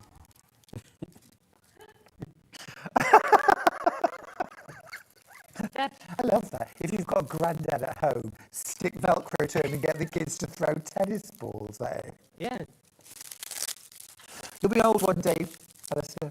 Would you want that? I actually probably, I'm going to be the... You'd be up for it. Yeah, I would be. I think not now at all. Not now? That's my son at home. Not now. You're only just about turning 16. I don't want to be a granddad now. I haven't quite had my twilight years back from having to be a parent. Exactly. The twilight years. Is that what they call them? Bright yellow, fluorescent yellow. Fab. I know what you mean though. You get those ones where you get like a sort of almost like a hat that you put on, don't you? Or like a balaclava that has them on and then you have to kind of catch balls. I've played that. That's really fun. Yeah. I think they're quite light though, aren't they? They're those like airflow balls. Yeah. That have, you know what I mean? In the 90s they had, because it's just reminded me, the two little, those colours, it was the disc you had in your hand. Yeah. And it was like half pink and half the 80s, early 90s. And you used to, it was a throwing game, and you had to catch it in the palm of your hand. Can we just do this by pointing now, please? Yes. Right. Blue. So that's royal blue.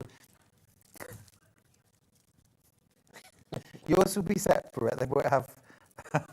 Yeah, so when you buy royal blue, it doesn't include all the other colours. No, it doesn't. What colour's this? So that's wine. Wine. Mm-hmm. Wine. And then we have khaki, which actually, khaki is a really useful colour because this will go on black, it will go on greys, it will go in a lot of other different colours. We've called it olive, but it is, Khaki, olive. Khaki. Got grey.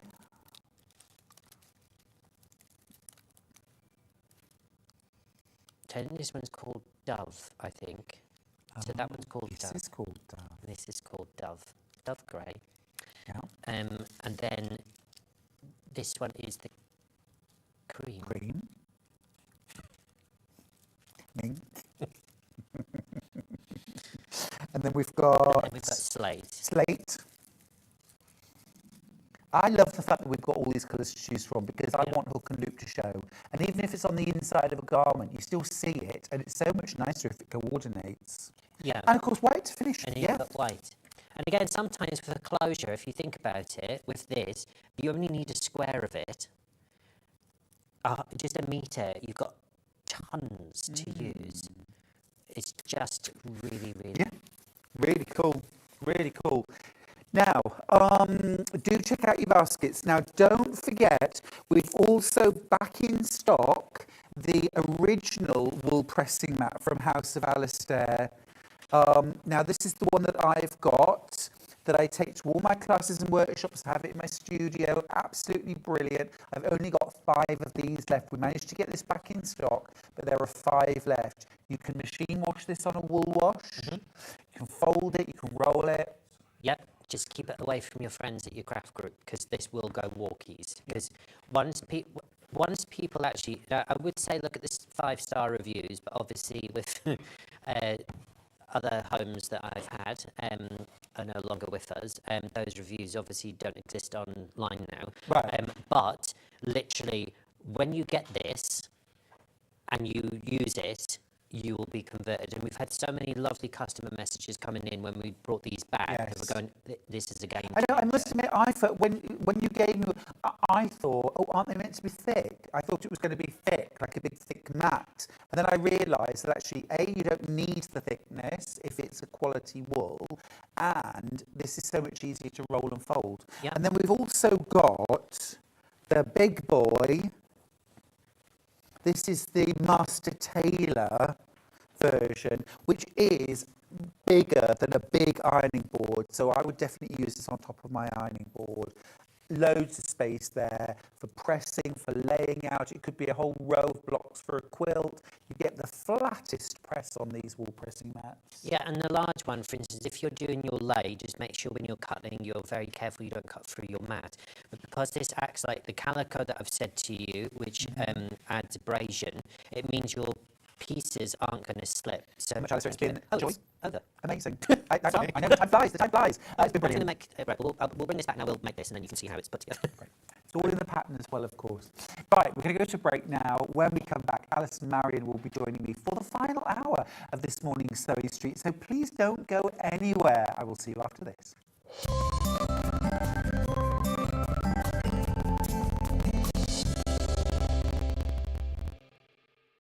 Sewing Street's designer block competition is back. Use the fabric on our bespoke panel to make your very own quilt block masterpiece. 12 lucky winners will be announced on Friday the 20th of June. Each winner will receive a £100 credit to your Sewing Street account. Your block will be proudly exhibited at the Festival of Quilts 2025. Tune in for the launch this Wednesday for Sewing Street's designer block competition. Never miss a show by watching on the go with the Sewing Street app. Head over to your app store now and search Sewing Street and simply download to your smartphone or tablet. You can watch the shows live and see your favourite presenters and guests. Click on the Today button to shop all of the products that are featured in today's show. Want to know what's hot? Then click here to see today's bestsellers and highlights. Have you missed a show or want to watch one back? Then click the schedule button and you can go back 7 days to watch and shop, and you can also see what's coming up over the next 7 days. Want to say hello or ask a question to our guests? Then send a message to the studio. You can also keep in touch with all the latest news, events, product launches and much more by clicking here for our social media pages. Never miss a show by watching on the go with Sewing Street.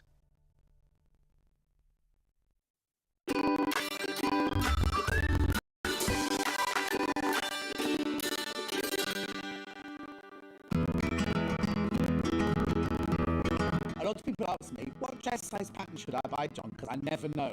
I can't answer that for you, because if you go by your commercial shop bought dresses, you go into different shops, Wallace, Marks and Spencer's, Topshop, any of those, size 14 in every single one of those shops will be a different size, depending on the designer, depending on the pattern cutter and the pattern grader. What you need to do when you're making your own clothes is don't think, oh, I buy 14 from Wallace, I'll make a size 14. What you need to do, and this is the sign of a good pattern, what they have is they have your body measurements, which are the ones that you have to go to. Now, it's sometimes a little bit depressing because you buy a 14 in a shop, and on the pattern it could say that you're an 18. Ignore that, nobody will ever see that. What you go by is your bust, waist and hip measurement on the pattern, and then if it's a good pattern, underneath it, it will tell you the finished size of the dress, which shows how much ease it's got. So what you can do is you can look at, say you look at this one and you say, oh, 100 bust, 82 waist, 106 hip. Obviously that's in centimetres. You think, yes, I'm going to make myself a size 16. You then look at the finished size here of the size 16, and you can see that you've got 12 centimetres ease around the bust, you've got a good amount of ease around the waist, and a lot of ease around the hip. Then what you do is you then look at the pattern, the finished size around your body. You think, oh no, that looks like it might be too big. Then you can go down a size or up a size if you don't think it's going to be big enough. But the thing I always say is make a toile. Get yourself a bolt of calico and make a toile. And that's the way you'll make sure you buy the right size pattern. Shopping with Sewing Street couldn't be easier. You can shop via our website at www.sewingstreet.com, where you can watch our live shows and see all the products from that day.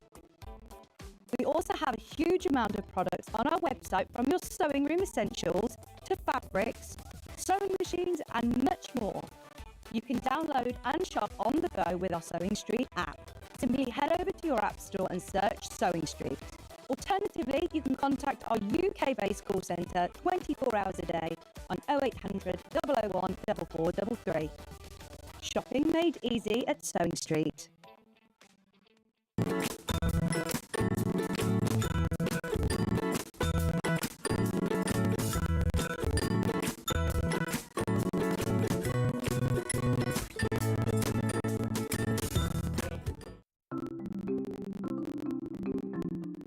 Slip stitch is a hand sewing technique that is brilliant for closing turning gaps if you're leaving them in the bottom of a bag, but also sewing one piece of fabric to another, and I'm going to show you how to do that. So I've got a piece of fabric here that I've sewn together, and then I've left a gap for the turning gap. So that you can close this by machine, but I think if you do it by hand you get a neater finish. So to do this, thread a sharps needle with some sewing thread and bring your needle out just a little bit along the seam, makes it a bit secure. Leave an end on the right side and you can just hold that down with your thumb. That stops it coming undone. And then work 2 or 3 small stitches on top of each other just to secure the thread. You can cut that off later. Now thread your needle under the fold of the fabric and out the other side. Then on this side, if you hold the 2 pieces of fabric together so the folded edges are level, push your needle just under the fold so you can see it's not coming into the front or back, just out the fold, and then into the fabric on the other side.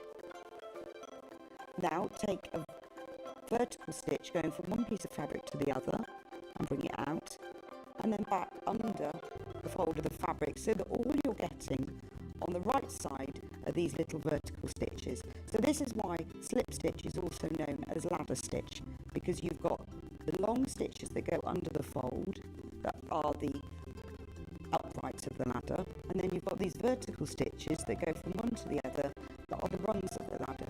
So all you need to do is continue working in this way all the way along. If you then pull that thread, that closes the gap, and to finish, again, just work a few small stitches, 2 or 3 on top of each other, just to secure the end of the thread. And that's how to work slip stitch.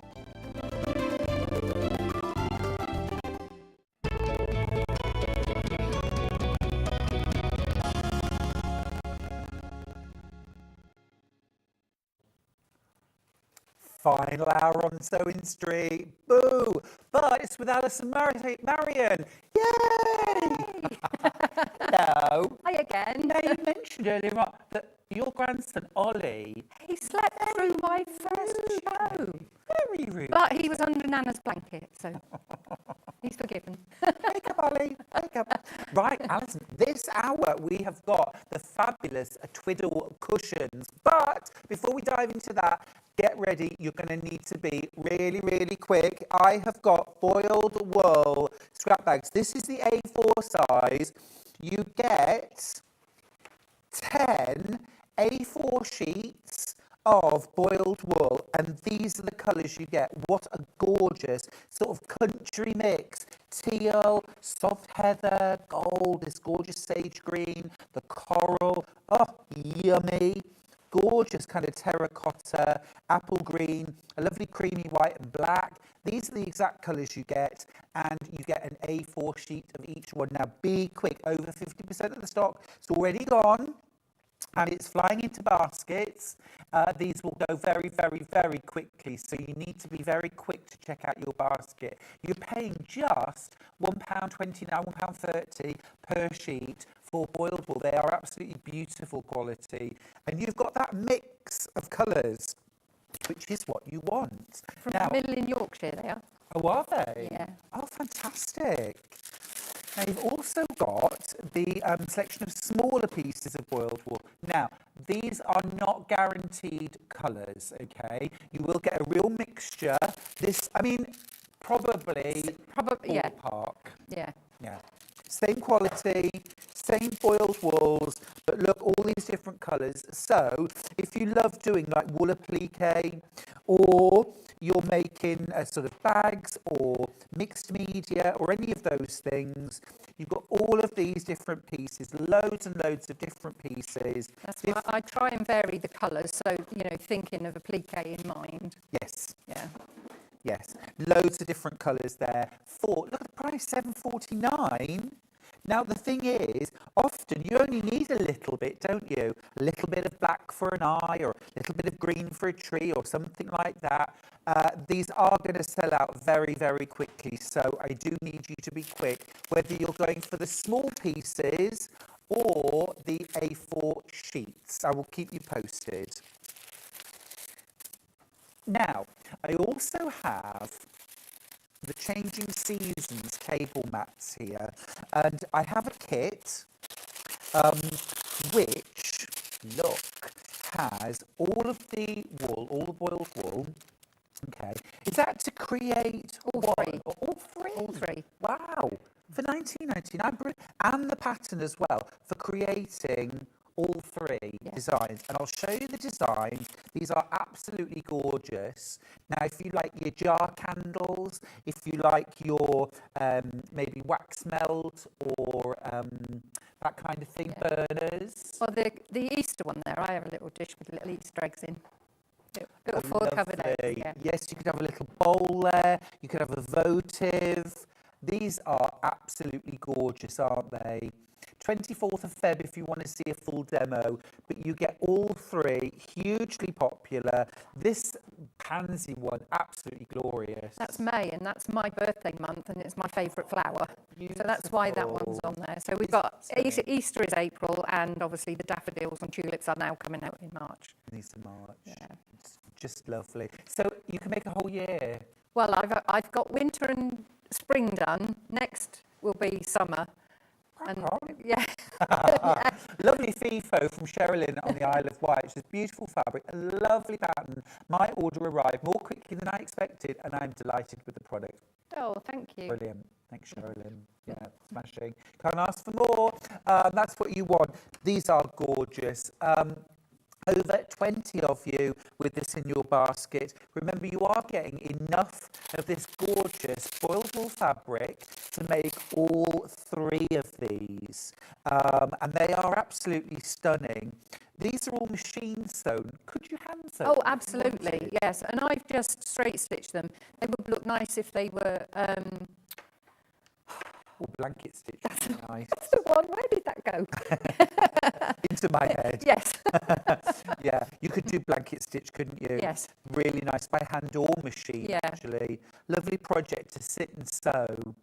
Really nice, really nice. And I love the jar candles. Yes. And I also have some of the, like the, you know, the oil diffusers. Yes. That comes out like Yeah. almost. Yeah. That would go on there, lovely. Or a little vase of flowers, little posy vase of flowers. Look. Oh, Bruce, you've absolutely surpassed yourself. Look. Gorgeous. Thank you, Alison, for bringing in the lovely props.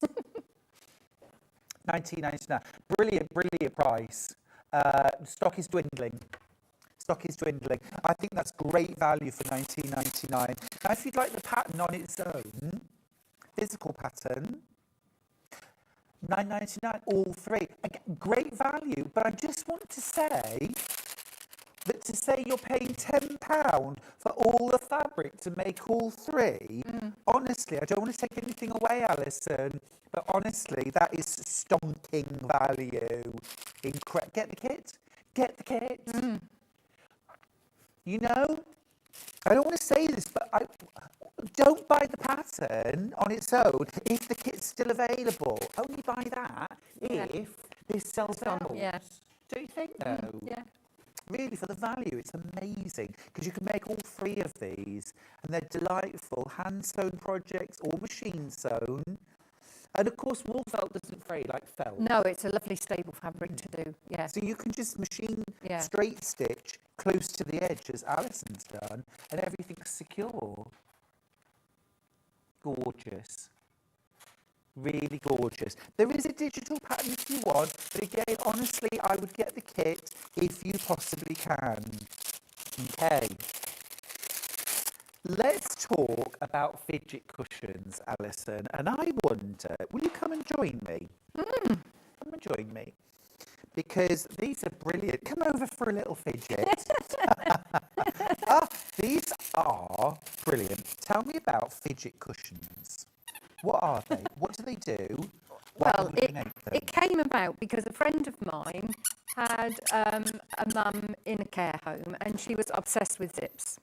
So she said, can you do me a cushion with a zip on the outside? I said, yeah, no problem.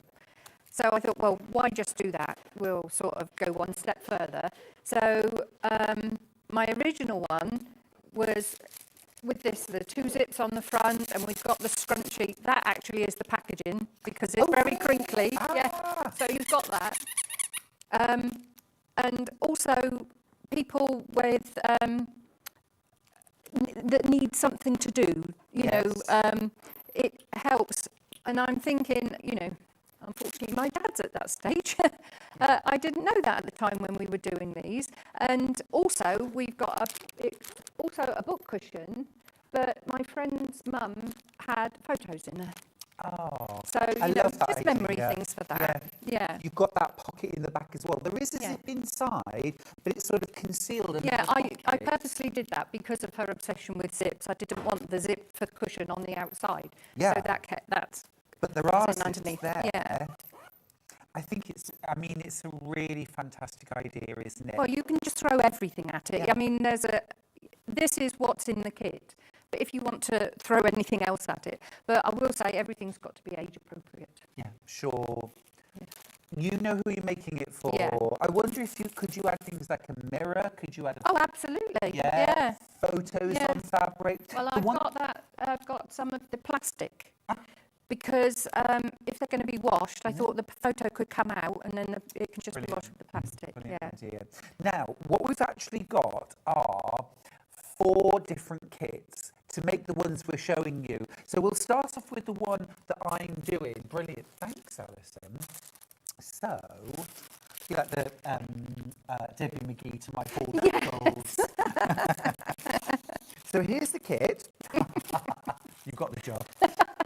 This is to actually make this very one here. Yeah. Now, the embellishments that are on it come included, and they are different embellishments depending on the different kits. Yeah. Okay. So if you want all of these embellishments that you can see here and the fabric to make the whole cushion, do I get the long zip? Yes. And the short, all of these bits. Everything. For You just need the cushion £21.99. pad once you've finished. Oh, and a bit of interfacing, lightweight interfacing. Because Brilliant. obviously these need stabilising a little because they're going to be pulled out. Absolutely. I'll show you what you get inside. And there's also, in addition to the pattern, isn't there? There's instructions on how to make it into a lap. It is, yeah. Which is this one here. If anybody wants to make it into it, there's enough to make it into a lap, like little quilt as well. And with a little triangle of fabric, I've got a sample over there, that's put in the corner to weight it so that if it's on the lap when they're actually using it, it'll help hold it down. There. So this is plastic. The plastic pellets. Which we've got on the show. We'll show you those in a minute. But this one, because it's flat, I've put in prairie points and all sorts. As like I say, you can throw all sorts. Really adapt it, can't you? Absolutely fab. I'll just show you what's in the kit. So in your kit, you get your pattern, and then you also get your fabric, front and back. You get your long number 5 zip. And I've actually made them longer so that you don't have to worry about your zip pull. Great. You know, you haven't got to lift your foot and put. I've given you longer ones so that it's easier to put in. Very thoughtful. You've got your zips. These are for the front of the cushion as well. And then inside you have got all of the sort of fun activities from the front. So you've got different pieces of ribbon and tape. You've got this fabulous beaded trim. I'll show you how to secure that. Brill, buckles, bells. If you've got a reactive dog, you might not want to put that in. My Sorry, dog's everybody, I fine. should have said. Mine's fine, but Oops, what a brilliant idea. I worked with a lot of people with dementia as a nurse, and these would be great. Thank you, Alison, for making these. That's from Maggie and thank you, Ayrshire. Maggie. That's lovely. Yeah. Great activity. Also, you know, for kids, if you, I mean, I think as well, sometimes people with anxiety. Yeah, just need something. Yeah, helpful yeah. to have something. I mean, worth a try, isn't it? Absolutely worth a try.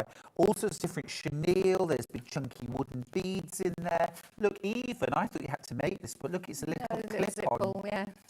tassel. It's brilliant, absolutely brilliant. As always, Alison, you do the incredible hard work of sourcing all I don't these. make my life easy. You don't, but it makes our life easy at home when we come to make these, which we love. $21.99. I think it's superb, absolutely brilliant. You also get, of course, some Velcro there for creating your little. There it is. So this also, as well as squeaking, it also lifts up and down. So you really have thought there's lots and lots of different dimensions to this. And like I say, the crinkly packaging also you use in that one if you want to do that. A message from Gail in Surrey. She says, I made a blanket years ago while working in a special needs school. Feedback was good, but no small buttons. Everything needs to be large. It's a good point, Gail. Well, yeah. You know who you're making it for. Yeah. Also, if you were doing it for really young children, you wouldn't put on these beads and these googly eyes. You would do this with felt. You could still do it, but you would do it with felt. So anything that can be put up, you know who you're making it for. I suppose the thing is, Alison, as well, when you're making these, you can remake them in the future.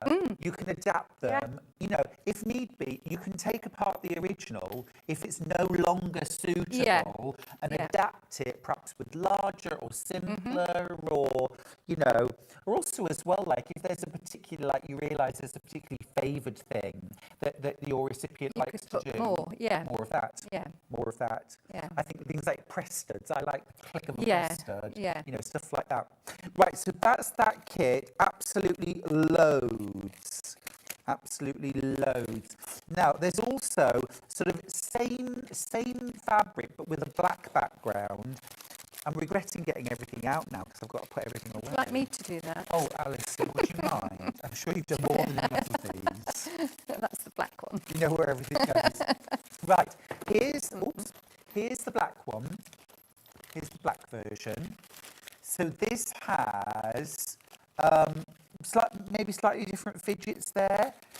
I like this. Yeah, that's on elastic. Cool. Very good. Fluffy, marabou, beads. Got your little ring there. Almost like a buckle.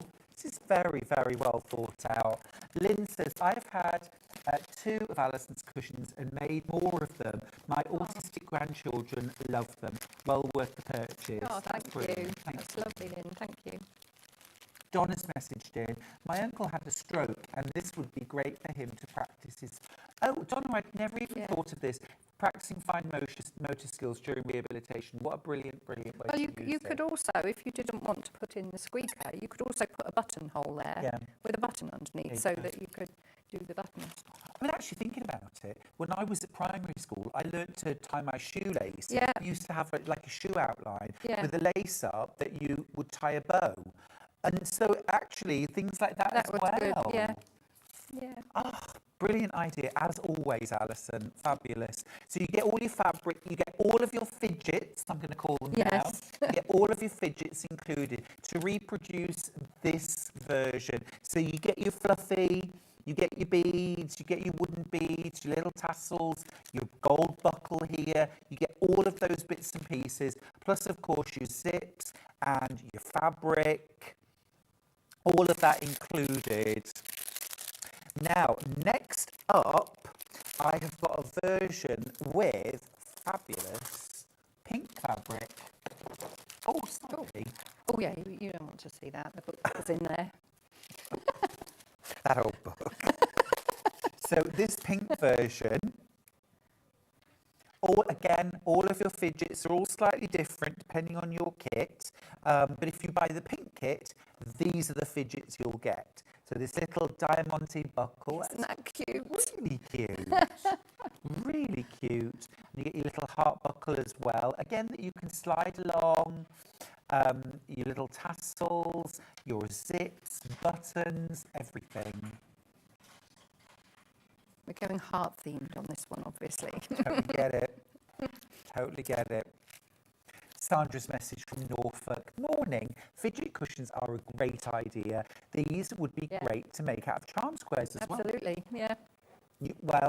Once you've got your kit, you've got your pattern, and of course then you can have the fun of finding. Yeah. Might even be as well that your recipient has maybe like some coat buttons from a favourite coat. What specific things? Yeah. Yes, that you can talk about. Favourited items. Hi both, says Wendy Jane. I work for a hospice and would love to make and sell these on behalf of the hospice. Would this be possible? Oh, absolutely, yes. Yeah, definitely. You must feel very proud when you see your mates being lovely, isn't it? Lovely to think that people not only want to make them for themselves, but to, to do brilliant. that. Really brilliant. And a really good way of fundraising. Because, It's a great way of yeah, fundraising. because you don't need an awful lot. I mean, most people have got button tins and things like that and scraps of fabric. And, I mean, you can mix it up. I mean, on this one here, look, we've got a mixture of plains and patterns. Yes. So, you know. Yeah, you really could have a lot of fun making these, and actually also maybe make it with the recipient as well. Yeah. You know, again, you know who you're making it for. If you could get together and make, I'm all for collaborative stuff. Yeah. Love it. That's that one, and then I've saved my favourite till last. I think this is brilliant. I love the fabric. I need to get the fabric out because this is exceptional value. How cool is this? You only use a fraction of the panel. Oh, look at that. So this comes with a panel. Oh, Alison, this is really special. Look at that. So you can choose what you use for each of the squares. They could be the same or different. I love that. But this one here, look, I've taken that out, and this is going to be one for my dad. Oh, so that's I shall do that, lovely. and I'll put it on the back. But also, you don't have to have it monochrome. I did this with fabric pens. Oh, you coloured it in? Yeah. Brilliant. And then just set it with an iron. This is very cool. That's Very cool. I love this panel. Gosh, I'd buy this just for that. Really cool.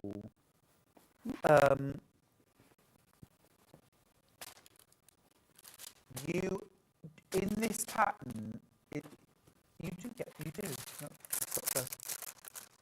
We were just deciding whether you got the pattern for the Yes, mat. you do. Yes. You do. Yeah, you do. Yeah, you do. I will say with this one, you don't, because it's this is an updated pattern. Right.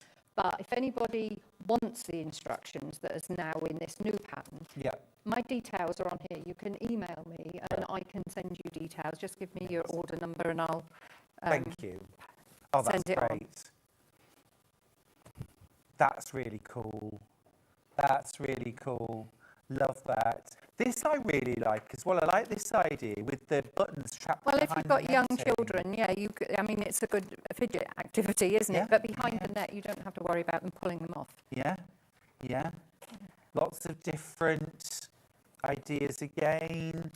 And you're seeing these different adaptations, you know, of how you can use the same pattern and just reconfigure your activities. Because you can also, with the zip, those ones are just sewn on top, but you don't have to do that. You can actually make it a pocket just by putting the zip in like you normally would with the two halves of fabric. Oh, yeah. And then you've actually got a pocket to put something in. You put the zip further up so that you've got a deeper pocket or something like that. That's a cool idea. And we were saying about photos. My mum always wanted tissues. She always had to have a tissue. Yeah. So for her, a pocket Yeah. and a tissue, brilliant. Yeah. And we said about photos. This one is with the plastic that you can buy, and because you're going to wash it, and you can change the photos. So it's just a piece of the plastic, and you sew it onto the square before you actually assemble, because basically it's a 9-patch. Yeah. Really clever. Yes. So adaptable, so much fun as well. I've got one more kit. Which will be the boxed kit. So this is the old style, old instructions. So this doesn't have the suggestion of making it into the weighted lap. No, that's right. But I'm happy to send on that if you wanted to do that. Brill. And what fabric do we get in here? The blue dot, this one. Ah, got you. Lovely, lovely. And a range of fidgets in there as well. Fabulous. But this is the corner, the weight that's put in with this one. Because you bag it out. Yep. And then you tuck these in and then just sew them in at the sides. And that just gives it a little weight for when people are using the top. Got you. Fab. Now, I have got a bag with fidgets inside it. It's not a phrase I was expecting to say today, Alison, I've got to be honest.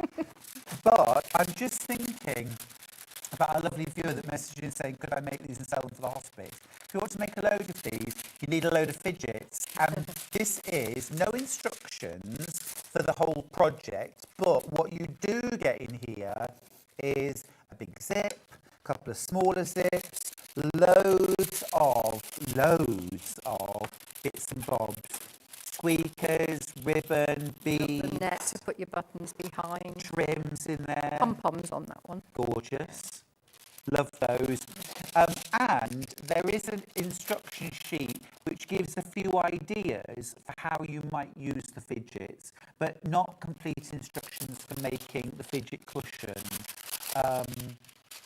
But that's a really great thing to buy. It would sort of get you started. That in that kit is basically what's on this. Oh, amazing! So that's what you get in the kit. You get a couple of the elastics and the zips. That's really cool. Cords. I like it with the prairie points, yeah, as well. It's just something else to fiddle with, isn't it? This is great as well, though. It's such a simple idea. Yeah. Love it. Really clever. Now, do you want the pattern on its own? Do you want the pattern on its own? I think you do. I do. Pattern on its own. You're making it for young children, making it for older children, making it for young adults, older adults. Very, very adaptable. Very adaptable. Noisy, isn't it? Me again. You can message as many times as you like, my darling. Another thought, they would be great to make as a memory cushion with fabric from old clothes. Oh, yes. Yes. Yeah. I think that could be a very emotional made. Yeah. Couldn't it? It could be quite an emotional journey making this cushion. Yeah. So, but really, really worthwhile. I think it's just a lovely, lovely idea. Physical pattern is $9.99.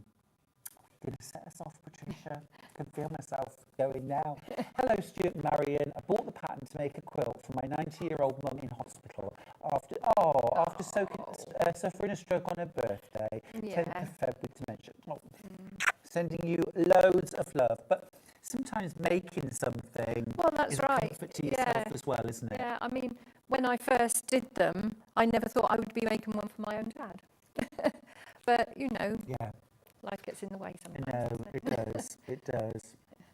Tracy from Shropshire's got in touch to say these cushions would be great for babies on tummy time. Well, and or in the car as well. In the car as well. Great I'm going to ideas. make one for Ollie. Yeah, it's like even though he doesn't watch Nana on the telly. I mean, what can you do? Really, honestly. As soon as he's old enough, you'll have to give him a jolly good talking to. Yes. Oh, no, but you're right, Tracy. There's loads of ideas. It could be like an activity, playtime. I do love the idea of tummy time, by the way. Is that just for babies? If it is, it shouldn't be. No, it's great. It's gorgeous. I love it. I love it. You can get a digital download of the pattern as well if you prefer. I'll go get ready. Oh, yes, please. Thank you. If you want a digital download, here's the item number. It's different to the printed version. Instant payment, instant download. So you could be making this afternoon. $9.99. Raid your button box, raid even old clothes, you might find a buckle on something or a zip that you can take out of clothes that you're not going to wear again and turn them into a fidget cushion or a lap blanket. Love the idea of weighting the corners as well. Really nice idea. It's great. It's really clever. You might be a primary school teacher or a TA. You could have a few of these You know, sometimes when kids, I remember this well, from when children actually just need a distraction activity because something's upset them, something's thrown them off whack. It's just a bit of space with something And to it's do. soft, you can cuddle it. Yeah. Yeah. I think we all want one now, Alison.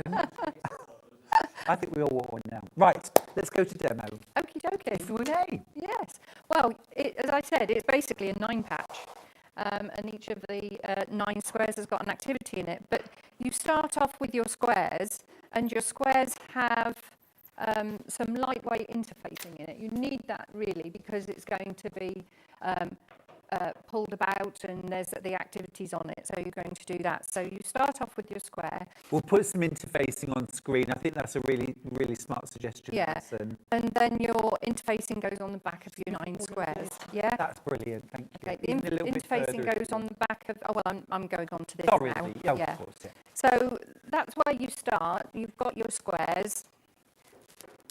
And then I always use an applique mat when I'm doing anything with fusing. Like with the bond web this morning, I always put one of these on my ironing board because it doesn't really make a mess if you get your bond web on your ironing board, and it's very difficult to get off. So I always use that when I'm doing that. But you get your 2 pieces for your cushion. So this is the larger piece, and I folded that in half and then stitched along the top to make the cushion book pocket at the back. I'm getting all my teeth mixed up. Love that there's a book pocket in the back. Well, it's like they put the lady that I originally made it for, she put in photographs. So you can, if you've got this plastic, because it might be washed quite a lot, you could put photos on the fabric, but then you've only got the one photo. Whereas if you put your photos in a couple of pieces of the plastic, then you can change the photos around, or you can have several photos in the pocket, and they can be handled. And all you have to do with this plastic is just stitch around the outside edge, which I've done with one here. And then you just treat it as a piece of the pocket, or you can have one like this and then you can just stick it in the pocket at the back, so you can have several of those. We've put the clear supple PVC, it's a fat quarters, there's loads there actually, you could make lots of these little pockets. So with your squares, with all the activities, none of them are difficult to do. So this one here, this particular kit, you get 3 pieces of this lovely stuff. This reminds me, did you have candlewick bedspreads? Oh, yes. That, and I used to lay in bed doing this through my nan's. And I loved it. When I found this yarn... Can you remember the colour? Oh, it was pink roses. Pink, It was like a cream background, but they were pink roses. Lovely, yeah. They were that or like a candy pink or cream, a buttery cream. And they have swirls and everything round, don't they? So, So you're just going to stitch that. Striped flannel sheets. Yes. Oh, I still got some of those. Gorgeous. I don't use them. They're in my sewing room for a project. Okay. At some point. So you're just going to stitch through that. Straight stitch or a zigzag? Straight stitch, and then you're going to just fluff that one up there, and your stitches disappear. So I'll just cut the edges off. To make the one with the scrunchy bit in the middle. Oh yes. You've got. It's best to use something from your stash for that to make sure that you've got enough fabric. But what you do is you find your centres on all sides, because this piece that is the top goes bigger. Okay. So that you can make a fold, because what you'll do is you're going to find your corner and you'll pin that in, and then you'll fold this corner and pin that one, and then just fold that in the centre,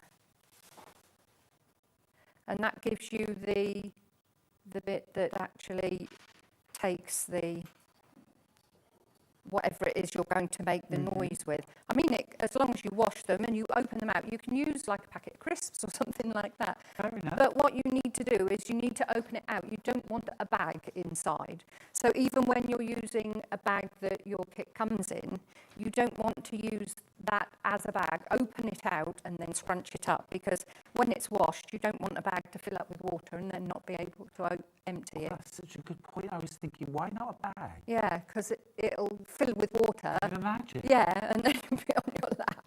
What's this big lump in the middle of my cushion? Oh, I didn't bring a bag with me. That was clever, wasn't it? Have we got a spare one there What's that, my love? to go in here? Tweaker? No, the bag. Oh, yeah. Do you want, yes, I have got a bag. There we go. So I'm making this pocket, and I'm now stitching within the seam allowance. Because I just got to open it up. We don't want this filling with water now, do we? sorry, Hannah. She's moaning. She hates me. She's moaning. You can't make an omelette without breaking eggs, am I right? That's right. Yes. I'll remember that next time. Quieter bags, please. It does go. I think it does go rather loud in the gallery, doesn't it? But also things like Insulbright wadding, also crunches and crackles like that. So now we'll just scrunch that up and put that inside, and then we'll go around the outside here. And because it's give it a good easy. Alice. Yeah, no, sorry. I am sorry, Hannah. Don't apologise. You scrunch as much as you like.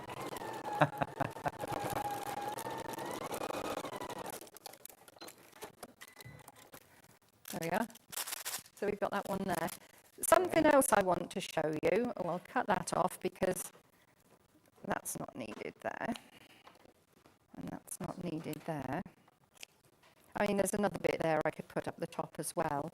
But something that I've put on, and I'll just show you how to secure these, because if you leave the edge of this beaded fringing, when it gets pulled, they can come off. So what you need to do is we'll cut those two off because we don't need them right the way out there.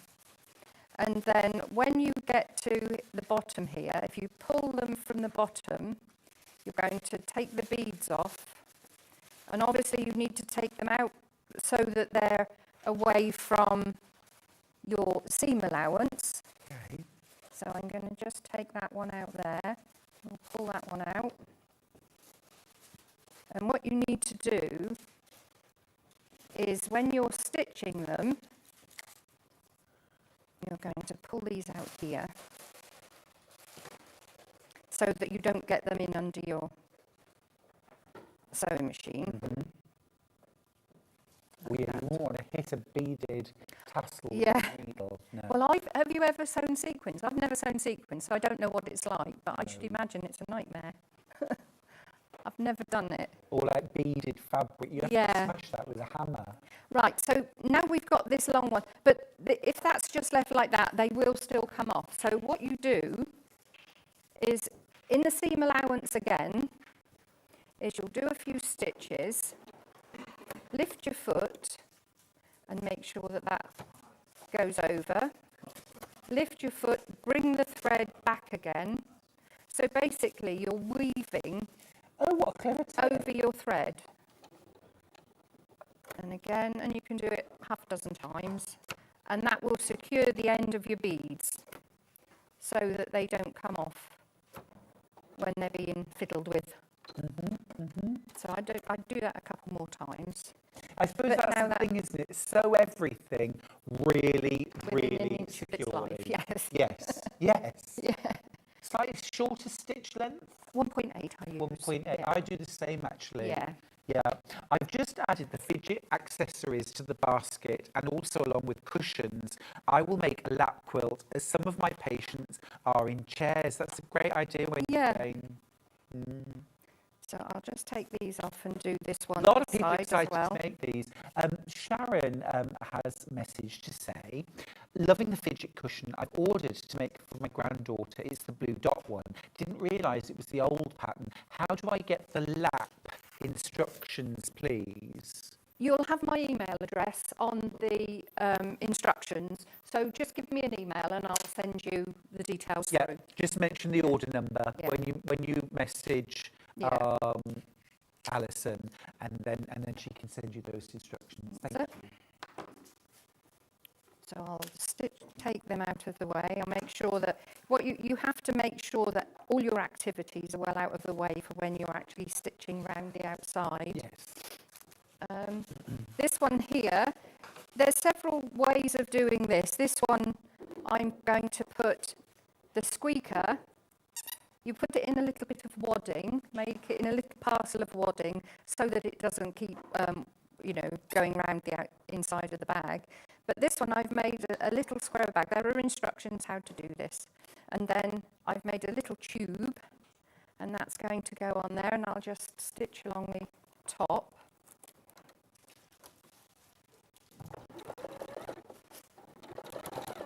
Ooh. I would like to. There we go.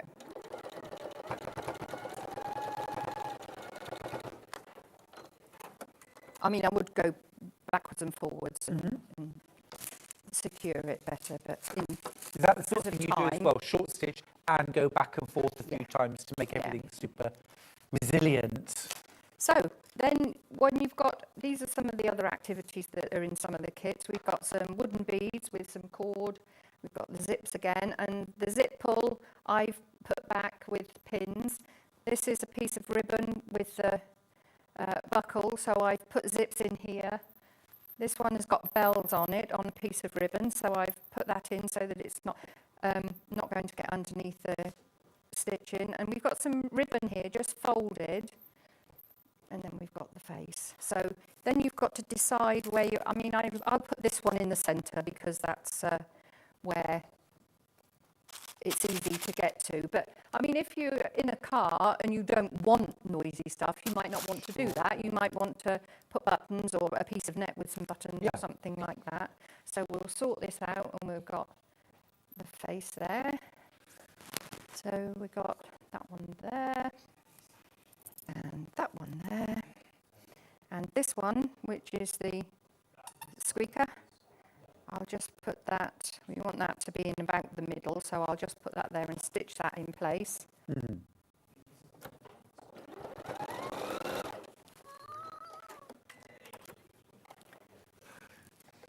So that's the front finished. You just, like I say, you can keep going. So you then sew the 9 squares together? Yeah. So you'll do your rows like we did with the quilt. You'll do your top rows, and then you'll do the centre and this one, and then you'll just sew the rows together. But what's the time? No, we won't have time for that. But I just want to show you how the actual thing goes together. Oh yes, thank you. Because we've got this one, which is the pocket, and then we need this. We need the zip. For the zip to go in. I'll put that over there a minute. So I'm going to fold this in half. And because we need this to go into our pocket, the zip is 5 inches down. So here I am with my trusty, this is another thing I always rave about. Yes. These, I've got the 12-inch one as well. My But they're father-in-law's fabulous. got the same one, he loves it. Yeah, absolutely fabulous. You don't have to put any pressure or anything, it's just with your hand.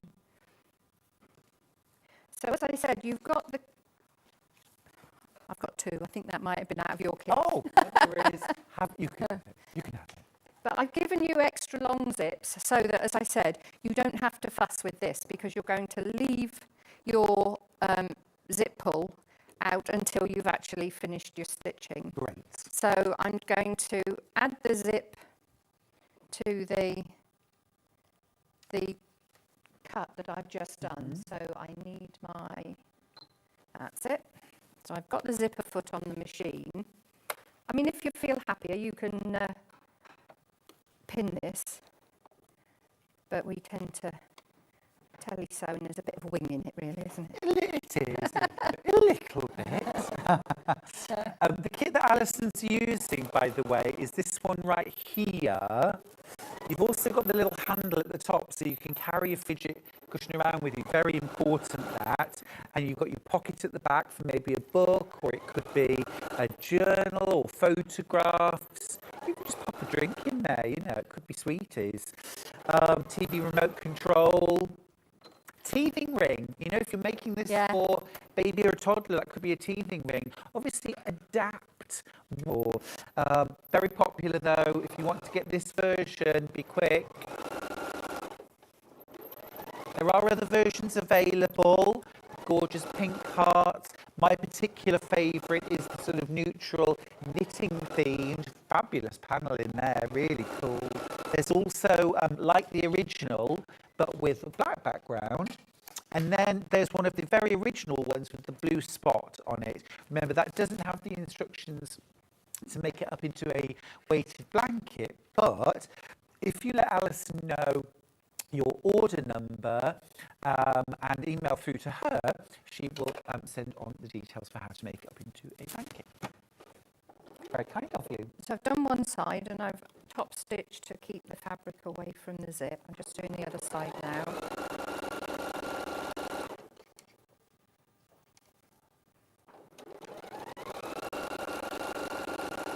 This is such an easy way to do a zip, isn't it? Even you're not actually insetting it into anything. And also I've made the fabric, this piece, bigger so that depending on your seam allowances and things like that, you know, I've not made it so that it's exact. Wiggle room. Yes, love it. That's the word. Love it. So I've done that right sides together, and now I've just got the zip showing, and I'm going to top stitch that. You know, it tickles me really, because I see myself in this. The number of really experienced sewers, particularly quilters, who avoid zips, who won't do zips, oh, no, who've I've never done a zip. And I was like that for years. Yeah. As soon as you do a zip, you think, why have I avoided this? It's easy. Stuart, I can remember seeing you when you said on TV, I've never made a skirt. Oh, yeah, well, yes, you're right. A-line or otherwise. Yeah. That's true enough. Last couple of minutes, Alison. Yeah. So that goes on there, and then you treat that as one piece. Ah, bro. And that's it, really, because you've got your 9-piece, 9-patch that you've done for the front. Yep. That you're going to join at the top. And then your So handle goes on the top. You just make sure that your zip pulls Yeah. inside. Yeah, and you need it open as well. You Yes, need it of open. course, So, yeah. what you do is you would stitch that through, because it's a nylon zip, you don't have to worry about that. Stitch this through in the seam allowance. Yep. I'll go back again. And then because you're going to pull your cushion through, you need to have your zip open inside. Mm-hmm. But yeah, you'll... Oh, you just baste stitch the ends this, together. Yeah. I mean, I should really do it with a bigger stitch. There we go. There we go. But these nylon zips are brilliant. Don't try it if you're going to use a metal one, obviously. No. That just holds it together. And then you snip these ends off. This is basted to the fabric. Mm-hmm. And then you fit this one right side to right side of your 9-patch. And it's just a standard corner. Lovely. Yeah. It's such a lovely, lovely project. Brilliant. I love it. Thank you, Alison. I think you've inspired everybody this morning. Keep checking out with those, won't you? And also, if you've still got Alison's fabulous The Last Piece jigsaw puzzle pattern or kit in mind, do check out your baskets. Don't miss out. Right, we're going to do the menu. Thank you so much for this morning, Alison. No problem. It's been wonderful. Lovely, Really thank good you. to I've see enjoyed as it. well. Yeah. Right, the menu for tomorrow. It's Mother's Day. It's Mother's Day. And we've got a lovely, lovely day. It's also the clocks go forward Tonight, well, tomorrow early morning, yes, they do. I missed that one. Yes, so my 4:30 alarm will be at 3:30 a.m. Yay! Can't wait. Oh, spend the day with me. 8 a.m. Lynn Goldsworthy, she'll wake me up. Lynn Goldsworthy is with me with the Artisan Blossom quilt kit. It is fabulous. At 9 o'clock, we've got the foundation paper piece teacup quilt and cushion with Jenny Jackson. That's enough for yonks. At 10 o'clock, it's the New York Beauty quilt with Lynn Goldsworthy. I want this quilt so much. At 11 o'clock, Jenny Jackson is back with Jenny Jackson Designs, and you're saving 20% on that hour. And then finally, at midday, we've got quilt kits you will love. Now, I know that lots of you will be spending time with mums tomorrow, our time together may be brief, but do make sure you check in and say hello in the morning, or I will miss you and I will want to know where you are. Alison, when are you next in? Couple of weeks. Oh, not long. No. Do you know the date? 10th. The 10th? I'll take it. I'll take it. Good. Okay, can't wait. I'll see you bright and early tomorrow. It's a date. Don't be late. Sewing Street's designer block competition is back. Use the fabric on our bespoke panel to make your very own quilt block masterpiece. 12 lucky winners will be announced on Friday the 20th of June. Each winner will receive a £100 credit to your Sewing Street account. Your block will be proudly exhibited at the Festival of Quilts 2025. Tune in for the launch this Wednesday of the Sewing Street's designer block competition. Shopping with Sewing Street couldn't be easier. You can shop via our website at www.sewingstreet.com, where you can watch our live shows and see all the products from that day. We also have a huge amount of products on our website from your